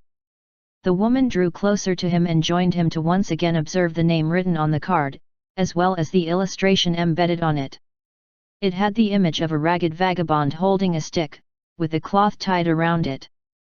Somehow, for some odd reason, the image resonated with the two. Well, since we completed our mission, we should head back. Sarah stretched her hands and yawned slightly. A quick glance at the landscape showed that it was devastated beyond recognition. Whatever dungeon or structure that had existed prior to their arrival was now nothing more than ash and smoke. All that was left were debris and evidence of utter destruction. And standing at the center of the chaos were the two culprits. Naren Khalid and Sarah Crimson. The couple seemed to casually stand at the center of the damage they had wrought, acting as though such a thing was only natural. Jared gave the wrong coordinates, though. The scope was too large too. Naren sighed, staring at the woman beside him. Yeah. But it wasn't a problem for you, anyway. That new ability of yours is really handy. Tell me about it. He grinned. Both of them stared at one another passionately. Their instincts connected, and despite the very terrible choice of location, they both decided to give in to their carnal desires. Let's kiss. Sarah smiled, drawing closer to Naren, who did not resist whatsoever. It was a wonder how they could both indulge in such pleasures, but, who was around to judge? I would rather not witness such a sight. Cease your actions instantly. Well, someone was present, after all. And it wasn't an ally. I've been observing you too, and you've gotten even more careless than you were in the past. How disappointing. The intruder growled as he revealed his presence. He wore a Grand Mage's outfit consisting of a well-embroidered purple cloak, and royal blue wear. His exquisite garb was only fit for someone of his caliber, and his aged appearance gave him a more prestigious look. Naren. Sarah. It's been a while, hasn't it? The older man smiled as he watched the two lovers gaze at him, speechlessly. They both clearly knew who he was, a fact that caused his grin to widen even more. Won't you greet your old friend? Chapter 632. In the past, there were 3 Grand Mages even before Sarah Crimson became one. They were considered extremely powerful elites in their own right. It was trite that they would be considered the strongest in the entire Eastern Kingdom. Ilrich Lendertwal, the Royal Court Mage. Mordecai Kaled, the Great Sorcerer King. Reed Sterling, the Revolutionary Magic Scholar. These 3 led the Golden Age of the Eastern Kingdom, especially when it came to the advancement of magic. Ilrich developed countless magic artifacts and explored the functions of several magic ores as well as monsters in order to determine the effects they had on one another. Mordecai was regarded as the most powerful and diverse when it came to his magic ability. He was the battle axe of the Eastern Kingdom, and it was said that he single-handedly defended the Eastern Kingdom from the invasion of unstoppable monsters, making him a legend. Reed Sterling was the greatest magic scholar after the legendary Lewis Griffith. He built on the work of his predecessor and developed countless magic theories and their practical applications. The refining methods through the use of mana, or how to extract certain elements from their respective compounds. Most of modern magic and technology had one thing or the other to do with this genius. It was thanks to this, even, that he was granted the title of Grand Mage despite being barely qualified for the title when it came to actual magic prowess. Still, even though he wasn't nearly as powerful as his fellows, his contribution toward the cause earned him great respect. He was placed in charge of the future generation of mages, becoming the headmaster of Enslark Academy. As such, Grand Mage Reed Sterling oversaw the education of the buds of the kingdom, ensuring the future of magic remained brighter than ever. That is, until he vanished some years ago. It had been as mysterious as it was unexpected. Reed Sterling, without warning or reason, simply disappeared. No one knew his whereabouts. Until now. Asterisk. Asterisk. Asterisk. It's been a while, hasn't it? Won't you greet your old friend? The man who stood before Naren and Sarah was a familiar face. He was Reed Sterling, the Grand Mage who had been missing for so long. Reed. Old man. The couple stood still for a few moments, observing their mentor and fellow colleague. With all they saw, it didn't seem like they were mistaken about the old man's identity. His aged smile and confident demeanor told them that he was perfectly fine too. When Naren and Sarah had been students at Enslark, he had presided over them as their headmaster. He had also been present when Sarah rose to the ranks of Grand Mage, and Naren became a part-time teacher at Enslark. Thus, his disappearance had been just as surprising to them as it had been to everyone else, perhaps even more so. Looks like you still remember me. That's good. He chuckled, stretching his hand slightly. His palm was exposed, almost as though he was expecting them to give him something. Was there something of his he wanted back? Perhaps. The arcana in your possession. Give it to me. His smile remained, even while he made such an absurd request. Ah, so it really is true. You joined the Nether cult. Won't you explain yourself, old man? Sarah's voice was much louder as her brows were crinkled in annoyance. The Nether cult was responsible for several evils, one of which was the invasion of Enslark Academy. If Reed Sterling was a member, then Enslark was attacked, you know? Students died. A lot more would have perished too. You're really part of a group that did such a thing. Fire burned in Sarah's chest as she stared at the old man. His gaze didn't waver in the slightest, and his hand was still outstretched. That was Legra's plan. I had nothing to do with it. Even I find it distasteful to kill kids. Reed sighed. Then why are you still? With that said, if it had been for the sake of my goals and I had no other option, I would have done the same. No hard feelings. The fact that he could utter something so repulsive, without even changing his current positive expression, sickened Sarah. Is this really Reed Sterling? Her thoughts rang as she stared at him. It's him, Sarah. There's no need to waste your time thinking about that. Naren interrupted the redhead's thoughts. His gaze was calm, and he maintained a collected demeanor. Even with his old mentor right in front of him, he didn't seem fazed. Be a good boy, Naren. Sarah, you too. Give me the arcana, and things won't have to get messy. Sarah gritted her teeth in anger. Perhaps because her emotions were more volatile than Naren's. It was just too unbelievable that a man she had looked up to had turned out this way, especially after she had been worried about his whereabouts for so long. It boggled her mind to no end. Can I ask why, at the very least? Why the Nether cult? Why do you want the arcanas? Sarah asked, her voice quivering a little. Silence enveloped the three for a short while. The couple stared at their former comrade, and he returned the favor. Well, let's just say I'm not satisfied. It's not enough. Sarah's eyes twitched once she heard his statement. She didn't quite understand what he meant. What are you? Being a grand mage? Being headmaster of Enslark, being given so many titles and granted recognition, they weren't enough for me. The primary objective I have always had was never satiated. That's why. Sarah was in even more confusion. How could he say those things weren't enough? He was literally granted the highest position a mage could attain in the Eastern Kingdom. Yet. Power. You wanted more power, right? Naren asked, his expression containing as much boredom and disinterest as possible. His cold black eyes fell on the man he was supposed to respect, yet not a sliver of that could be found in them. You two wouldn't understand. You were born gifted. You didn't have to struggle for power like me. An uncomfortable air of silence and tension began rising at an unbelievable rate. Any iota of friendliness was already long gone. In the end, power is everything. And that's the only thing I want. Asterisk. Asterisk. Asterisk. Chapter 633. Unknown to his colleagues and those who knew him, Reed Sterling was a man who had battled with inferiority his whole life. Sure, he had a considerable amount of mana compared to everyone else.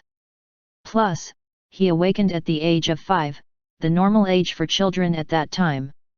He was by no means untalented in magic.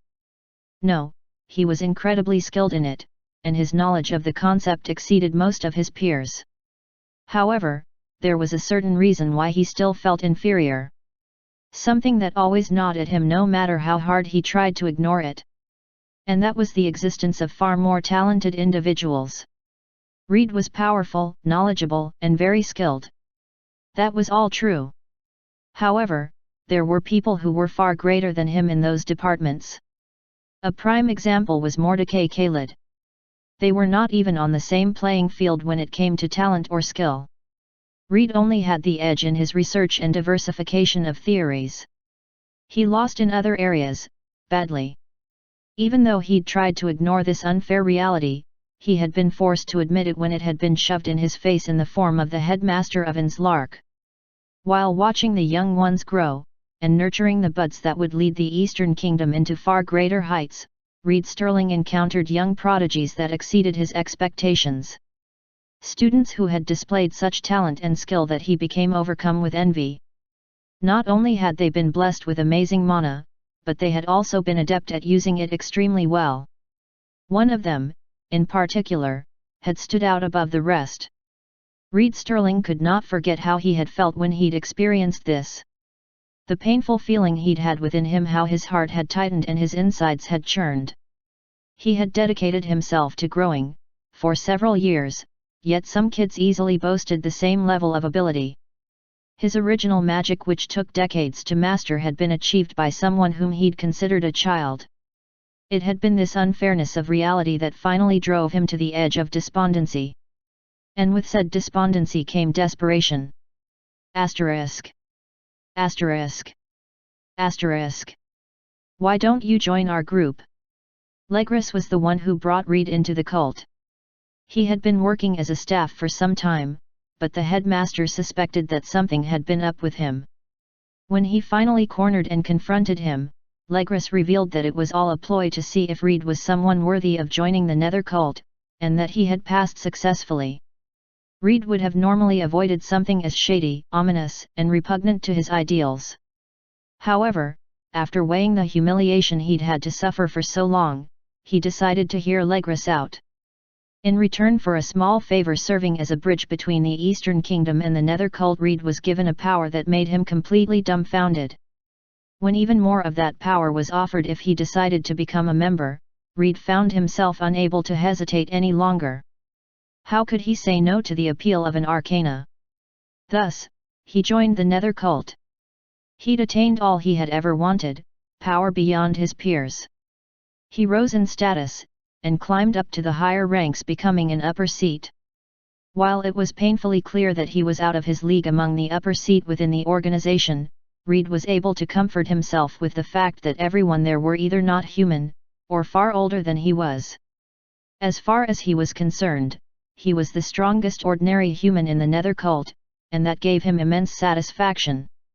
He had far transcended everyone he knew in the Eastern Kingdom to the point where they didn't matter to him any longer. He was stronger than Mordecai. He was stronger than Ilrich. Even his most talented pupils Sarah and Naren wouldn't stand a chance against him now. That was all that mattered to him, what he still wanted more than anything. Power. Asterisk. Asterisk. Asterisk. Every member of the cult has their agenda. I'm just going to achieve my goals through them. That's how it goes. Reed deepened his smile and narrowed his saggy eyes. He didn't care much for a conversation, so he stretched out his hands even further. Give me the arcana. This is the last time I'll ask.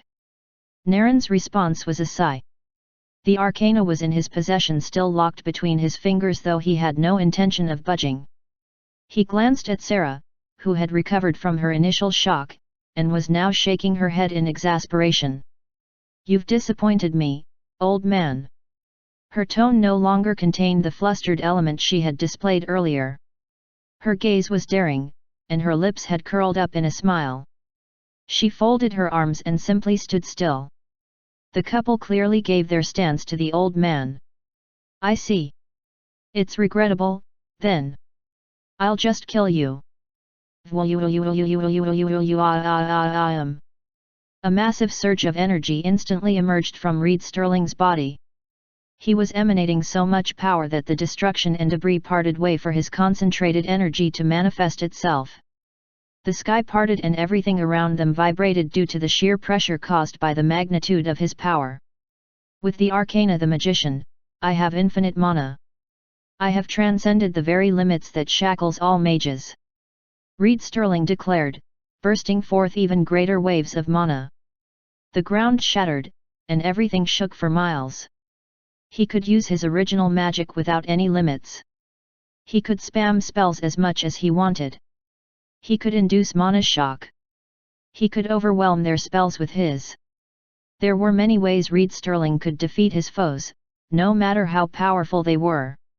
He had indeed reached the pinnacle of magic. So this is why you left. I can understand, considering the fact that no one would normally stand a chance against you. Sarah murmured as she stared at the manifestation of the unreal energy. Even with her invincible, she didn't have an infinite amount of mana. Her power simply kept rising to compensate for the power levels of her opponent. She simply got stronger until she beat whoever she targeted. The problem with fighting someone like Reed was that his limits were not defined. He had boundless mana, making him impossible to triumph over. Reed Sterling was truly invincible. Chapter 634. Will you do it or should I? Sarah glanced at Naren in response to his question. His eyes seemed somewhat distracted, but he didn't lose sight of their objective. I think I'll handle. Such hubris. The deep and commanding tone of Reed Sterling interrupted Sarah. He was floating in the air, at this point. His body burned with such concentrated energy that everything around him was simply eviscerated.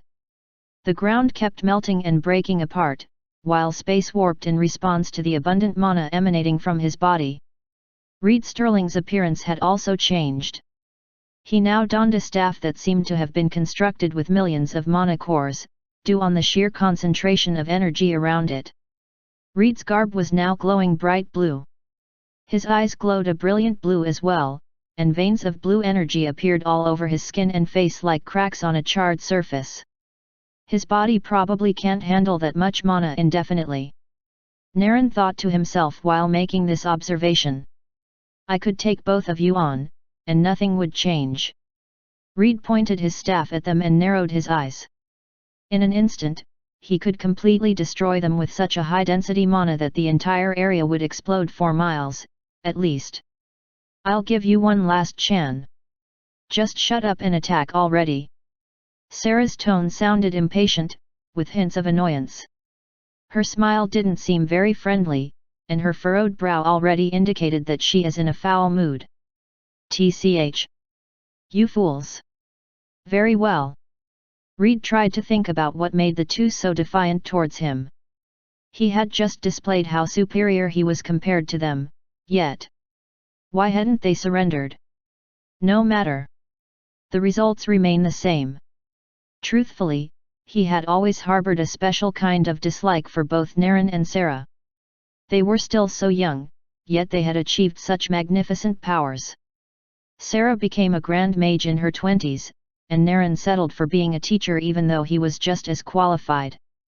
It made no sense to him, who had worked his whole life to get to such a level.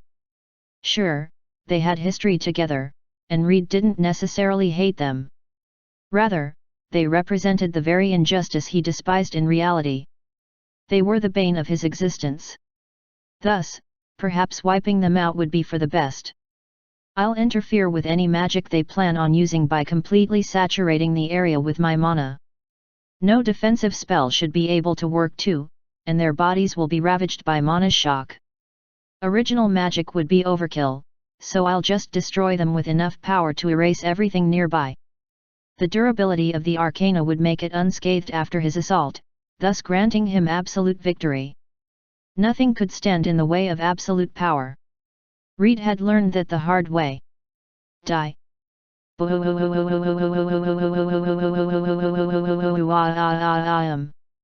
As expected, the entire landscape became engulfed in complete destruction. Miles upon miles of devastation spread across the area as the sheer force of Reed's single attack consumed everything around him. I could never have dreamed of something like this in my prime. He smiled, watching the cloud of smoke ascend. Unlike most members of the cult or people generally, Reed Sterling was well aware of the abilities of both Naren and Sarah. He knew their powers in detail, and he had realized the futility of trying to counter them.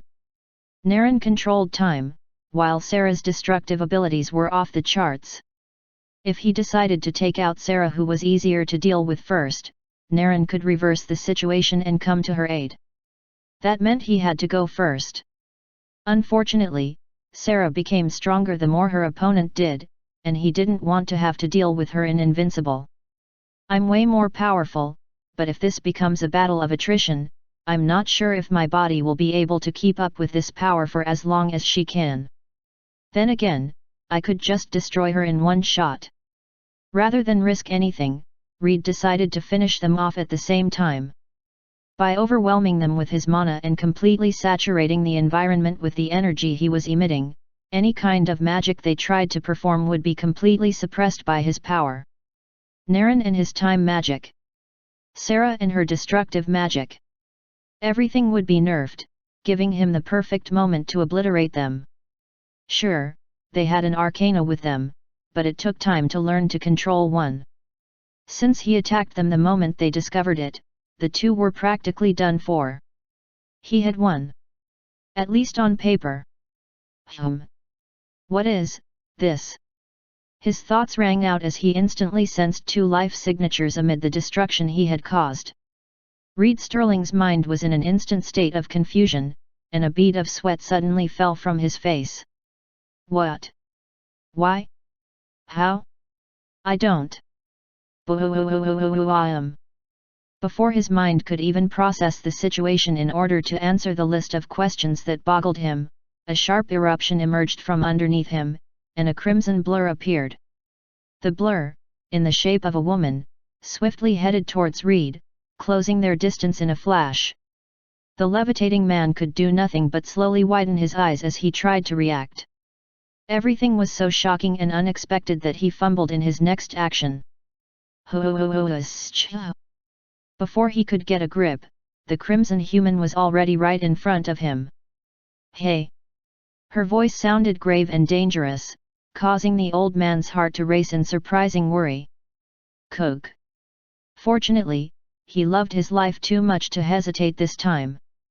Stretching forth his staff in order to attempt another blast, Reed charged up the overflowing mana he had and sent it flying at her.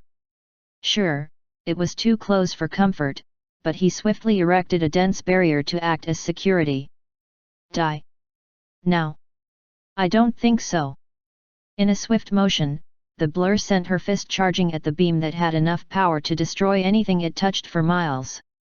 An obviously foolish move. However, it was the beam that was instantly destroyed by the woman's crimson fist. Chapter 635. What? Reed's eyes immediately bulged, as he couldn't understand or believe the sight that was occurring in front of him. He had to quickly. The crimson lady was already right above him, and was now bringing her fist close to his face. My barrier.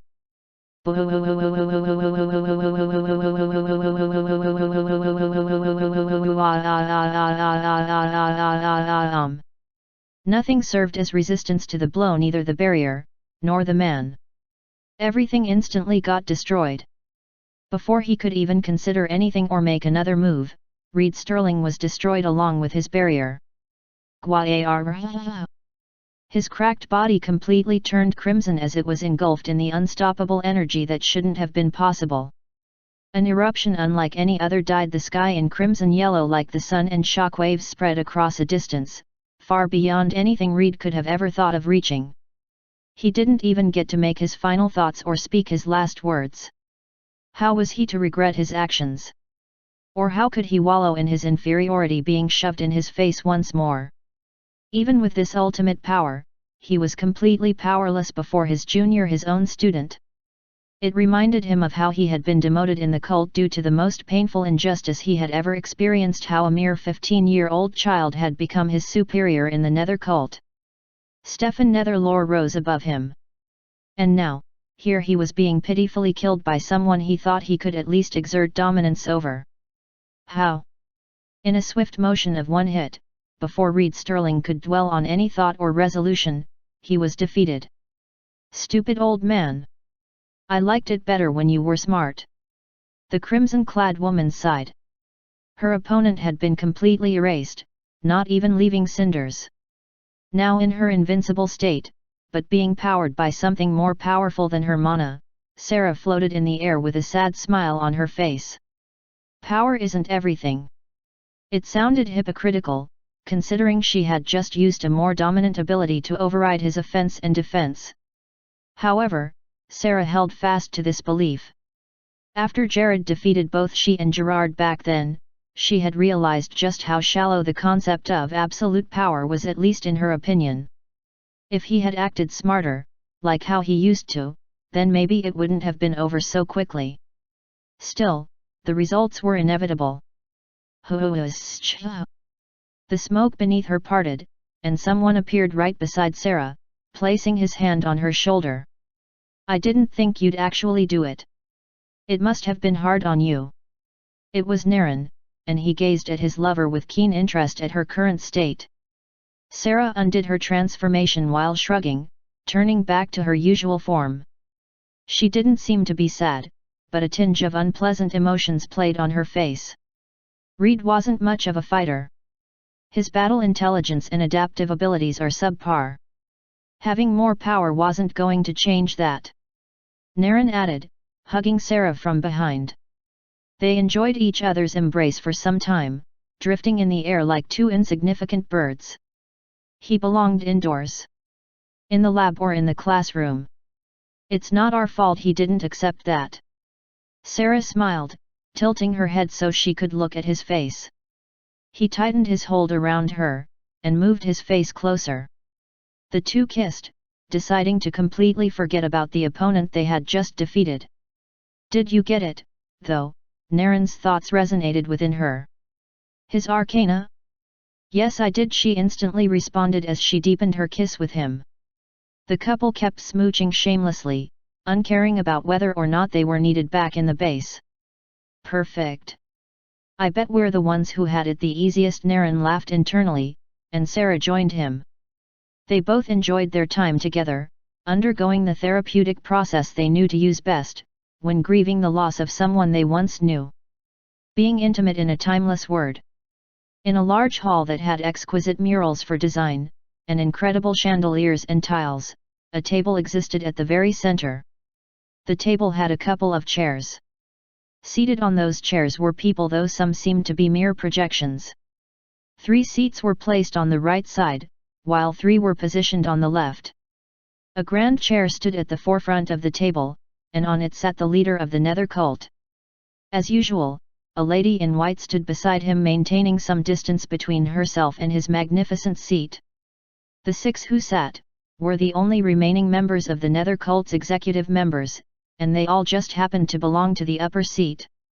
Of the 6, only 3 were physically present, while the others were ably represented by their magic projections. As I informed you through magic communication, Reed and Vizer are deceased. As such, we will continue our conquest with this number. The leader spoke in his usual imposing tone. Those present could feel the heavy pressure he exerted. The first seat, legendary martial blade god. The second seat, Keto Midas. The third seat, Carla the succubus. These 3 definitely knew of their leader's power, and they kept themselves in check as a result. You all failed your mission. Not only did we fail to retrieve any new arcana, but 2 more were lost in the process. A shame, wouldn't you say? The guilty parties knew just how they had erred. The 4th seat, Fairy King Biruel. The 5th seat, Stefan Netherlore. The 6th seat, Legris Damien. They had all encountered the enemy, one way or the other, and each had managed to fail in retrieving any arcana. Even though they were not as incompetent as the other members who lost their lives and the arcanas bestowed on them, it was still shameful that members of the Nether cult lost their targets. I sincerely apologize. Stefan Netherlore bowed his head. Even though he was simply a projection, his genuine intentions were well conveyed. A wave of discomfort and awkwardness seeped into the minds of the gathered members. Not long after Stefan's earnest apology, Legris and Biruel apologized as well. Though not as profusely as Stefan had. Chapter 636. While Stefan apologized with pure remorse and a display of regret, the expression of the 2 other guilty members were merely husks of sincerity. And for good reason. For Biruel, it wasn't in his place to seriously interfere with the enemies, considering it wasn't even within his territory. He simply cautioned himself and decided not to act rashly. My original body was searching for the arcanas as I was instructed to, and I met no resistance. While it is unfortunate that I failed to retrieve any, it wasn't due to any fault of mine. As a result, he saw no reason to profusely apologize. Instead, he offered his genuine regrets for not taking his enemies more seriously, though there was a limit he could achieve with clones. As for Legris Damien, I would have killed them and retrieved the arcanas if you didn't call me back. I know I was taking longer than needed, but victory was within my grasp. He sounded more unapologetic than anyone else. Even though he was currently the lowest in rank, his actions towards the members of the cult, especially the leader, seemed a bit conceited. However, in a place such as the Nether cult, bothersome things like complete respect and limitation of expression was non-existent. As a result, even the all-powerful leader didn't deem it fit to make an example of Legris or any of the others. They weren't in the wrong, after all. Ah, that's well all right, Stefan, and the others too. The most important thing right now wasn't that they had failed in their missions, but rather it was to ensure that such a thing never occurred again. We currently possess 8 arcanas, while the enemy has 12. The odds have shifted against us. The situation indeed sounded grave. The Nether cult had spent such a long time gathering these tools for achieving their goals, yet in such a short while, their plans became compromised. They all knew it was due to the interference of a particular human within the Eastern Kingdom. The boy known as Jared Leonard. You don't seem too worried, though. Your tone is awfully calm. Keto Midas interjected, cutting through the tense atmosphere. The golden-haired man appeared as elegant as ever, adorned with earrings and other jewels that simply added to his magnificence. His smile and playful gaze settled on the unusual composure of their leader.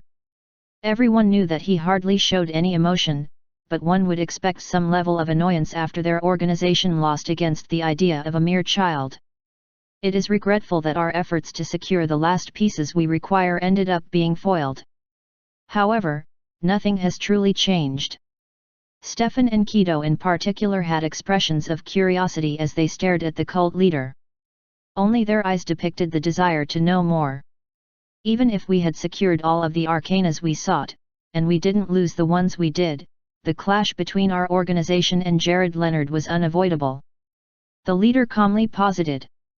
They had some arcanas in their possession prior to the search, and we would have still needed to retrieve those eventually. The only consequence of this development is that there are now more arcanas in their possession. Haha. Doesn't that make it more difficult to obtain them? Keto laughed in response. It was a habit of his to have fun while making points that many others would rather not get involved with. However, as has already been proven by the cult leader several times, all of his questions would always be accurately answered. Each of you possess individual power that surpass anything Jared Leonard and his allies can muster. Plus, it takes a very long time to understand and fully manifest the abilities of the arcanas. They don't stand a chance. The cult leader's words were absolute, and his wisdom was profound. Even their newest member Stefan Netherlore, who had gotten 2 years of training, still hadn't perfected the use of his arcana. How much could the opposing side achieve in mere days? If the cult chose to attack them as soon as possible, then it would be checkmate. However, are we forgetting the fact that they have the Hermit with them? Plus, with Naren's abilities, wouldn't they have enough time to be proficient, at least, to a certain extent? Carla spoke this time. She would have preferred to be silent about her thoughts, but the cult had to consider all their alternatives. They couldn't mess up now. Not when we're so close. Her thoughts trailed. I thought about that too. Keto pointed out, smirking at the succubus who plainly ignored him. Needless to say, his words fell flat. The prospect of Jared and his allies having enough time to grow even further was scary to imagine. Sure, they couldn't entirely stop time, but the time they had was still unfair. Then that's even better. Everyone stared at the speaker in surprise. It wasn't the cult leader, but the authority in his tone was similar. The one who uttered those absurd words were none other than the first seed himself. The legendary martial blade god. I see. You want to fight them at full strength? Keto asked with an amused expression. It was suicide for anyone to face wielders of 12 arcanas who had mastered it to an expert degree. Yet. Indeed. I wonder how far I will be able to go. How shall I fare against those odds? It puzzles me. Of course, the only person who could dream of uttering those brave words was none other than the first seat. His words gave the others enough confidence, or at least a moderate amount of excitement, for what was to come. The opposing forces, no matter how long they are given, will not prove to be a threat to us. That much is certain. The cult leader concluded. His focused gaze told everyone present that he saw what they didn't. He knew things they couldn't fathom. He was truly certain. So, what should we do in preparation? Legris asked, and Stefan nodded in response. Everyone wanted to know their next step, and as usual, they looked up to their commander. We wait. There is no need to seek them out. It was a surprising take, but the cult members had never had a reason to distrust the judgment of their leader. They all simply nodded in perfect understanding. They'll come to us. Chapter 637. Finally, with the most important issue already concluded, the members decided to close the meeting with certain small talk. Not everyone could engage in such trivialities, though. The first seat excused himself and went for his usual walk. The third seat swiftly left to attend to a research she had abandoned for the meeting. Time was running out, and she had to do everything she possibly could. Thus, Carla exited the hall. I'll be leaving now. I have some important matters to attend to. Biruel murmured, almost distracted by something. You don't look like yourself, Biruel. Sure you're okay? The Fairy King glared at the one who spoke and narrowed his gaze. It's none of your business. I'll take care of it myself. With this final statement, his hologram flickered and he vanished within moments. Looks like we're the only ones left. Kido playfully looked across the table and noticed the few others who were still there, though not for long. They were Stefan, Legris, Kido, the cult leader, and his female pet. I'd like to discuss some things with you, Legris. Do you think we could rendezvous together? The young fifth seat glanced in the direction of Legris Damien. The older man didn't seem too surprised by this question, and he responded positively. You know where to find me, yes. Yes. We'll see each other soon. Stefan said, before wishing everyone farewell and disconnecting. Got any idea what he wants to say to you? Kido asked the smiling Legris Damien. The latter simply shrugged, displaying nothing short of a carefree attitude. Don't know. I hope it's fun, though. With this statement, Legris disconnected from the meeting as well. The only one left was Kido and the upper echelon. What will you do now? The cult leader asked him. For a moment, Kido sat in silence, rubbing his bare chin in consideration. Once a few seconds passed, he jumped to his feet and donned his cheerful smile. I believe it's time to nip my family problems in the bud. It's about time. The leader answered. Yeah. I mean, we're already close to endgame. We don't need anything else sticking out. Besides, Kuzan has an arcana.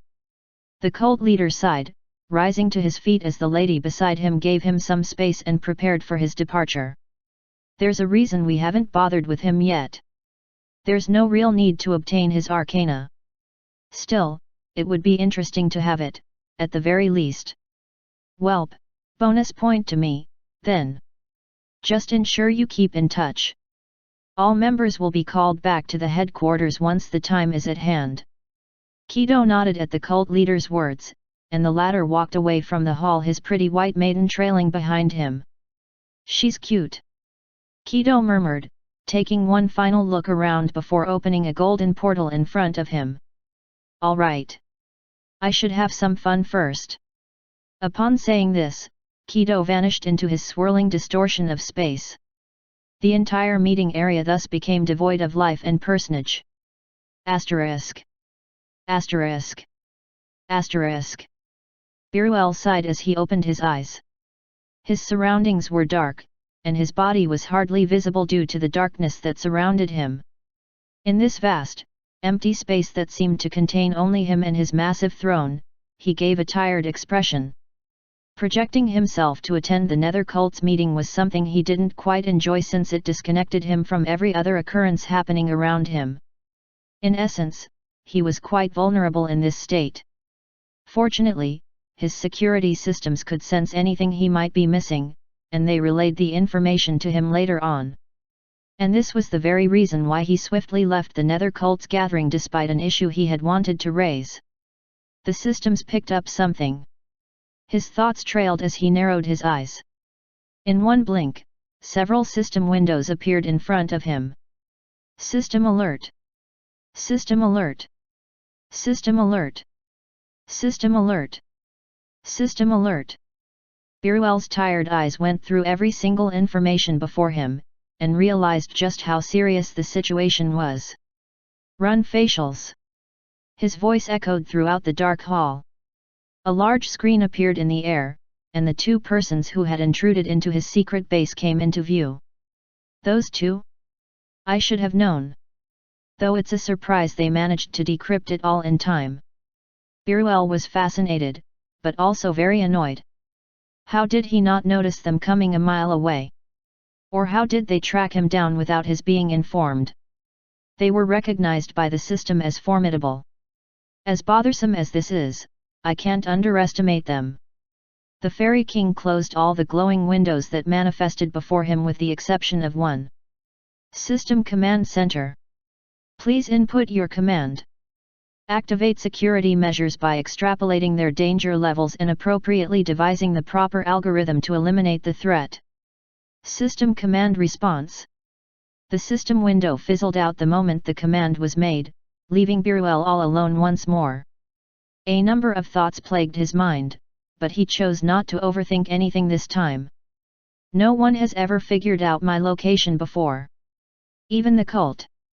The fact that these pests were able to find his fortress and dared infiltrate it proved how incredibly intelligent they were. The Midas child, he's the culprit behind this. Damn Keto's blood! Thanks to the incompetence of the other cult members, his agenda had been pushed back. He didn't like the fact that they had to wait either. Needless to say, Biruel was in a terrible mood. A Midas boy and a human girl. What an imbalanced matchup. He chuckled a little. The security systems were activated, and sooner or later, the two would be flushed out. Sure, he knew the boy was especially dangerous all things considered. He killed members of the cult, and I have yet to see the limits of his power. However, the only reason he was formidable was because Biruel was yet to decipher his abilities. Display complete footage and commence analysis. A large screen appeared in the room, showing just about everything that would be going down henceforth. I'll see with my very eyes how powerful you are, Midas boy. Chapter 638. Surrounded by several snowy mountains, two individuals stood at the foot of one mountain in particular. The mountain was indistinguishable from the others. It had a gleaming black surface and thick layers of snow covering it. The immense cold and barely passable sun made the landscape dark. Add to it the ceaseless downpour of snow, and it was practically an eternal land of frost. We've come this far. Nice. The golden-haired boy smiled, staring hard at the mountain in front of him. Kuzan tilted his face a little, staring at the shorter girl beside him. Her gaze was not on the mountain, but rather on a device she held tightly in her hands. The object resembled a compass, and it pointed straight in the direction of the massive structure in front of them. Plus, its green glow indicated they were in the right area. It took a few days, but we're finally here. Annabelle Frederick smiled. She was covered in a thick sweater, and had a scarf wrapped around her neck, as well as gloves, boots, and dense pants. She looked more like a stocky child than a mature lady. Kuzan noticed this and did his best to suppress his laughter.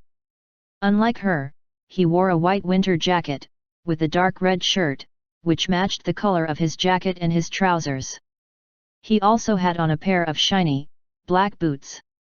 In contrast, Anna's color was mostly comprised of blue, with little shades of white.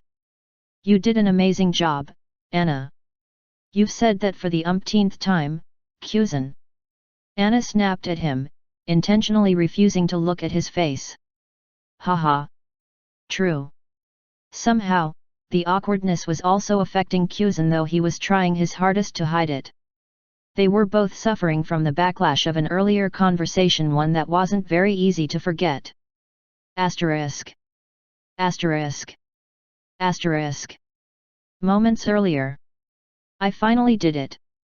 Anna was sweaty, and the bags under her eyes showed nothing but exhaustion. The young lady had been working for 2 days straight, so it was simply a given that she would be dead tired. However, even in her spent state, she still leaped with joy once her design was completed. Whoa! Anna, what's the matter? Kuzan popped into Anna's lab, a hint of nervousness and worry in his voice. He had heard her screams and wanted to check if she was okay, though he still remained nervous due to the fact that she absolutely despised having him interrupt her when she was busy inside. Kuzan shuddered when he remembered the last time he had entered without her permission when he'd told her to rest. It was something he didn't want to experience again. However, this time, he risked it all, due to his curiosity and worry. Fortunately, no grim consequence came as a result. I did it, Kuzan. I solved it. Anna jumped happily, even gushing at him in excitement. That was indeed better news than he had been expecting. Kuzan's eyes widened in surprise upon hearing her words. Amazing. I expected it to take at least 5 days, no, maybe a week. It wasn't easy to decipher Biruel's code, considering he was an expert at mechanics. Every road had led to a dead end for Kuzan. Besides, Anna had to backtrack the signal in a way that the owner wouldn't know about it. That meant she'd had to take a roundabout turn, something that was more difficult and time-consuming. Yet, she'd pulled it off in 2 days.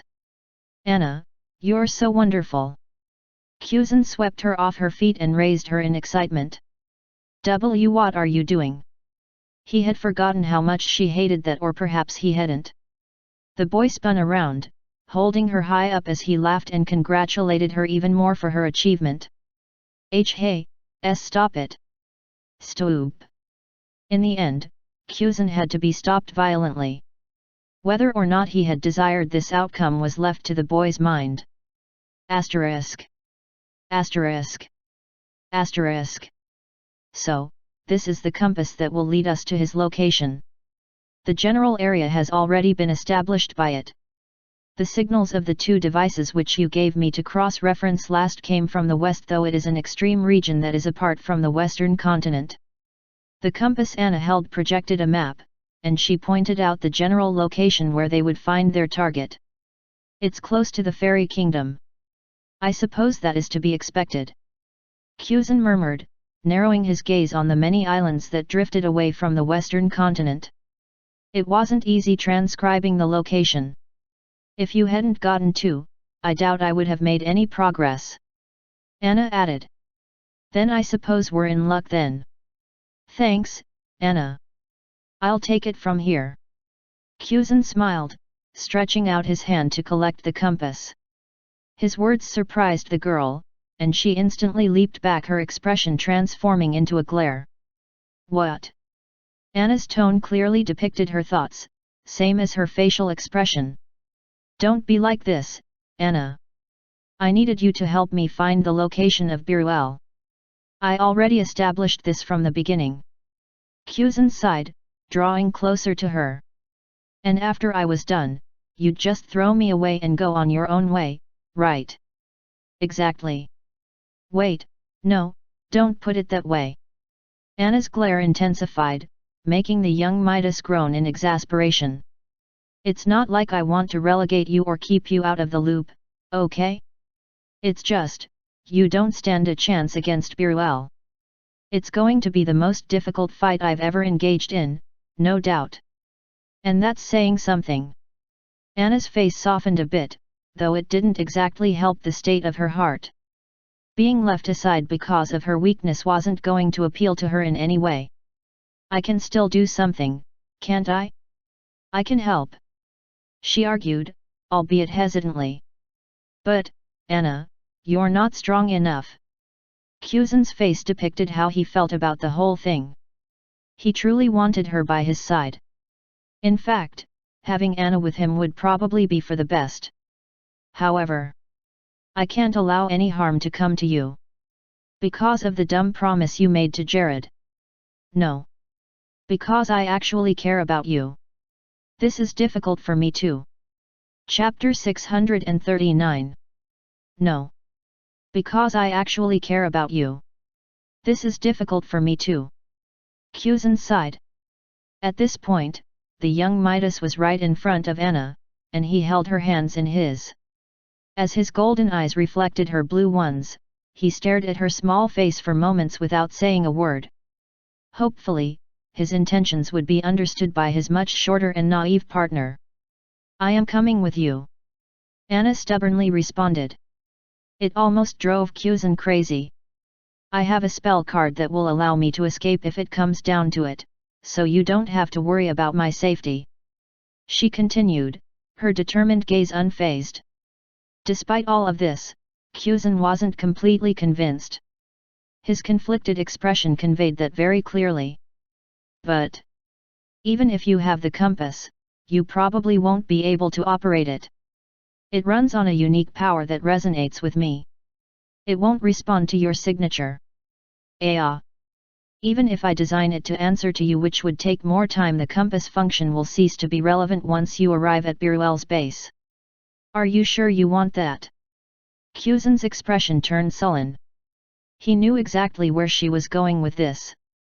"You said it yourself, mechanics isn't your forte. Biruel is an expert in this field. Isn't it reasonable to have a partner who can assist you where you're not so skilled? What if a mechanical problem arises and you can't solve it? Not everything can be achieved by sheer power. I believe you understand that, and that is why you had me help you." Kuzan nodded. As much as he didn't want to, he couldn't help but agree with her position. "I know I'm not as strong as you, but don't you dare think I won't be useful." Anna drew closer to Kuzan and elevated her height to the best of her ability by standing on the tip of her toes. Something about Anna's determination caused the boy to be curious. "I'm desperate to find my uncle, so I need information. Besides, this fairy has been bothering me for some time." "But what is your motive?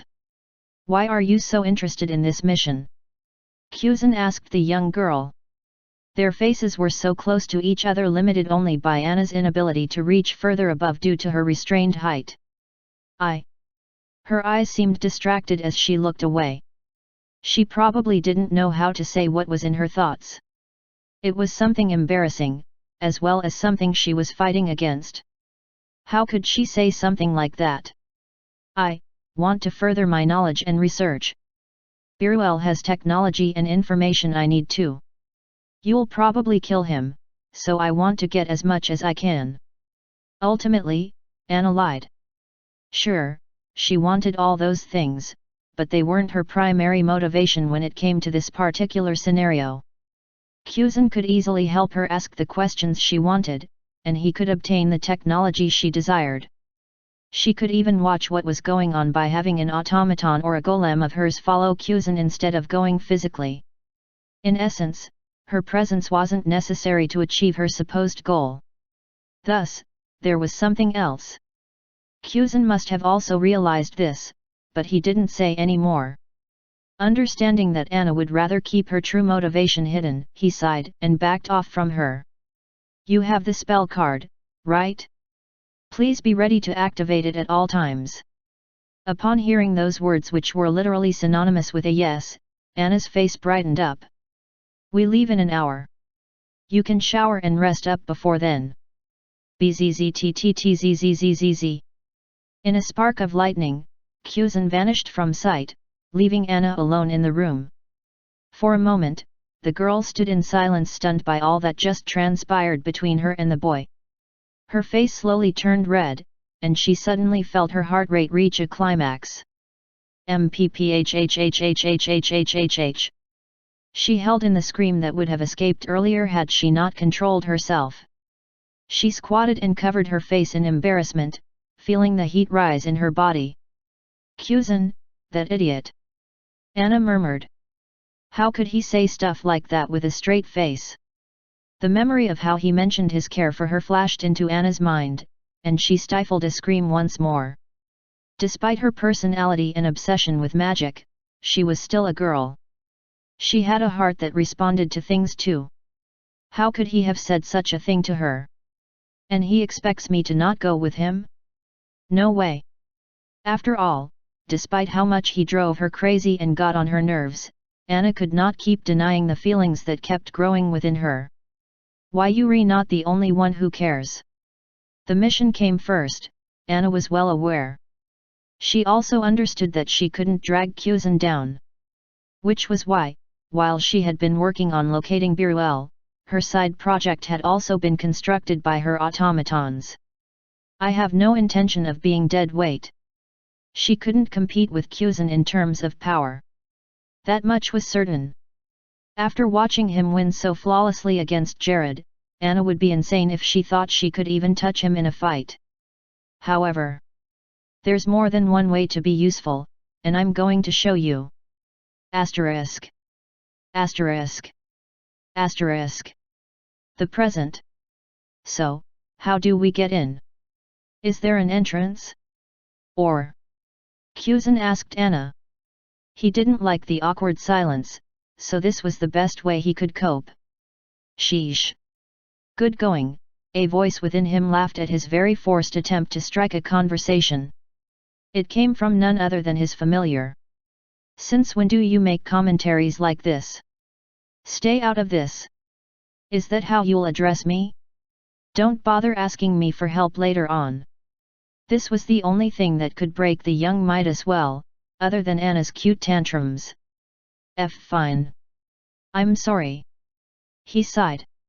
What was with him today? Being pushed around by two females, his familiar, and his partner. It was definitely not cool. Chapter 640. With a powerful blast, the interior of the base was exposed to the bright light of the outside world. Kuzan had just used a powerful blast to create a crevice enough to enable him and Anna to easily enter the structure. The false snowy mountain was none other than a cover for the hidden base of their opponent. Now that we're in, you'll lead the way to the control center. Is that cool by you? Kuzan asked as they proceeded inside the dark structure. No problem. With her eyes on the compass, Anna walked while replying. It didn't seem at all like she wanted to enter into a conversation, something that stung Kuzan in more ways than one. We'll have to resolve this when we return. For now, I should adhere to what the mission dictates. There are traps up ahead, Kuzan his familiar added. Kuzan nodded and kept his perception to the highest level, considering it was Anna who would be leading the charge. I would have used magic, but that could trigger another effect. So, let's save it for later. Asterisk. Asterisk. Asterisk. Anna came prepared. Even in the thick darkness, her compass brightened the immediate vicinity. Panda NVE1+, with both her and Kuzan's enhanced senses, they were still able to keep a constant watch on their surroundings. The interior of the base was unlike what either had expected to see. The walls were coated with iron, same as the ground. The echoing sounds of their footsteps reverberated through the area, though neither minded at all. Considering their loud welcome into the place, they had given up on subtlety. It was also surprisingly warm within the structure, a product of magic perhaps. Since they were in enemy territory, Kuzan had recommended using resonance to communicate with each other, to which she'd agreed. How long do you think this will take? Kuzan's soothing words flowed into Anna's head. She fought to keep her composure and also put her thoughts under control. It would be regrettable if any of her more embarrassing ideas flowed into his head. I'm not certain. But this is just one mountain. It can't be that far. Unless, of course, this is connected to a deeper path underground. 1 second. Anna pulled up an alternate projection from a bracelet-like magic tool.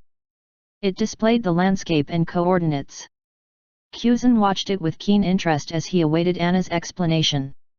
An automaton of mine is overhead outside. It's monitoring our signature. Oh? And? We're still in the mountain, though. BZZZTTTTZZZZZZZZZZ.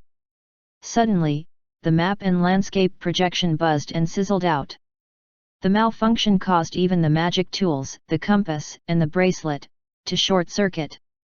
Ow! Anna instantly threw the bracelet off and dropped the compass. The moment they left her skin, sparks surged from the both of them until the devices were rendered completely useless. Damn it! Forgetting they were supposed to be silent, Anna watched as both her devices became ruined. Frustration and pain coursed through her. She knew just how long it took for her to design and create them yet. However, the destruction of Anna's prized tools was enough to tell them that the enemy had begun to move. Something's coming! Kuzan shouted, surprising Anna for a second. Wah! Suddenly, the girl felt a wave assail her, causing her body to tremble. It was an overwhelming power that exceeded anything she could control. However, this wasn't her first encounter with it. Anna. I'm fine. Quickly tapping her chest, she ceased hyperventilating and the emerging sweat on her face stopped as well. In a flash of light and with the swift motion of the wind, two beings appeared from both behind and in front of the flustered duo. At that very moment, the entire hallway radiated light using the luminous ores that had been deactivated before. The sudden illumination that now covered the vicinity sent a bit of shock to both intruders, especially Anna, who winced as she tried to get adjusted to the sensation. Unfortunately, there was no time to adapt. The opponents were already present. Automatons. Anna murmured as she looked around her. The glowing silver and blue-colored beings resembled humans in mechanical suits, though neon wires made up their veins, and their bodies were comprised of hardened shells. Warning! Warning! Warning! Warning! Warning! Warning! Red system windows started to appear all around Kuzan and Anna, clouding their vision, but also making distracting sounds. The automatons readied themselves to attack, using the intruder's shock to their advantage. However, that's enough. In an instant, both automatons burst into blue and white flames. It didn't take seconds before they were completely gone down to their very core. The mechanical beings didn't just melt. No, they were completely destroyed. Ha, can you keep going? Kuzan asked Anna. Anna wasn't as fast, strong, or reactive as Kuzan. Plus, without prior preparations, she was inferior to top-tier fighters. Those were all of her excuses for not being a single bit useful in the just concluded assault on them. Well, there was also one other factor. I'm sorry I didn't do anything. Anna whispered, her gaze falling and her expression sullen. It's fine. I didn't bring you here to fight, anyway. That's my specialty. Kuzan smiled as he walked closer to Anna. He placed his hand on the girl's shoulder and nodded in understanding, flashing a brilliant smile and a confident thumbs up. Just do what you have to. Provide mechanical support. About that. Anna laughed awkwardly, averting her gaze from Kuzan. The young Midas didn't quite understand her words, nor the cause of her reaction. He needed more information. The compass and location tracker have both been ruined. I also can't fix them here, not with this kind of situation, and certainly not without my equipment. That's bad. Both had decided to abandon resonance, considering it was far more comfortable to speak aloud, and the enemy was already aware of their presence anyway. Still, considering the possibility that they were being monitored by their opponent, exposing their plans and sudden weakness was akin to utter foolishness. Which was why we'll misdirect the enemy with that. While it's true that they have both been destroyed, I already saved the last recorded coordinates. Besides, we don't need the compass at this point. Kuzan and Anna nodded, directing their gazes to each other through the vast, empty hallway now lit by the ores around them. Just give me some time. I have a plan. Chapter 641. Damn it! The Fairy King spoke from within his hallowed space. Surrounded by darkness with the only source of light coming from the bright screen in front of him, Biruel's eyes remained fixated on the two unwelcome guests he had. I would have attacked them before they even infiltrated my hideout, but that would have caused too much commotion, and if the cult gets a hold of my signature, then... Biruel didn't completely trust the Nether cult, just like he didn't put his faith in just about any institution. After being betrayed, it would be foolish for him to make the same mistakes again. Besides, the Nether cult didn't care about his most trusted subordinate's death, and the members hardly shared his values. He was simply using them. They can't know of this place, though. To the outside world and even the omnipotent clairvoyance of their leader, this was simply a mountain. And that was simply because of his strong efforts to hide this location.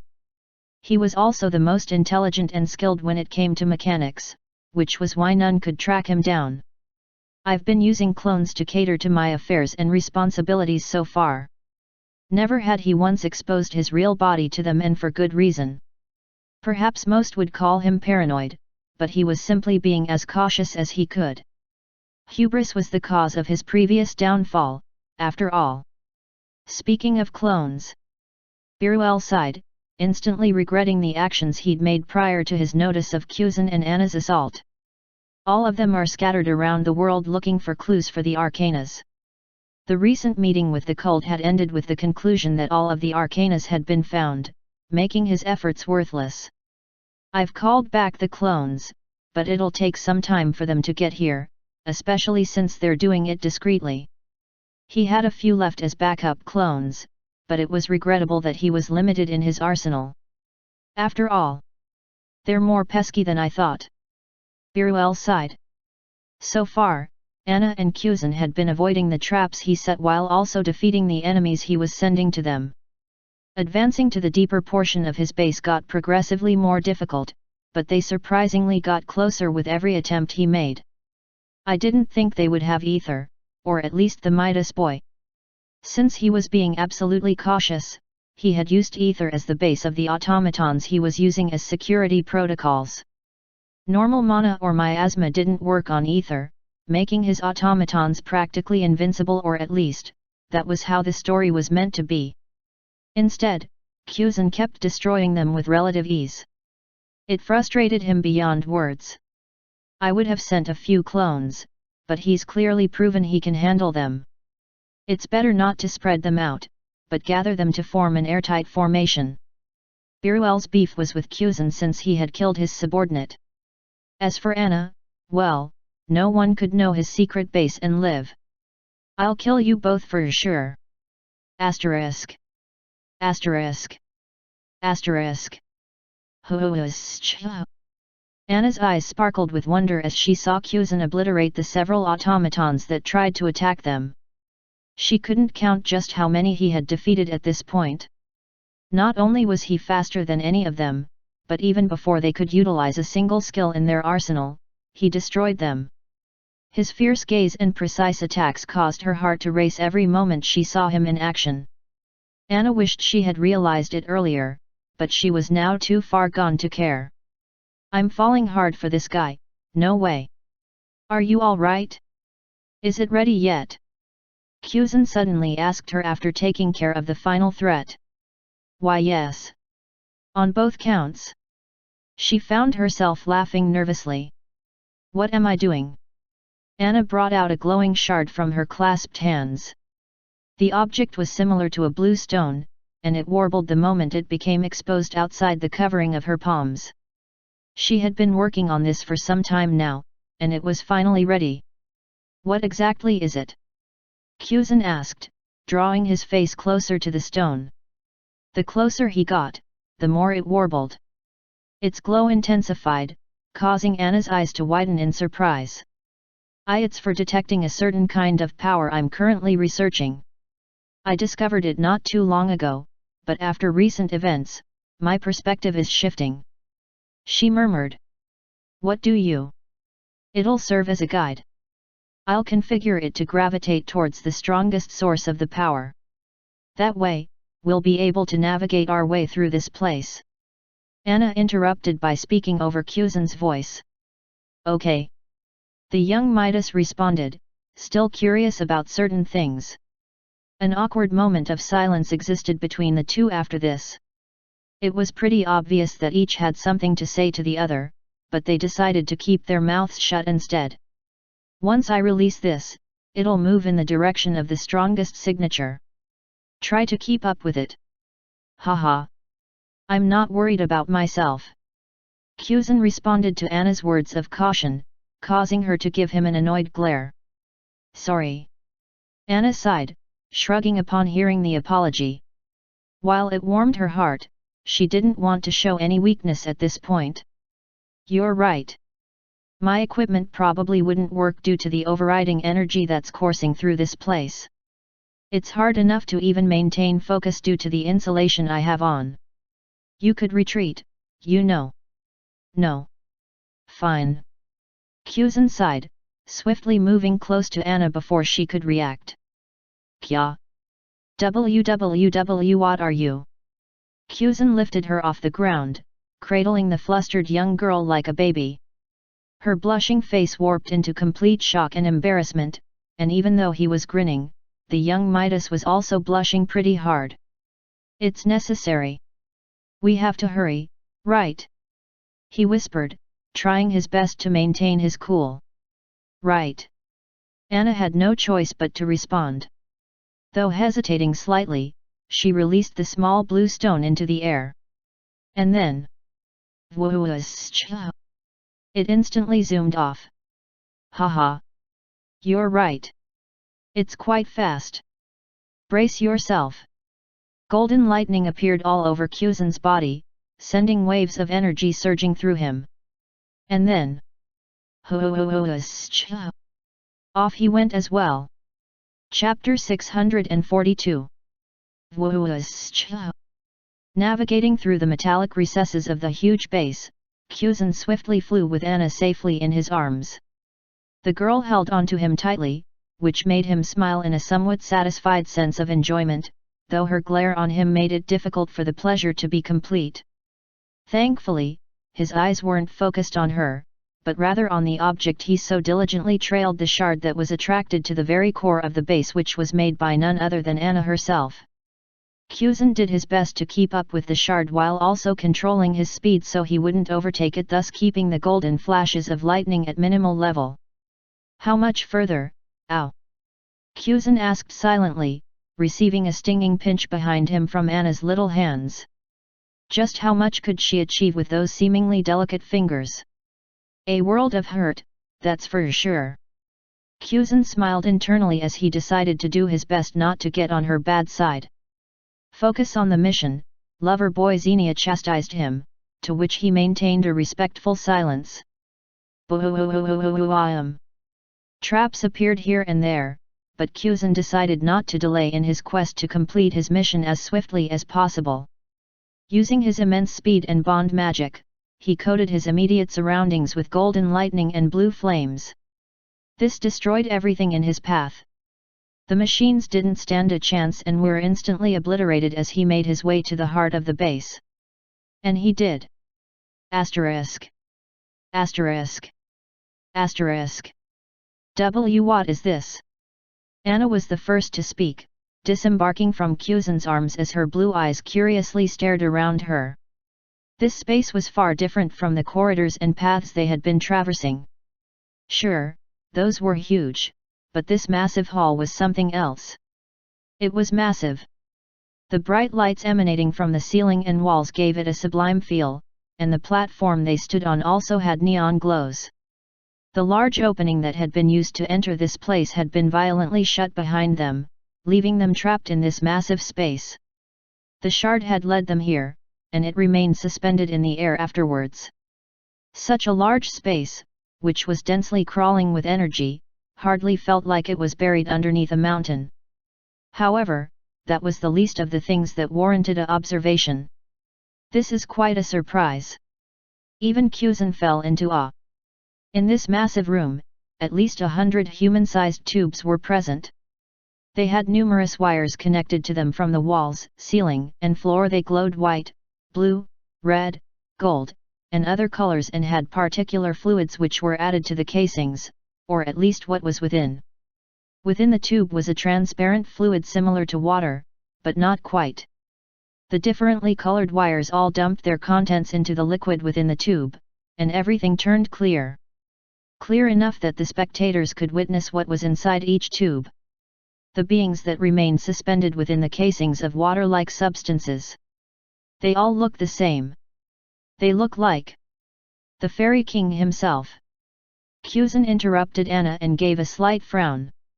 He had expected to see something unexpected, but certainly not this. It almost felt familiar. No. This isn't quite the same. What are all these for? Not just 2 or 3. There are like 100 here. Anna was extremely shocked, to say the least. Hundreds of seemingly living beings that shared the same physique as the one who they were searching for. It's so amazing, wouldn't you say? A loud sound buzzed from all over the room. It contained pride and charisma, 2 core impressions that the Fairy King gave. The question echoed across the vast room, seemingly coming from everywhere, yet they couldn't pinpoint their foe's location. I was going to say absurd. What do you think you're doing, Fairy King? Kuzan's tone, while calm, seemed to hint at a bit of impatience. What am I doing? What do you think? I'm making more of myself. Kuzan's eyes narrowed as he stared at the sleeping beings in their pods. Just as he'd suspected, they weren't merely automatons or golems. No, they were something more. Clones? You're making clones of yourself, aren't you? Anna beat Kuzan to the answer by raising a question for the invisible owner of the voice to answer. Her eyes seemed to glitter with surprise, but not amazement. Kuzan had to assume she had seen something like this or perhaps experienced it before. Why else would she be able to appear so calm? This doesn't match the kind of shocked reaction Anna would give. Kuzan's thoughts trailed as he tried his hardest to stay on guard. The question is where she has seen something like this before. She couldn't have. Before Kuzan could dig deeper into his thoughts, he felt a strong surge of energy. It caused the entire room to reverberate, and the pods, or rather, the liquid within them, suddenly started glowing. She-ee-ee-ee-ee-ng. It's a shame that I won't be able to use every arsenal at my disposal. It's also a waste to use these ones. However, as long as this investment ends with you being dead, then it'll be worth it. The loud screech that echoed all across the room contained anger and depraved excitement. Before either Kuzan or Anna could completely decipher his words, however, the glass-like containers opened up. Splash! Liquid fell to the ground, creating a pool of transparent liquid that evaporated within seconds, leaving behind the beings that had been previously asleep. I wonder how you'll be able to fare against all of them. They're the newest batch. Even if you... Anna. I think it's time for you to escape. Kuzan whispered. He no longer cared for the Fairy King's explanation. He only wanted the safety of his dear friend. I can't leave you like this. Anna knew her job was done. They had reached the center of the base, and even she couldn't do any more. Besides, she could sense why the shard was so attracted to this point. The strange energy signature that it felt from the room was spot on. Anna could feel it, the powerful energy that crawled within each of the 100 clones of the Fairy King that had now opened their eyes and brought forth their wings. She could feel the immense power. It far outweighed any she had ever encountered before, even far more than what Kuzan had produced with the help of his familiar. I know I can't help, but I can't leave you to deal with them all by yourself. Anna stubbornly remained. Don't you even think of escaping. The space here is too warped to try. Especially not with the spell card in your possession. Upon hearing this, Kuzan's eyes twitched and Anna broke into a worried expression. Even if she wanted to escape with her partner, that was rendered impossible. At this point, it was plain as day to the duo. We're trapped. Asterisk. Asterisk. Asterisk. Biruel grinned within his chamber as he watched the two slowly get surrounded by his 100 duplicates. The Chariot Arcana invokes technology and technomancy. I've intricately designed all of them to share my exact attributes. No. Even better. They have ether. The Fairy King thought with glee. The girl was useless, no doubt. She would die soon. As for the young Midas, Biruel knew he was capable of utilizing ether. I saw from the footages. I've observed your abilities. However, even his utilization of ether could not surpass 100 clones that had been sucking the energy for a while now. These should take care of the both of them. No, it's probably even an overkill. Biruel thought to himself. He watched in anticipation, waiting for the execution of his subordinate's killer, as well as the extinction of his friend. Or better yet, I can use her as a bargaining chip with Jared Leonard. All right then. I'll assemble her body together once this is done. Now deciding on his course of action, Biruel mentally instructed his clones accordingly, and then watched what would play out. He. This should be fun. Asterisk. Asterisk. Asterisk. Kuzan was indeed in a tough spot, much tougher than he had ever been before. As expected. He's difficult. The reason he had defeated Jared so easily was because the latter didn't have access to ether. Unlike him, all 100 of Biruel's clones were brimming with it more than he could handle if he chose to utilize it. You can retreat, Kuzan. I can guarantee that you have enough power to do so. Kuzan bit his lip. Was that really the only solution he had? No. I'm not going anywhere. Kid, really? If I run away now, how will I ever grow? How much further will it be before I can confront Kido? He spoke aloud. All this time, he had violently trained and diligently hunted down members of the Nether cult. He knew how much of a challenge Biruel would be, but he chose to confront him anyway. I won't lose. Kuzan stubbornly said. And he was confident of this claim. Don't tell me, you're going to use that. The young Midas smiled. To effectively use the Emperor and win this, I'll have to exceed my current threshold. Kuzan knew his limits. His body couldn't handle enough ether to override his opponent's power. That was why. I'll be using my Midas treasures now. Chapter 643. As the last prince of the Midas race, Kuzan was gifted with the treasures of his people, the Midas heritage. His ring. His bracelet. His necklace. They all symbolized different aspects of the Midas culture, and they all possessed immense power. I'll need to resort to using one of them. Kuzan thought to himself, staring at the enemies that surrounded him. You don't have to do this, you know?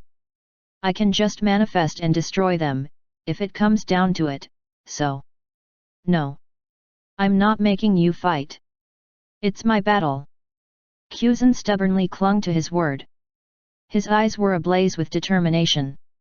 So much so that it surprised Anna. She hadn't seen Kuzan look this serious before. Besides, this won't take too long. Kuzan smiled. Xenia, his familiar, decided to simply observe instead. Usually, she would have been on his case and done her best to tease him. But she understood the state he was in. Kuzan needed this victory. Hey, Fairy King. If I win this fight, will you give me the information I need? Kuzan asked, a daring smile playing on his face. He clutched his left arm with his right, raising the former to display a golden bracelet hidden within his sleeves. The bracelet had strange encryptions on it, and they began to glow on his wrist. I don't care. Kill him. The Biruel clones all summoned dense energy in form of ether and created light projectiles that instantly became sharp spears. Each spear was filled to the brim with concentrated energy, and they sent all of them flying at Kuzan in a flash. A golden-blue barrier was instantly raised around both Kuzan and Anna, shrouding them in the dome of protection. The metallic surface of the ground took most of the damage, sending sizzling smoke spreading everywhere. Fortunately, the barrier remained intact. TCH. I'll take that as a yes. In that case, I'll show you something interesting, Fairy King. Kuzan's voice echoed amid the smoke and dust. He exited the barrier made by his familiar, walking calmly through the smoke. Take care of Anna. The bracelet on his wrist gleamed brighter than ever, now sending waves of power swirling around him. A golden pillar of light shot through the ceiling, and everything around Kuzan cleared up instantly. Now at the center of the chaos, right in front of the well-protected Anna, was a newly transformed Kuzan. His body was completely gold from top to bottom. The way he gleamed like precious stones, so captivating and royal, made all eyes fall on him. His attire also adopted the gold attribute, and even underneath him the ground itself was getting drenched in his color. Emperor's Transfiguration. This wasn't mage mode. This wasn't elemental chamber. This wasn't fusion mode. This was something different entirely. I'm ready. Before Kuzan could finish his statement, multiple blasts of light descended upon him. The 100 clones above baptized him with a rain of destruction. Kuzan. Even Anna was surprised and scared for her partner. She believed in his power, and his newly transformed state gave her confidence. However, the power of the clones was something she had yet to experience to such a degree. Frankly, it frightened her. Though she was stuck in her bubble courtesy of Kuzan's familiar, Anna felt impatient. You better be all right, Kuzan. As though answering her thoughts, a violent pressure swirled around Kuzan, enough to push away the smoky mist that shrouded him. He was still standing. No, at this point, he was floating completely unharmed. Your attacks are useless. None of them will work. Kuzan whispered. Was he bluffing or not? Even the Fairy King's clones couldn't tell. Which was why they decided to attack once more. I don't have time for this. Xenia. Kuzan's thoughts sharply summoned his familiar. Golden light coated his body, and flame-like energy manifested all over him. At this point, he was both in fusion mode and his previous state. Fused Emperor's Transfiguration.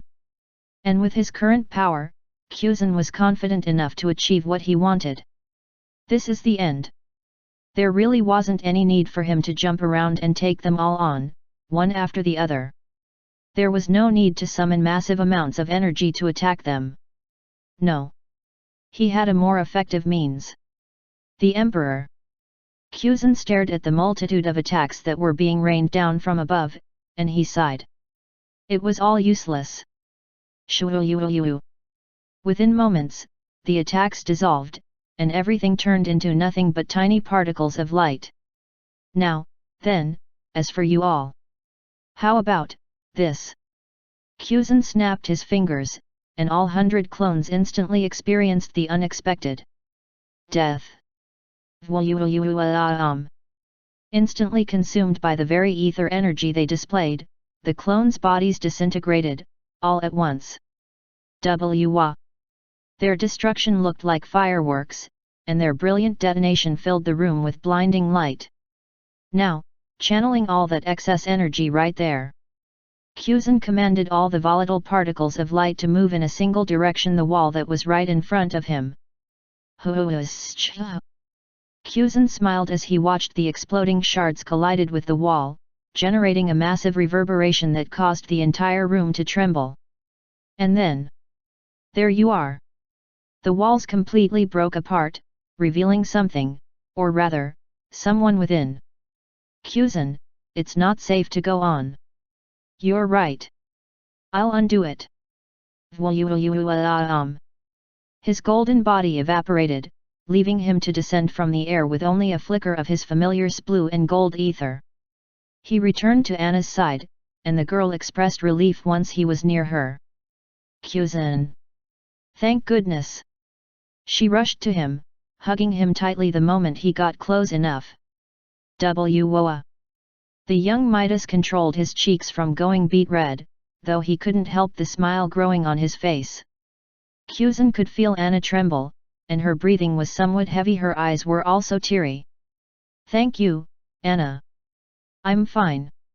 He returned her hug, albeit a bit awkwardly since she was much shorter than he was. Still, even with this emotional moment, the boy's attention did not leave the gaping hole he made in the wall.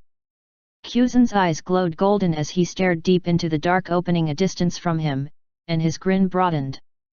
He could definitely sense someone within, just as he had been able to when he had achieved the heightened state he'd previously utilized. "Won't you come out to welcome us, Fairy King?" Asterisk. Asterisk. Asterisk. Chapter 644. How? Biruel's mind had been hurting ever since Kuzan managed to survive the attacks of his clone without so much as a scratch. Their magic was supposed to be concentrated to the highest degree, and even one blast should have eviscerated anyone who didn't employ the protection of ether. He had observed the boy, and the young Midas never erected a barrier in his golden form. He simply tanked their assault. As if that wasn't enough of a strain on his senses, Biruel also watched as Kuzan dissipated the condensed light attacks made by his clones. He then destroyed said clones, and... How? No way. Biruel now stood in his observation room, watching as a massive opening manifested in front of him. His dense barrier had been bypassed, or rather, obliterated. Even the walls, which he had especially used the strongest alloy he could find to create, had also been destroyed. His sanctuary had been breached, and he was now left bare, having only his technology to defend himself. "Won't you come out to greet us, Fairy King?" Biruel's face scrunched up upon hearing the condescending tone of the young Midas. Veins appeared all over his pale face as his dull green eyes displayed sheer fury. Darn brat! He must know, by now. Biruel gritted his teeth as his system window appeared in front of him. This wasn't over yet. He couldn't give up at this point. I can't defeat him as I am now. I'll accept that much. Biruel's thoughts trailed. However, that didn't mean he was going to allow himself to get defeated by a brat. Never. This isn't over, Midas boy. The Fairy King's mind swiftly went to work, and he figured out the best way to achieve his objective. I'll draw this out for as long as possible. If I buy enough time for my incoming clones to arrive, then it's possible. Not only would he be draining Kuzan's energy, but when thousands of duplicates arrived on the scene, it would be over. Activate all sanctuary defenses. Protect me at all costs. The system glowed instant red, executing its command in a flash. Asterisk. Asterisk. Asterisk. What's going on? Kuzan murmured, feeling the room tremble. While he and Anna remained in the protective bubble of his familiar, Kuzan still felt the tremors manifesting around him. The walls of the large area they were in was transforming, and even the large hole that Kuzan made was closed up within moments. Hiding, I see. The golden-haired boy smiled. Sparks of golden electricity appeared on his body as he made to move. However, he was stopped by his partner's off behavior. Anna's eyes were widening, as though she just realized something. She swiftly activated a ring she had on, summoning something in the process. All right. Magic tools are finally working. Something about Kuzan's protective barrier made it possible for her to utilize her items. The moment Anna realized this, she went straight to work. Shuyu. The item she summoned was a box, and she swiftly knelt and opened it to bring out one of its many contents. What are you doing? Kuzan asked in puzzlement. This didn't seem like the time or place for scientific experiments. The walls had already fully transformed, and several blasters were pointed in Anna and Kuzan's directions. Spikes also protruded from the ceiling and surfaces around them. In essence, their surroundings had been turned against them. It definitely wasn't the time for Anna to start fiddling with her technology. I'm trying to be useful. These stuff clearly aren't enough to stop you, so the only conclusion is that our opponent is trying to buy some time. Yeah, I know that much. Kuzan responded. It was precisely the reason why he wanted to end things quickly. I think he's trying to call more clones. Anna added. That's a fair assumption.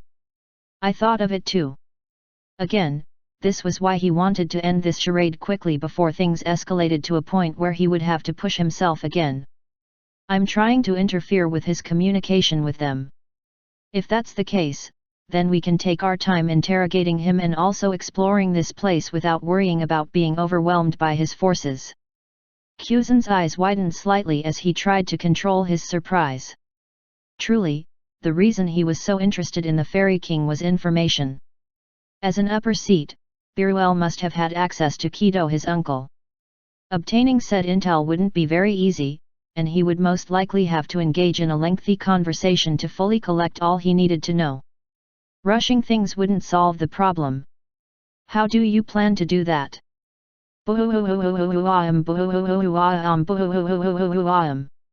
The numerous blasters bombarded the barrier around Anna and Kuzan, but the most they could do was leave scratches which ended up vanishing within moments. The spikes were also sent, but none could pierce their safe haven. It was strong enough to distract Anna from her primary objective. This stuff is pretty sturdy. Kuzan shrugged in response. Xenia is incredibly strong. This guy's technology doesn't stand a chance. Also, you were saying. I mean. I already analyzed the frequency of each chip you gave me. That's how I was able to backtrack it to this place and find out where the source was coming from. Okay. Kuzan nodded. He understood everything thus far. After all, even he had tried utilizing magic to connect the frequencies, but failed. Since I understand the frequency, I can use it to trace the multiple clones he's summoning, how many they are, and even their location. I can use this device to interfere with that frequency. Anna showed Kuzan a cube. It was glowing, warbling with several runic inscriptions that seemed like a fine hybrid between magic and technology. I developed this to mess with Gawain, but... She murmured. I understand what you mean, but Biruel is controlling them using an arcana, most likely. The chariot allows him to use technology with seemingly no limits. That's most likely how he was able to make all of this. Your device won't be able to usurp his command. Surprisingly, Kuzan's words did not appear to faze Anna in any way. In fact, I know. They only made her smile even more. Chapter 645. Of course, I know I'm not as strong as him. The power he displayed is enough to show the difference between us. Even though the slightest interference would cause his communication network to fall apart, I don't think I have enough energy to break the firewall. Kuzan's expression fell slightly. Anna was a genius, but that didn't make her omnipotent. Still, the fact that she was still smiling confidently showed that there was something else, something more she had in mind. You can do that for me, Kuzan. Your arcana allows you to control stuff, right? Plus you have that strange energy signature I keep detecting and thinking is the root source of all of this. If it's you, I'm sure you'll be able to do it. The young Midas couldn't contain his surprise at this point.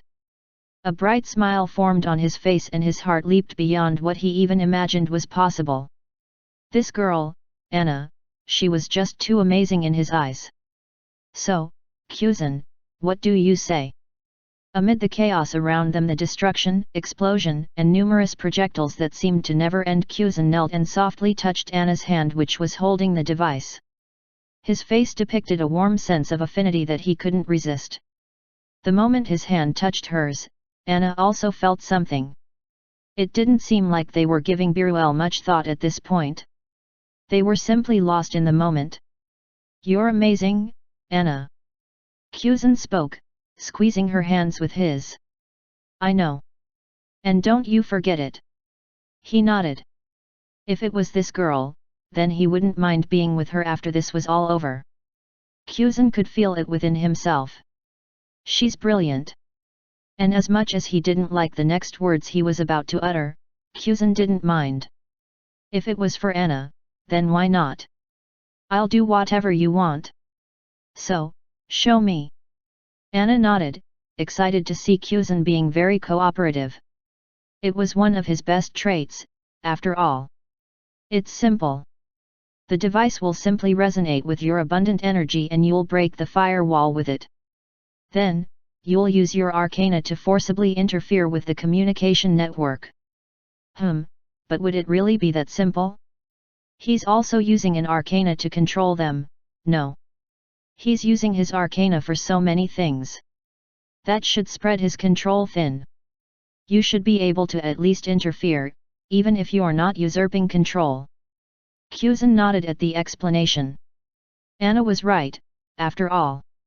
Even for him, the more targets he used his arcana on, the tougher it was to maintain it. That was why he had needed a good deal of ether to utilize the Emperor on Biruel's clones, since there were so many of them. All right. Got it. Let's give it a try, Wah. Kuzan's face lit up with surprise as Anna's hand swept over his hair and she patted him lightly. Good boy. Wah. His mind was completely going through a crisis. With Anna smiling so sweetly and she resorting to that for the first time, Kuzan felt an indescribable emotion that caused him to lose his emotional composure. No. Focus, Kuzan. He shook his head with resolve. Anna's hand was soft and warm, but he had to attend to other matters first. Anna retracted her hand, and her face turned pink for a moment before returning her attention to the cube she presented to Kuzan. Let's get to work. Asterisk. Asterisk. Asterisk. What are they doing? Biruel murmured. He was watching from his safe haven, waiting for his minions to arrive so they could decimate his opponents. It was annoying how they had shielded themselves with such a dense barrier and didn't even seem to worry about its stability, but Biruel didn't feel the need to be upset about that. What annoyed him the most was their public display of affection, especially in such a tense situation. Couples, those two couples. He gritted his teeth. Now he had one more motivation to get rid of them, though all his efforts so far seemed to be ineffective. No matter. The spikes and blasters were simply to buy time, after all. Their true opponents will be arriving soon. Biruel's eyes suddenly popped wide open due to a strange sensation he felt. Yua? What's this? Biruel's face paled instantly as he stared at the screen, only to see Kuzan and Anna looking directly towards him with grins on their faces. They knew. What have they done? His mind raced. The sensation he felt was a disconnect. No, it felt more like an interference between him and his clones. Without the resonance between himself and his duplicates, the latter would only end up being figurines with no action. How did they?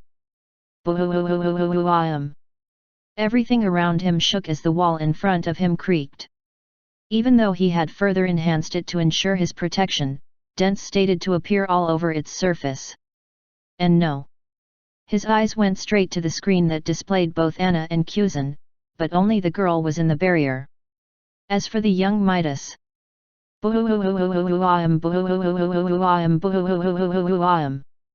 he was directly assaulting the only thing existing between Biruel and his opponents. With each pounding, Biruel grew even more anxious. He commanded his security system to stop the intruder at all costs, but they were instantly decimated by his opponent's sheer power. Only Biruel's clones could stand a sliver of a chance, at this point, and they were inactive. Damn it! The bombardment finally broke through, and the wall came crumbling down after a couple more hits. Eek! Sweat formed all over Biruel's face as he saw the light pierce his dark room. The system window in front of him buzzed, but the Fairy King ignored it completely. What held his total attention was the young man who floated so close to his dark room. His golden hair fluttered as he smiled casually. His hands were folded, and golden threads danced around him. She. Don't even think about moving.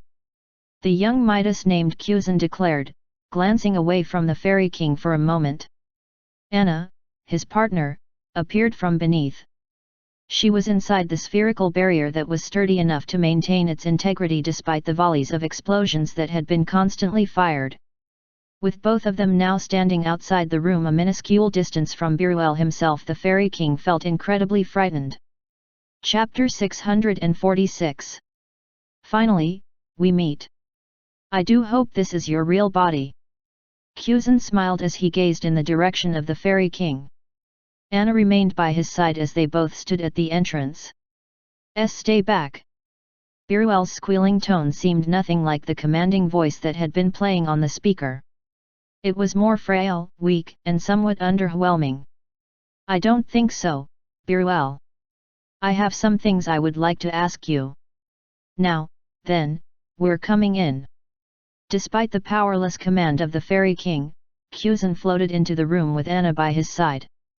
Bzzzzttttzzz. A blaring sound and red flashes of light appeared all over the room the moment they entered Biruel's haven. System notice. Silence. Kuzan coldly responded. Instantly, the system buzzed and vanished, same with the unpleasant sounds. Why you? Biruel's voice croaked. Like I said, don't move. Oh. Kuzan's eyes lit up with surprise and intrigue the moment he took a step closer to Biruel. He was fascinated, as well as amazed. Illumination. White bubbles of light danced around the room, making it clear as day. Dante. Stop it. Don't look at me. The light fragments finally revealed the Fairy King's true body, the one known as Biruel himself. Dante, look at me. Biruel's head was hung wearily on his sunken shoulders as he sat on a massive throne. However, instead of the regal appearance of a king, he looked like something else. For one, his silver hair was now gone, leaving nothing more than a few strands of faded, white hair. His emaciated physique made the regal apparel he wore look oversized, and his pale body indicated that he wasn't at his finest. His wings were wilted, falling flat against his back. They also had a faded ash color, quite pitiful for a fairy, let alone royalty. Tons of wires were connected to his throne, which in turn connected a single large pipe into the base of his neck. I see. So that's why you stubbornly tried to get rid of us rather than escaping. Kuzan muttered as he stared at the pathetic excuse for a fairy king. Even Anna's face was nothing shy of a shocked expression. You can't leave this place, can you? Asterisk. Asterisk. Asterisk. How long ago was it? Biruel couldn't remember at this point. Yes, he couldn't remember when he was born. It had most likely been over 1,000 years, at this point. He forgot a lot of things, frankly. No longer could he recollect the appearances of his deceased parents, or even any of their characteristics. Other than the core tenets of his values and the memories that had the strongest impression on his mind, all that remained in Biruel's fading mind were vague memories of the past. It wasn't as though he was afflicted with an illness, or a curse had been placed upon him. No, it was something rather simple and biological. He had gotten old. Fairies weren't immortal. They had never been. Yes, they lived for very long, but so what? Eventually, death would come for them, no? As such, old age was only inevitable for a fairy like Biruel, who had lived far beyond what was normally permitted of a fairy. Ever since he got banished from the sanctuary and he'd had to leave the mana-saturated environment, he began to age faster than usual. He did his best to slow it down, but the best he could do was this, pumping concentrated mana into his body and forcibly prolonging his life by reducing his physical activities and the strain it had on his expiring body. N0ve1 This led him to his current predicament, being an immobile being who could only properly manifest in the form of his clones. A husk of a fairy king. Asterisk. Asterisk. Asterisk. Interesting. Anna muttered as she stared closely at the fairy king. After observing him for just a few seconds, she had a lot of questions in her mind. For one, why was the fairy king so human-like? Other fairies appeared tiny, but he was similar to an elf, appearance-wise. Also, what happened to his wings? They're so different. Could this be? Fairy King Biruel was right in front of them, but his appearance was so surprising that it didn't even feel like a victory any longer. The conclusion was so underwhelming that Anna forgot they were standing face to face with the enemy. Biruel, I want answers to my question, and you're going to give them to me. Kuzan spoke in a commanding tone, drawing closer to the husk of a being. Throughout their short time together, the Fairy King had only told them to stay back, and also not to look at him. Apparently, even he knew he was not a sight for sore eyes. You killed my subordinate." His tired voice trailed. It sounded devoid of life, and it felt so strained that it almost seemed like Biruel was dying at that very moment. However, despite its tragic tone, an evidence of anger could be deciphered from his words. "I did," Kuzan answered. "Why? Did he not give you the information you wanted?" Biruel's pale face displayed even more anger. "He did tell me what I... Then why? Why did you kill Hai?" Biruel's eyes bulged and he began to cough before he could conclude his rageful inquisition. Acknowledge Kak. One look at him and one could tell how severely strained his body was. His sickly appearance and the bags under his eyes clearly showed he wasn't long for this world. He was dying. Yet, his pure anger and grief wouldn't let him stay still. His emotion of pure wrath was sent towards Kuzan. "I see. So you also feel pain when someone you love gets killed?" the young Midas whispered. The cold gaze he directed at the Fairy King depicted nothing like remorse. He was simply observing him with interest. What are you talking about?" Biruel groaned as he recoiled from his earlier cough. "I killed that fairy for the same reason I killed the others.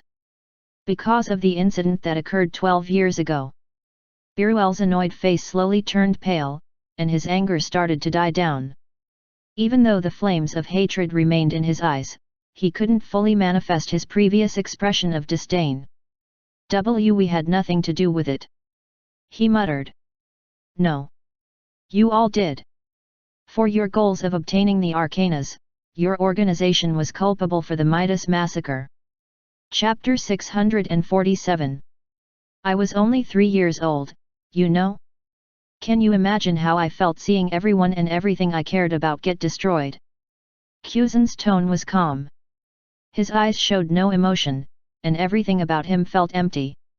Even Anna felt a chill run down her spine as she looked at his completely stoic face. He was utterly cold. That was Kido and his partnership with the demons, the Whites. "I had nothing to do with it. But you benefited from it. Isn't it your joint goal to obtain all the Arcanas?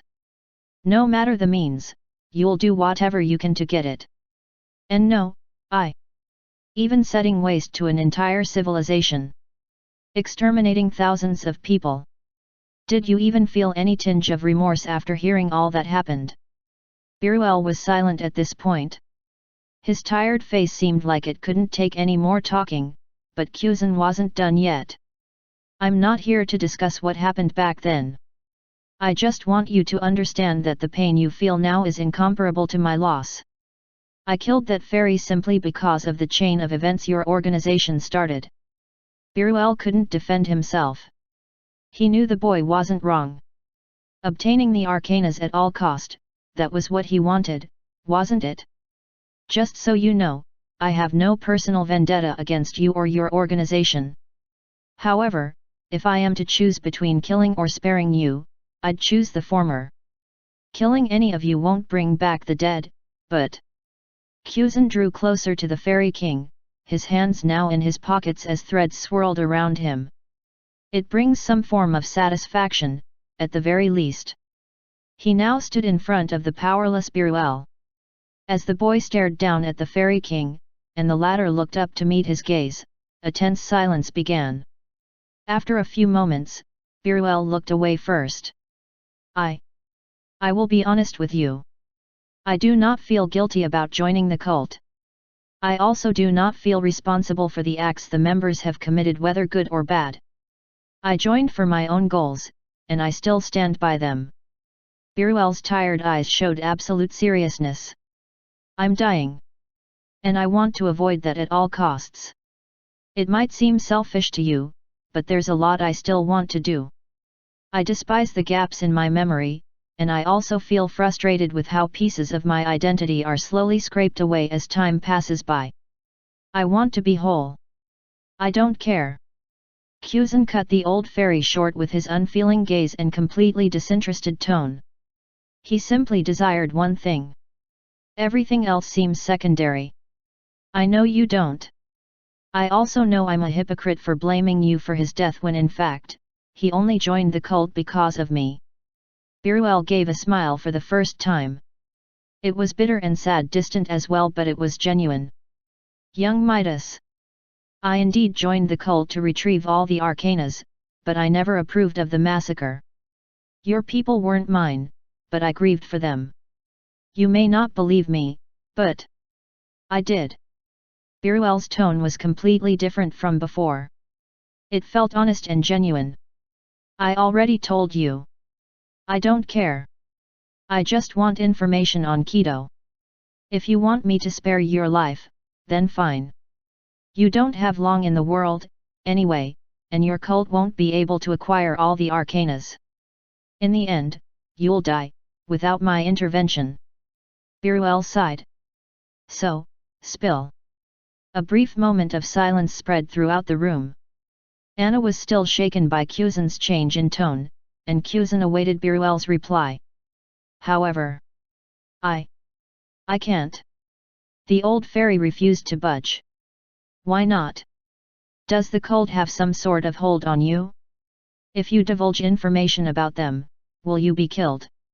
No. That's not it. No member of the Nether cult has seen my real body, let alone being able to subject it to such. Biruel's eyes were distracted, and his body felt completely like a statue. Then why? You have attachments towards them then? You wouldn't betray your comrades, is that it? No. I despise Keto, and I'm mostly indifferent about everyone else in the Nether cult. I do not share their values, neither do they share mine. Biruel muttered, barely audibly. Even when his subordinate died, none of them could have cared less. They simply overlooked it and went on with their grand scheme. What did he expect from the same group that had been fine with genocide both of the Midas race and also the demons? He couldn't bring himself to agree with their core tenets. However, my goals. I will not do anything to jeopardize it. I have endured countless centuries of this pain. I was among the first 3 members of the cult. I have come this far. If you die by my hands now, then there's no point. Golden lightning flashed on Kuzan's body as his stoic expression turned into a glare. You're right. Such a dilemma, isn't it? But, at the very least, I'll die knowing I didn't do everything in vain. If he chose to give the boy valuable intel, then he wouldn't be able to obtain his desire. He would live his life forever losing himself, and his mind would expire long before his body would. Biruel didn't desire such an end. Pfft, ha ha, ha ha ha, ha ha ha ha. The old fairy's eyes widened in shock to see his interrogator burst out in laughter. 1 or 2 beads of tears formed in the young boy's eyes as he laughed in seeming delight. Ha ha. I see. Is that so? Well, that's good. At least you're different from everyone else I've asked. Oh, even my subordinate.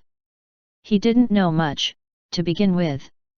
He tried to hide the little he knew too, based on his loyalty to you, I suppose.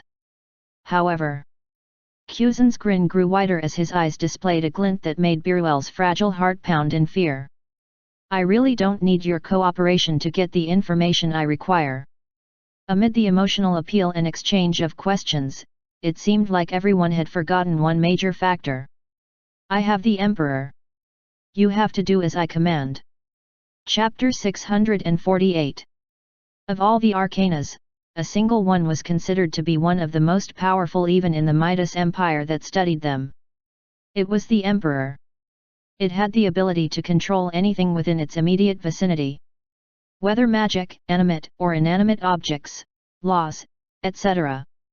So long as it existed within the user's domain, it could be subjected to their will. It was the ultimate arcana for dominance. Asterisk. Asterisk. Asterisk. You don't have a choice, Biruel. I might as well begin the interrogation now. The Fairy King groaned, and an expression of discomfort formed on his face. However, he slowly broke into a tired smile. I have an arcana too, you know? Your power won't. You possess the chariot. It handles technology nicely, and I reckon it's how you were able to prolong your life beyond the normal standard. Kuzan stared at the many wires that were fixed into Biruel's throne, and the mechanics that surrounded them. But, the chariot does not grant protection against my ability. If you had strength, for example, you'd be able to use the ether to achieve a versatile set and protect yourself from my influence, but... Kuzan stretched his hand and touched the pale head of the Fairy King. You can't resist. Biruel's eyes bulged, almost popping out of their sockets as he felt the energy swelling from Kuzan's hand. His body throbbed in futile resistance, but the end result was inevitable. He realized it already. The young Midas boy had won. Kuzan, stop! Suddenly, the energy that permeated the Fairy King ceased. It hadn't completely vanished, but it simply halted in its takeover. What is it, Anna? Kuzan asked, turning around a little to see a distraught Anna. His cold gaze didn't leave him for long and he didn't seem like he was going to stop what he had started, even though Anna's expression was that of disagreement. Don't do this, Kuzan. You're sympathizing with him now? Kuzan asked, his expression still as stoic as before. Though, it was obvious from Kuzan's tone that he didn't care for Anna's opinion at this point. I'm not. It's you I'm concerned about. There's no need to be concerned about me. This isn't the first time I'm doing this. If you don't feel comfortable watching this, you can leave. The spell card should be working now, right? Kuzan's gaze left Anna, and he focused his attention wholly on Biruel. Silence pervaded the room at least until the Fairy King was completely under Kuzan's influence and began spilling everything the boy wanted to know. Questions like: where is Kido? How strong is he? How strong are the other members of your organization compared to you and him? What seed is he? What abilities has he displayed for you to see? What have you heard him say? Specific questions that were met with helpful answers. Thankfully, Biruel had fought with Kido several times, due to their disagreements. It wasn't much of a fight, since he is far superior, but he did display some abilities. Biruel had explained, going further to spill all he knew about the man. This lasted for several minutes, until finally, Kuzan was finished. That's all. Removing his domination effect from Biruel, Kuzan stepped away in disinterest. Even though the old fairy groaned and coughed, he didn't even bat an eye and walked towards Anna instead. We should leave now. His approach was met with a fierce glare from Anna. Her blue eyes depicted disdain, something Kuzan hadn't expected from her at this point in their relationship. I had to do it, Anna. If that's why you're upset, then you should know. I'm not upset that you did whatever you could to achieve your goals. I would do the same to obtain what I wanted too. Memories of how she captured Demon Lord Lydia played on her mind. Then, you told me to leave, despite me being concerned about you. A bead of sweat fell from Kuzan's face. He realized he blew her off in a somewhat mean way, but he couldn't help it. He required focus when he wanted to achieve his objectives. It was the same when he nearly killed Jared in their duel. I'm sorry for being harsh towards you. That wasn't intentional. He smiled softly and placed his hand on Anna's very stiff and cold shoulder. I didn't mean to hurt you, okay? With Kuzan going as far as apologizing and even using gentle words now, Anna couldn't see even the shadow of the cold emotion he had just displayed. He's probably like that for a reason. I'm the same. It would be hypocritical to judge the boy for crimes she too had committed. However, seeing Biruel's state did something to her that she normally wouldn't consider. It appealed to her emotions. Maybe I'm the one not being logical here. But I understand, Kuzan. It's fine. Anna returned Kuzan's apology with a genuine smile. Ah, then shall we? You can leave without me. There's something I want to try out first. Hey! Anna walked past Kuzan and moved in the direction of the silent Fairy King. He was in an aggrieved state, no doubt. It was too bad his physical condition prevented him from being expressive enough to display the pathetic condition he suffered internally. What do you think you're doing? If you're worried about whether or not he remembers, I already erased his memories of my compulsion and our visit. He's in a daze right now. Anna stopped in her tracks and stared at Kuzan coldly, just the way he did at her. Return his memories, now. For a moment, tense silence permeated the room. The partners stared at each other with varying thoughts going on in their minds. Then, why? Kuzan broke the silence with a simple question and an unenthusiastic shrug. Just do it. I'll need a reason to do that. He persisted. The young Midas was curious about Anna's plans, and the only way to really get an answer was to put her in a situation where she had to spill. I need him to be fully aware for me to attempt what I want to. Kuzan's smile broadened, and he approached the short girl who was now busy observing the Fairy King's frame. And what do you want to attempt? Anna's eyes remained on the specimen in front of her, her blue eyes glowing in anticipation of a new task she had never attempted before, at least on this scale. However, she felt somewhat confident she could achieve it. I have to. It was the perfect chance to test her limits and also to help the dying person in front of her. I'm going to give Biruel what he wants. Immortality. Chapter 649. What? Why? No. How? Kuzan was a Midas, so he knew immortality wasn't necessarily inconceivable. However, no matter how powerful a body was, or how skillful an individual became, they couldn't escape the expiration of their own bodies. It had to come, sooner or later. Sure, making new bodies was something that could be achieved, but Anna can't possibly mean that, right? Kuzan had no idea what was going on in the girl's mind. He had to give in to his curiosity, though. If you're so curious, then restore his memories. She smiled at him. It was a sweet, innocent smile, but Kuzan somewhat felt like he was the one being baited, and not her. Sigh, whatever. Let's see what happens. Asterisk. Asterisk. Asterisk. Ugh. Biruel groaned as his tired eyes opened and his vision returned. It felt like he had just woken up from a sleep, something that never happened unless he wanted to. What's this? The last thing I remember was. His eyes caught the appearance of two people. A boy and a girl. It only took 1 second of observation for him to tell who they were, as he remembered what they did to him. Why you? Before he could protest any further, Biruel found himself violently coughing. His emaciated body throbbed, and it seemed like he was going through a seizure with every whooping cough that proceeded from his mouth. Slowly, however, he became stabilized. Calm yourself, Biruel. Kuzan spoke in a model tone. I said I would take it from here. He was swiftly replied by Anna. Sorry, geez. Anna stepped forward to the recoiling Biruel, who stared at the two with utmost suspicion. What do you two want? You should have erased my memories after you compelled me to divulge the intel you wanted. Oh, I did. She told me to return it to you. Anna felt peeved that she was actually being ignored by the old fairy who would rather talk to Kuzan than the girl in front of him. And you listened to her?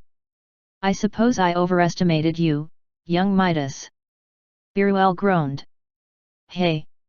I'm right in front of you, you know. Awkward silence descended upon the room as Biruel's gaze finally rested on Anna. He spent a few moments observing her from head to toe, though the way his tired and elderly eyes ogled her felt uncomfortable to the younger girl. You are? Who are you? Biruel finally muttered. What? You can't pretend you don't know me. Kuzan and I literally came here together. We're partners. The old fairy's face slowly transformed into anger. And how dare you raise your voice at me? Females should learn to show respect to the males. Is this how you train your female? TCH. And what's this deal about partners? She isn't your subordinate. Once again, Biruel turned his attention to Kuzan. Pfft!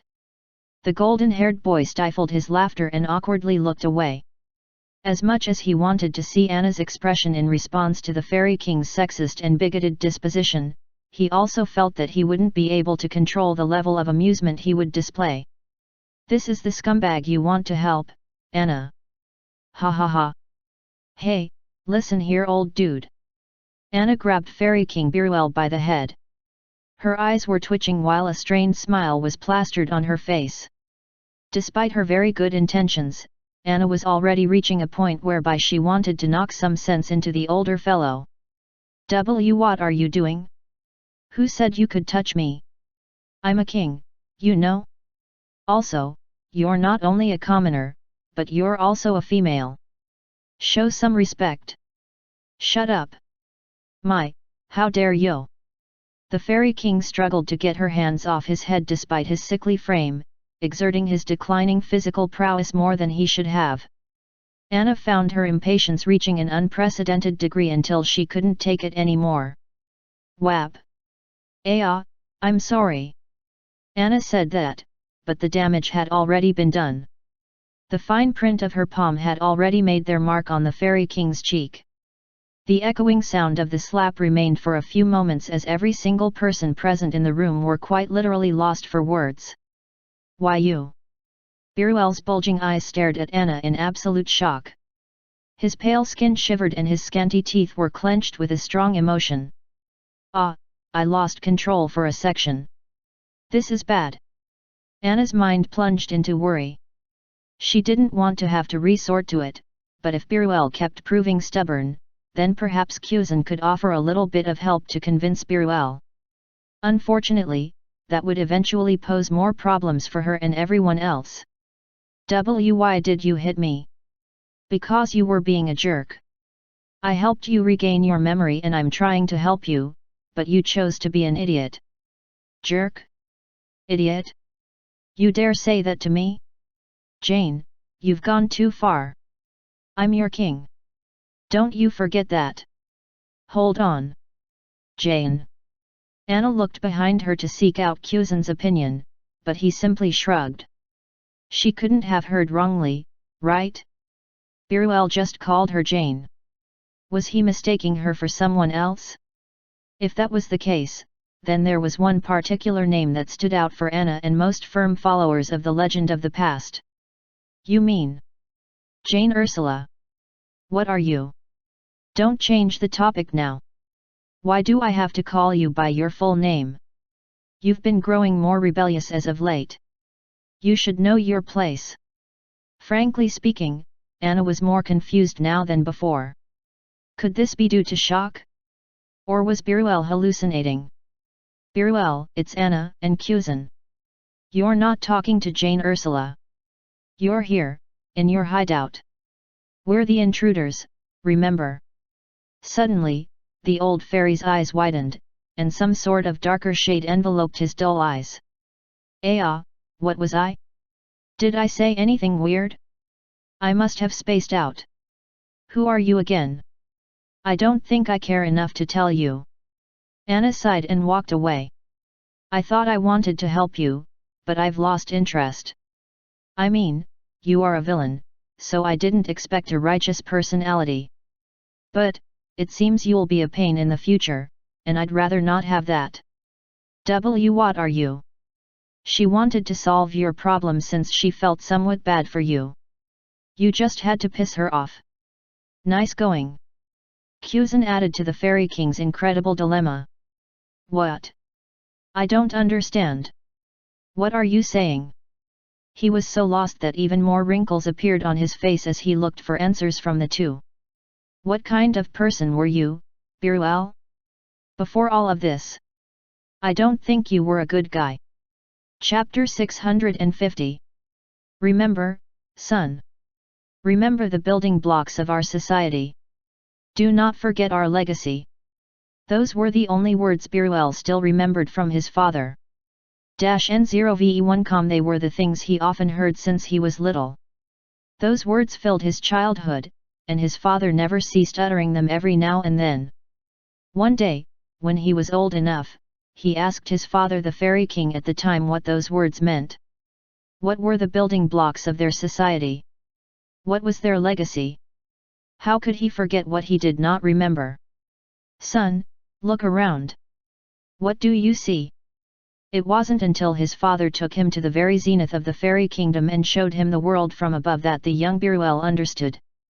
He witnessed the lives of the commoners. He saw them go about their businesses.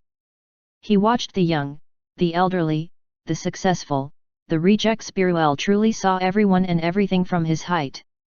You are on top. You were born to be on top. You are a male. You are a royal. You will be king. Those words were pounded into his head by his father's loving whisper. Biruel's innocent eyes couldn't help but widen in understanding as he heard the tone of the most powerful man in their society. His father was the wisest of all. He stood at the pinnacle and understood all things. The boy thought that perhaps the older, wiser, more powerful being could answer to yet another one of his concerns. What about them? Biruel found himself pointing below at everyone his eyes could see. His mother, who was talking with his father's other wives. His many sisters. The palace guards. The numerous fairies that flew here and there. Biruel didn't understand their place in this world. If he was meant to be on top, what could that mean for everyone else? They are whatever you want them to be. Remember this well, son. The subjects only exist to serve us. The males are superior, and the king is supreme. Do you understand? Biruel thought the explanation was simple enough to understand. He reasoned with his father's point of view and found out how it resonated well with the fairy society. He could finally understand why his father and other males were allowed to have multiple spouses while the females couldn't. He also understood how custom dictated that the women bowed to the men in greeting. Looking at how society was shaped, and how peaceful everything was, Biruel thought it was paradise. They're all happy. There's no conflict. This is utopia. Yes. His father was right. How could he not have noticed till now? Everyone was smiling and functional because of their roles in society. How the kingdom operated, was so it could provide the best means of living. Nothing had to change. Thus, even when Biruel matured and became of age, this ideology of his solidified. A mindset was formed, and it became the very principle he abided by. When he became king, he ruled in accordance to the building blocks of his kingdom. He operated with respect to the legacy of his predecessors. In all honesty, he was doing an extremely good job. He created policies that ensured the occupational opportunities and academic curriculum of the male and female gender. He ensured a proper divide existed between the male and female careers. Sure, there existed exceptions and outliers, but those were nigh impossible to scale through. Biruel looked at this utopia he made every day and smiled. He wished his father was alive to see what he had made of this wonderful kingdom, but he knew that his ancestors would be watching with smiles on their faces. However, there was one bane to his existence, a being that always seemed to defy his policies and made the very system of the fairy kingdom seem like nothing but rubbish. Her name was Jane Ursula, dubbed by many as the Mad Witch. Jane was everything that was wrong with the fairy kingdom, at least, to Biruel. She was a rebel that always seemed to exceed the lot assigned to her by custom. She outdid her male counterparts in magic, technology, research, combat, just about every field imaginable. She was a genius. It almost seemed like the fairy kingdom could not contain her abilities, and the worst part of it all was that she was far older and more experienced than even Biruel. Nothing he did seemed to work on her, and she seemed out of his control. The laws and protocols he made never seemed to faze her, and she kept rising to the top. Perhaps he could have taken more drastic steps to ensure that she submitted to his will, but there was a significant element that prevented Biruel from taking such an action. He was infatuated with the fairy. You, Jane Ursula, you will be mine. He often told himself several times. Even though he had many women to comfort him, and he had a lot of subordinates at his beck and call, there was only one person he desired. Unfortunately, she always seemed out of his reach. Jane Ursula ignored all attempts he made to get her attention. The only time they both communicated was during disagreements and heated arguments. Biruel didn't understand why, but those moments always made him excited. Even though it was extremely blasphemous for a female to defy a male, he found himself sinfully reveling in her rebellion. He intentionally frustrated her efforts by creating hindrances, or by refusing to accord her promotion or recognition, knowing fully well that she would come to argue with him on his decision. How he loved those moments! Biruel knew it was wrong. He knew she had to be punished severely for insulting a male, not to mention the king. Still, he humored her. Perhaps that was the cause of his downfall. The ancestors must have had enough of his foolishness, and he paid the price for abandoning the words of his father.